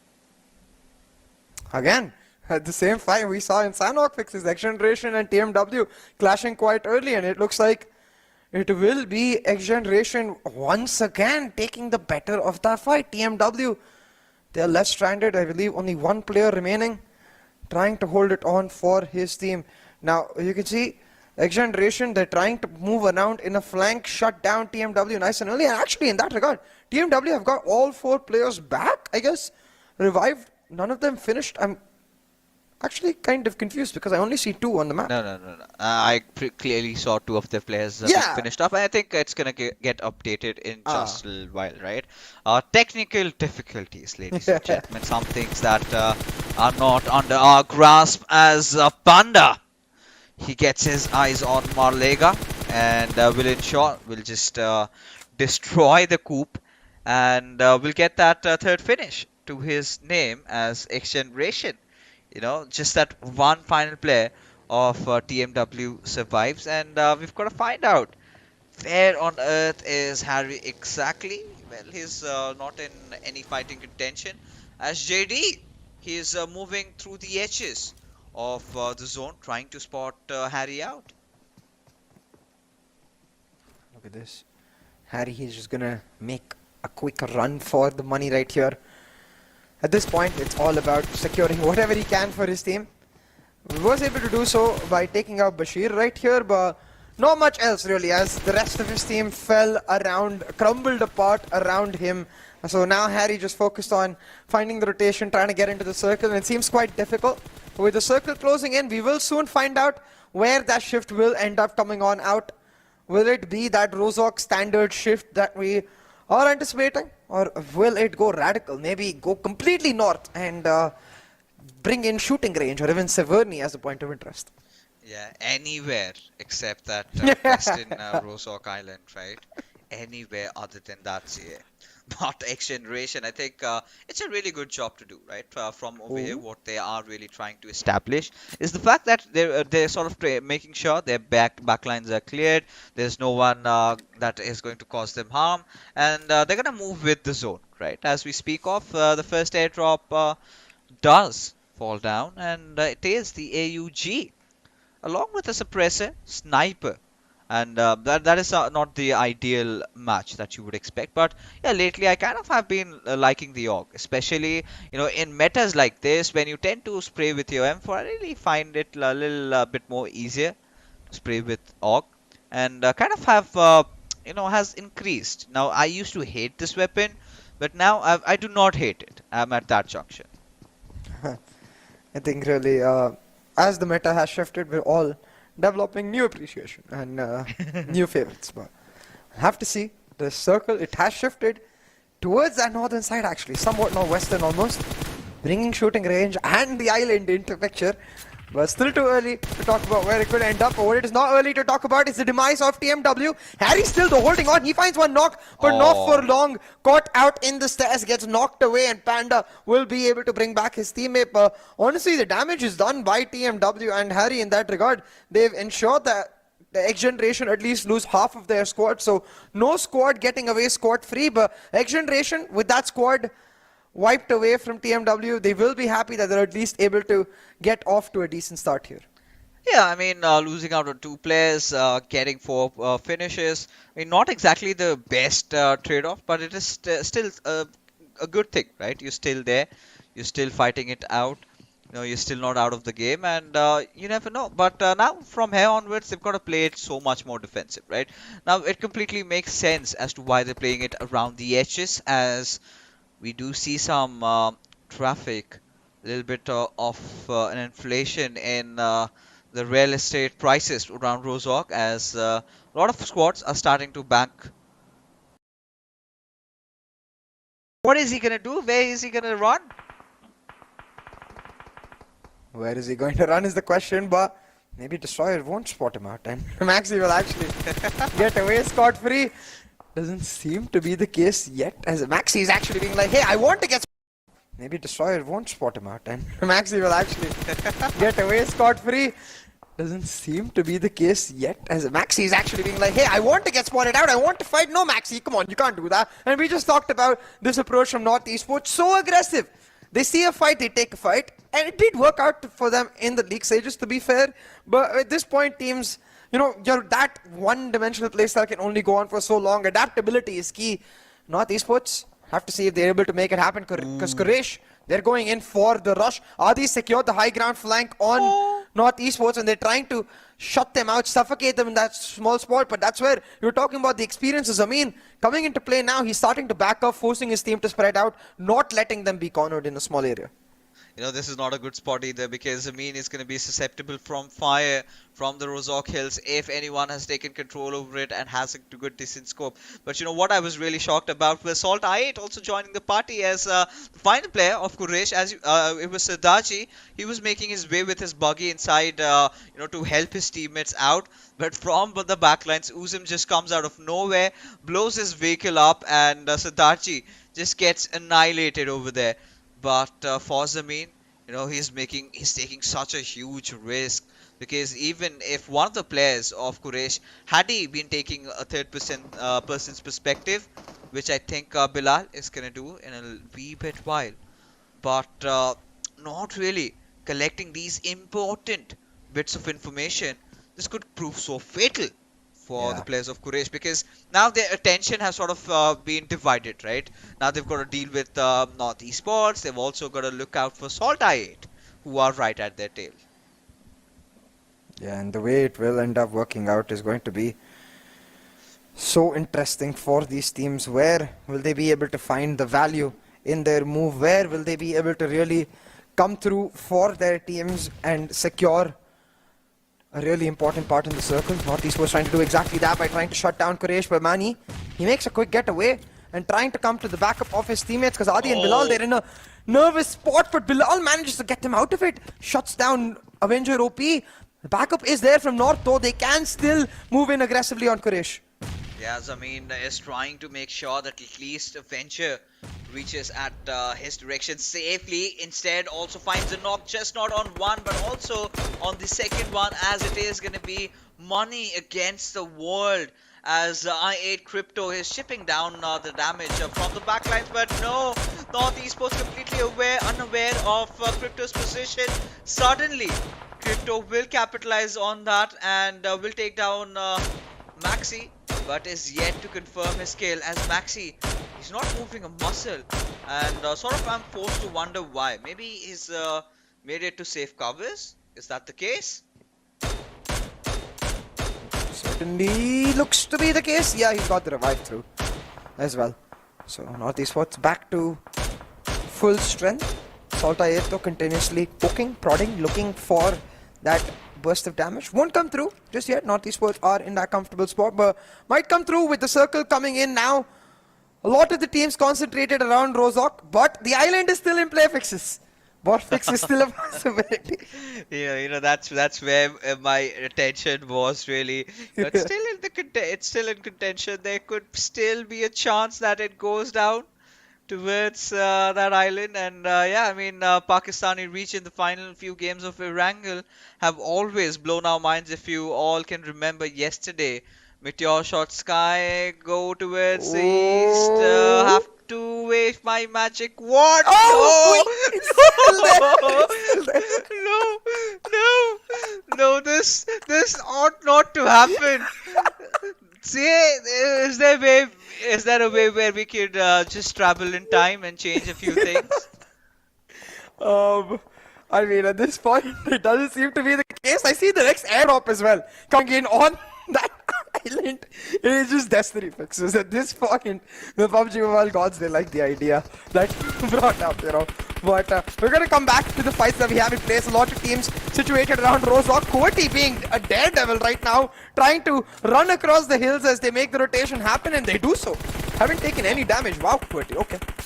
Alright, I mean, at this point, Zameen, he's spotted the Lamborghini of Wolverine.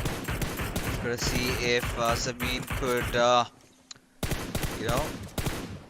Alright, he's gonna calm down first. He's gonna calm down.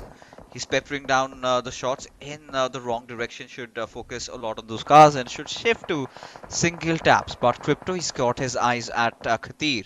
Now MetershotxSKY, they are looking at getting a back-to-back fourth chicken dinner in the map of Erangel, as Khatir takes a plunge, somehow still stays alive. Wow. And makes it. Wow, I mean, MetershotxSKY still standing, as we are seeing teams starting to concentrate on either side of this river. SALTxi8's reviews actually gets caught off guard, looking at a completely different angle. His pants are actually the one exposed. It's like literally he got caught with his pants down. Oh yeah, and this has always been a constant problem for SALTxi8, right? But I think it's not going to cause them a lot of harm, because they're still going to get their players rest back up. So I'm not really getting worried about them, but it's going to be really interesting. You know, what I'm really getting worried about is to lose my lovely hairs, and it's too soon to shave them off. As Magnus, well, I really hope it shifts towards the eastern side. I really do, from the bottom of my heart. I'm really sorry, Fixes, but I genuinely hope it goes west. I want to see that island come into play. It will be Destiny, and honestly, if it was any other day, I would say, nah, not gonna happen. But like you said, with the crazy circles we've seen come in on match 5 particularly of any Super Weekend day, it seems very, very likely. But hey, maybe that's where things will take a turn, and it will actually end up being that exact thing not happening. Either ways, we'll find out real quick, because now teams are starting to really take the plunge and they come out of their hiding spots for a fight. 52x Rage, not in the greatest of spots, you know, quite susceptible to a good nade. Oh yeah, indeed, as you know, we are witnessing 52x Rage go up against players of Team Star as Freestyle finally get themselves inside the fray, and Kathir has been taken down as Star still hold on to that little bit of a high ground advantage that we do have now. The moment of truth arrives upon us. Is the circle going towards the western side, or is it gonna take a shift? No way! Wow. No Wow. way! No! This never happened! No, this cannot happen! Wow. Oh my god. Welcome to PMPL Pakistan, ladies and gents. Welcome to PMPL Pakistan. Wowzers. I think I'm in a state fix of is... shock. Yeah, I mean, you were so yesterday as well. You thought it couldn't get crazier. Well, the PMPL gods, they deliver. They're like, we will make it crazier. You know that one area you don't want it to go? That's exactly where it is going to end up going. The island very much in play. And most likely where it's going to end up at, given the way the circle is. But could easily surprise either team and end up at either of the shorelines on the mainland instead. We'll have to see. Still very much in contention. It's going to come down to some very interesting predictions from these teams. Do you go to the island now, or do you stick to the mainland? Oh, I mean, they have to get to the island, but the only big problem is they are gonna get spotted right out in the open. But we'll talk about that a little bit later, as Zibian gets knocked out. Ash being the one who is gonna be bringing death above as 420 boy. We have seen him clutch in the past. He has to be the hero for Team Clarity, but he is under heavy fire. Oh, and this nade from 4v TFD's Vash could just end Clarity, and it most certainly does. Zibian will get finished. 420 boy knocked, but Clarity still trying to hold on. 420 boy, he will shuffle away, and they have Teen Wolf still very much alive, so hope is there for Clarity. For how long, we'll have to see. Now, teams starting to take a dip as they try to make their way towards the center circle. That's where advantage for teams like H2E or even for 52x Rage, who made that first move happen. And with the circle closing in, that early move, it's going to give them a ton of value.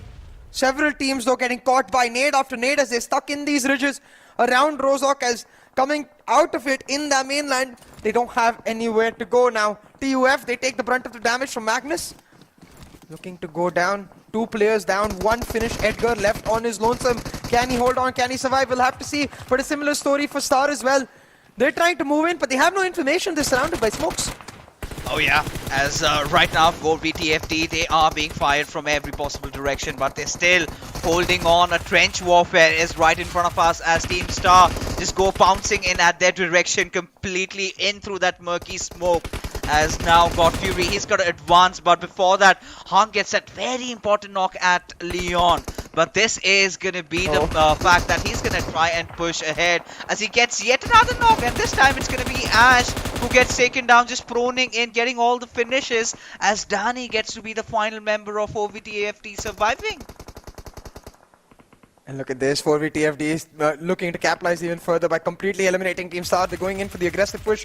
God Fury is the last player surviving. Will he be able to avenge his fallen teammates? We'll have to see. Being quite sneaky right now, knows exactly where Danny is. But Danny finishing off his teammate just a second before. And Danny, he's going to play this cool and precise, trying to move in step by step.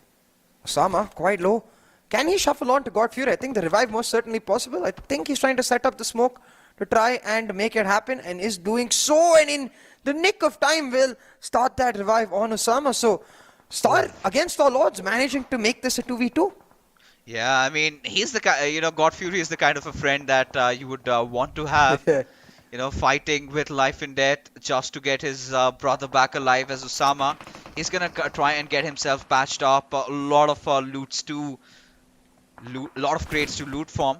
As freestyle, I mean, they have spotted a few fishes in the water, and it is the players of Magnus, in fact Kaido, taking some heavy damage. Eventually falls down to Malik as they'd want to come out right out in the open. Malik inflicting some heavy damage as Blade from the backlines will get the better out of Adil and Respect both as Blade himself finds himself knocked out courtesy to Tyrant. Oh wow. It's all chaotic again here. Yeah, it's because all of these teams stuck in the water. It's coming down to timing of the rotations. Some teams elected to stay back. Happy to make the late rotation and instead shut down the teams that tried to make it early. Now Star, you had God Fury reviving his fallen teammate earlier. And with the help of Usama, they seem to have managed to shut down 4v-TFD. Usama should be able to get back into his feet, but actually no, scratch that. The play zone is starting to move in. So because of that, I think God Fury might now have to make the unfortunate call to abandon his teammate and try to pull off Star's hopes on his lonesome. Oh my goodness, what a zone are we witnessing, ladies and gentlemen, over here. Who's gonna win it out? We still have no idea, but freestyle, you know, considering the spot that they are in, I really like the chances, and this certainly could be the game that, you know, they were looking out for so long, as now they're advancing at SALTxi8's direction, and Wasi just rushing in through with his grenade. We've got to see Blade, can he get that quintessential revive onto it? Uzum does get though, but still yet not patched himself up as Tyrant gets a knock onto its Blade again, and with that, SALTxi8, they've reduced to just that one man surviving. It's going to be Uzum as Tyrant gets taken down from afar as Zen will be inflicting the knock, and he gets traded off. This is insane, CA. Absolutely, and it's all working out for freestyle because amidst all of that chaos, they managed to get their fallen teammate back. There's the strongest squad surviving with a 3-man squad. The other two, SALTxi8 and 4v-TFD in the water with 52x rate. So really freestyle's game to win, but they're outside the circle fixes. So they got to make the move together. They've got to make sure they make it count together. And actually in that regard, not a 3-man squad, actually a 4-man squad, a huge numbers advantage, as long as they work together, should be their chicken dinner to pick up. Oh yeah, I think if all they have to do is just play their cards right, that's it. But SALTxi8 still making sure that they've survived for quite a long time. But Faster, his position has been compromised. He is visible as Malik will not miss his mark as he goes on for the finish. Clearly shows that he's running out of ammunition on his M4. So he's going to make sure he makes every single bullet count. Trying to do exactly that, Malik being very sneaky right now. But the same can be said for 4v-TFD's Leon. In the middle of that, all of that scuffle, actually I noticed Leon, there was a bucky in the water and he just sat in the bucky to try and avoid having to move up and down. Just came up for a breath of air, but oh no, I take his name and it's the caster curse come alive as he will get eliminated. Uzum, the last player left standing. He's actually just trying to play this very slow. Black has his eyes on him though, and it's just a matter of time before Uzum gets eliminated, but he could be the distraction 52x rage need to try and shut down freestyle, but that's seemingly now impossible as they will get eliminated. Uzum gets that second spot for his team and the chicken dinner effectively for freestyle. Oh yeah, I mean at this point Uzum just wants to, you know, drown himself to death and gets another second position here. Now that's alright, let's not question physics there, but yeah, finally Uzum getting eliminated. A much awaited chicken dinner coming in for freestyle with 14 eliminations, a game that they wanted, you know, for so long, as 9th position is where they will find themselves at the end of the second day of our Super Weekend number 2, as you know, much deserved, I must say. You know, freestyle doing everything right, especially that one huge and a very crucial decision of taking that fight against MetershotxSKY, and then as a 4-man capitalizing on the island.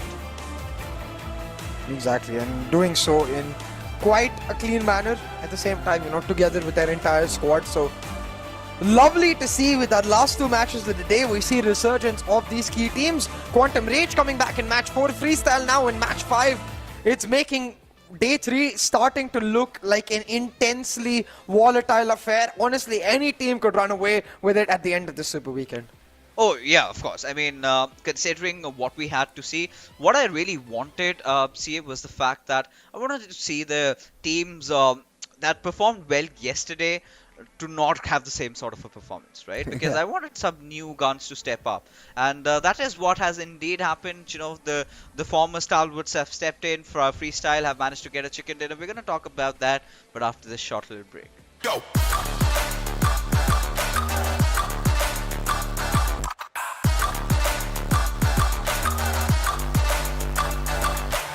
It's your chance to reach the biggest. Let the action begin.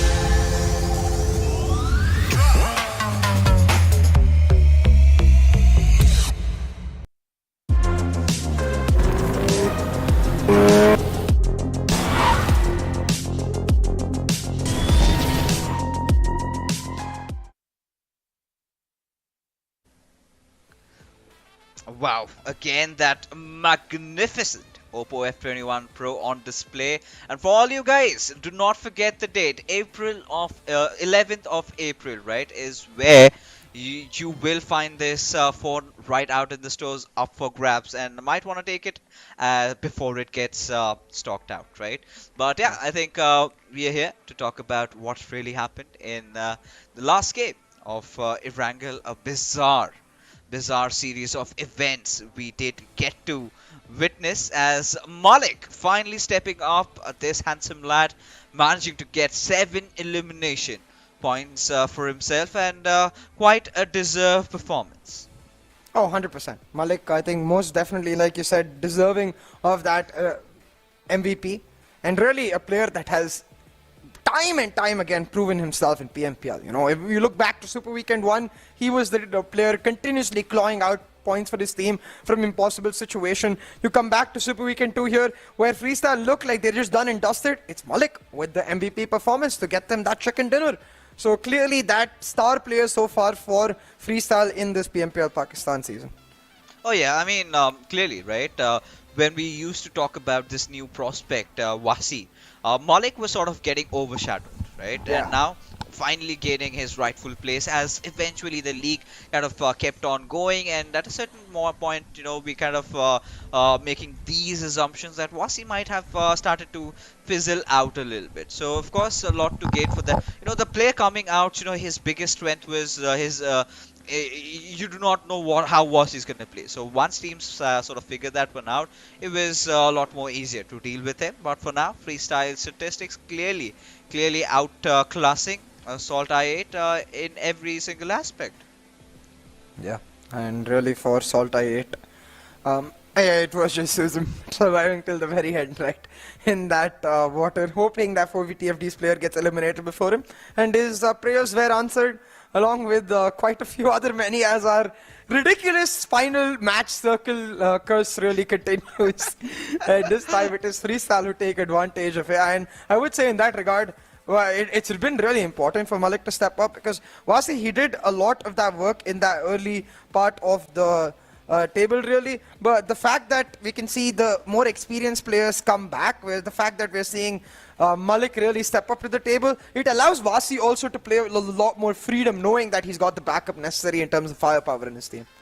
Yeah, I mean, Wasi, I think really this is kind of astonishing stats coming out, because, you know, we've seen Wasi always been the one to go in, get the knocks, get the finishes. He's the one who should be, you know, having the, you know, the best possible damages, the best possible knocks for his team. But regardless, does not matter, as long as your team gets the chicken dinner, you get to be on the 9th spot. I mean, Freestyle are going to be taking it with open arms, as SALTxi8.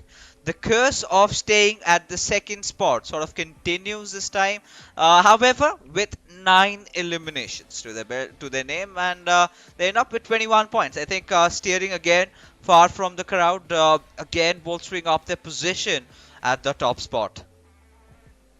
Yeah, SALTxi8, like you said, really starting to separate themselves from the crowd, because the teams that were in contention with them, H2E, Clarity, QWERTY, all three, look at that. And even MetershotxSKY for that matter, 12, 13, 14, 15. Well, SALTxi8 again get themselves a top half finish, man. I feel like a broken record saying this again and again, but consistency is key. And SALTxi8, they're like the creme de la creme of consistency. They deliver again and again and freaking again. You know, the epitome of Yeah. being stable and constant is what SALTxi8 like to define themselves as, which I really wanted to see. I was not expecting a lot of chicken dinners. Now, this was the one primary cause of concern for SALTxi8 in that first league week, carrying forward to the first day of the first super weekend, and it all sort of ended. The old i8, the old SALTxi8, I must say, was visible from the second day of the first super weekend, and from there onwards, they have never looked behind, and making sure that they get those survival points, get those elimination points, has been their mantra. And now, I mean, taking a look at the Oppo F21 Pro moments now. XGeneration against TmW. This was such an interesting fight with XGeneration somehow walking out of that situation with two of their players alive. But this is where things started getting absolutely mental, right? Yeah, exactly. It started really becoming that domino effect as teams, every single one of them tried to get out of their spots and were just caught with so many angles to check from multiple areas. And those teams that made the early rotations, they ended up paying. And it's quite an interesting affair. Reviews, you could see here, caught with his pants down, literally, with only half his body being seen. But really, like I'm saying, I think it did end up meaning that teams that waited, had the patience in their favor, were the ones that benefited in the long term. And it's quite an interesting thought, because usually you want the teams to make early rotations, but when it comes to ridiculous circles like this, that's when you've got to adapt and change it up. Oh yeah, of course. I mean, you've got to be prepared for the very worst of situations, right? And I think Freestyle did do their homework as to how to figure out to play against the team. But this is where we started looking at Freestyle, you know, banking up and getting as many finishes as possible with a little bit of help from SALTxi8 Blade from far behind, who was eventually, you know, how do you say that? You know, eventually he was greeted, or he was rather thanked, with a bullet on his own head. Yeah, and when it came to this final area in the circle, Freestyle, they played it beautifully. You could see Malik really edging on slower and slower. I feel like Wasi did a chunk of damage to every single team, every single player, and Malik was just the one finishing it off. So working together beautifully, and then they burnt out with them in the fire. Questionable circles, questionable physics, really questionable moments altogether, as we expect from our PMPL match 5 coming through. It's become tradition, and I am not sure at this point if it's a tradition that I want change, because it's quite fun. Oh yeah, I mean, at this point, yeah, of course. And next time I'll make sure that I do not make such claims, but I think we've all gotten over that. But Freestyle, I mean, 2019, the year that I really want to forget, or maybe we would really like to remember. I do not know. I have not yet made a decision. But yeah, 14 finishes, and a really good one for Freestyle, especially the entry inside the circle. And for SALTxi8, I mean, well, again, consistency has been the key. 52x range, not getting any finishes, but still a third position finish, which earns them 10 points, is something that they're going to take with open arms, as SALTxi8 slowly but surely reaching that 300 mark over there, along with H2E and QWERTY, very, very far away from the pack. Now, that has been the cause of concern with H2E. The way they were starting to look yesterday haven't really resonated that with their performance today. Yeah, exactly. SALTxi8 really starting to separate themselves. H2E, like you said, they got off to a resounding start yesterday, but gas just completely empty today. I'll have to see if they can get that refill back online. Whereas Freestyle, they made a huge leapfrog from 12th to 9th, causing this drop down for Magnus and 52x Rage. But North Esports, not the greatest of days as compared to their previous form, but still a decent objective attained in the fact that they've taken over Regicide. They've now got FMX R3D and the Grounders in their sights, and they've really just got to pull off a blinder of a day 3 and try to not just push for FMX R3D and the Grounders, because they got 60 points on day 1. I wonder if they can almost make it 70 or 80 in day 3 and maybe even take over a team like 52x Rage. Oh yeah, I mean, of course, I think considering how North Esports have been playing, especially look at the elimination numbers, and they've managed to get the same elimination numbers as almost as FMR3D, in fact more than them, with 5 less games played. Shows how the approach for North Esports has been throughout in this particular Super Weekend, and it is looking good signs. Now, again, North Esports is not any underdog, not any new squad that is coming into play, right? We have seen them in the past. One of the most dominating teams, I must say, one of my favorite teams. I've seen some ridiculous plays by these lads. It's just about those little roster changes that they've gone through. Kind of struggling to find that sort of a stability in their roster, but I think eventually, as the season keeps on going, their main primary objective, like we've discussed, is going to be to make it to the finals. That is what they have all their focus upon, and for now, if they can manage to topple over teams like the Grounders, then that's such a huge way to end their run in the second Super Weekend. And I think by far means, I think if they have a really good day tomorrow, CA, there's a high possibility of that. Oh, most certainly. And that high possibility, I'm very excited to see, because the table is starting to become very volatile in that middle of the pack area. MetershotxSKY, they had a great day today. Started off really strong, building on the momentum from their chicken dinner yesterday. We're not able to get that 4th chicken dinner here in the last match of Erangel, but honestly, $1,000 picked up in a single day. I'd consider that a successful one, most definitely. But yeah, this team has been one of the most consistent teams, I must say, today. Well, surely MetershotxSKY and SALTxi8 day, right? With how they performed, especially look at the Erangel statistics, winning the 2 out of 3 games of Erangel today, and making sure that they get that Erangel hat-trick. As we take a look at the elimination leaders, we still do have no change, as Ash, he certainly has been making quite a lot of noise. 4v the way these lads have been playing, certainly wants to look out for, and so has been Wolfrey, and 420 Boy still maintaining his position in the top 5. Yeah, Crypto really showing us why we hyped him so much, coming into the PMPL. Just now that he's got off to a decent start in the first Super Weekend, just maintaining himself at the top. But towards that 5th to 10th area, we're seeing a lot of changes coming through. IQ and Malik actually off once the node, because Quantum Rage and Freestyle, they haven't had the greatest Super Weekend so far. But a chicken dinner for the respective teams in match 9 and match 10 over here, as you can see, saw IQ and Malik be those key players to help make it happen. So rightfully so, making it to that top 10 elimination leaderboard. Oh yeah, and this is exactly that you would want to be. This is exactly where you would want to be when you sort of come and play into the PMPLs, right? Enter the leaderboards, make an individual name for yourself, attain that glory, gain that fandom. That is all these players are here for. But the day, like we did sum it up, it was mostly about MetershotxSKY and SALTxi8. But for all you guys, of course, we did experience some redunculous final circles in the final game of Erangel. And if you're loving it, do not forget to hit that like and subscribe button on our channel, and do not forget to follow us on our Instagram handles as well. FixesCast, and we do have CA also. And yeah, I think that being said, ladies and gentlemen, also stay updated. Follow the esports PUBG Mobile.Pakistan Instagram page to receive all the latest updates. That being said, of course, finally we have come to an end of our evening. Such an amazing day, and before we call things out, a happy Ramadan to all of you guys out there. And we're gonna be calling it a night now. We're gonna be going back off to sleep, and we're gonna see you tomorrow.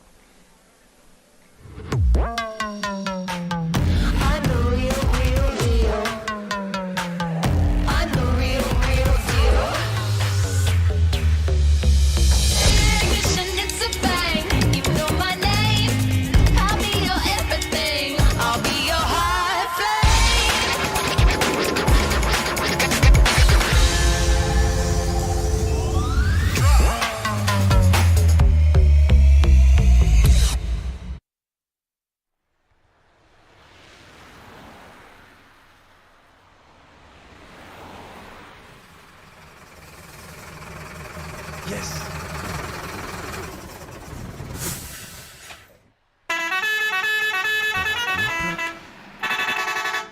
गोली अखियां न मारे कुड़ी ठा करके गोली अखियां न मारे कुड़ी ठा करके गोली अखियां न मारे कुड़ी ठा करके गोली अखियां न मारे ठा ठा करके सुनिया कि तेरी गेम बड़ी स्ट्रॉन्ग पंगा लिया नहीं तू मुंडे नाल रॉन्ग मेरे उत्ते तेरा चलना नहीं टैक टैक फिल रखा विच बुलेट प्रूफ जैकेट मुंडा देसी ना मैं बर्गर बॉय बंदा मार दे मैं पुछदा नहीं वाई टेलीस्कोप विच होया जेड़ा फोकस हेडशॉट निशाना एडा चौकस बाकी है पैराशूट ते like I'm falling on a love जिवें तेरी सोचा तो above जिवें तेरा चलना नहीं गोली अखियां न मारे कुड़ी ठा करके गोली अखियां न मारे कुड़ी ठा करके गोली अखियां न मारे कुड़ी ठा करके गोली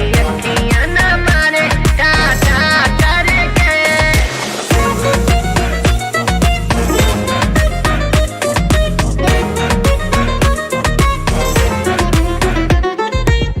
Oh boy, don't cry. तेरी बातों से तू लगता है हाय कर ले तू चाहे जितनी भी ट्राई तेरे जैसे कई आए I'm a queen, मेरा सीन करे बात मेरी I'm16 Knock out करूँ दिल I'm so mean तू भी बचेगा नहीं कर ले यकीन तेरी गेम को मैं रूल करूँ ऐसी बातें ना फजूल करूँ बिना चिकन देना कभी हार ना कबूल करूँ कभी हार ना कबूल करूँ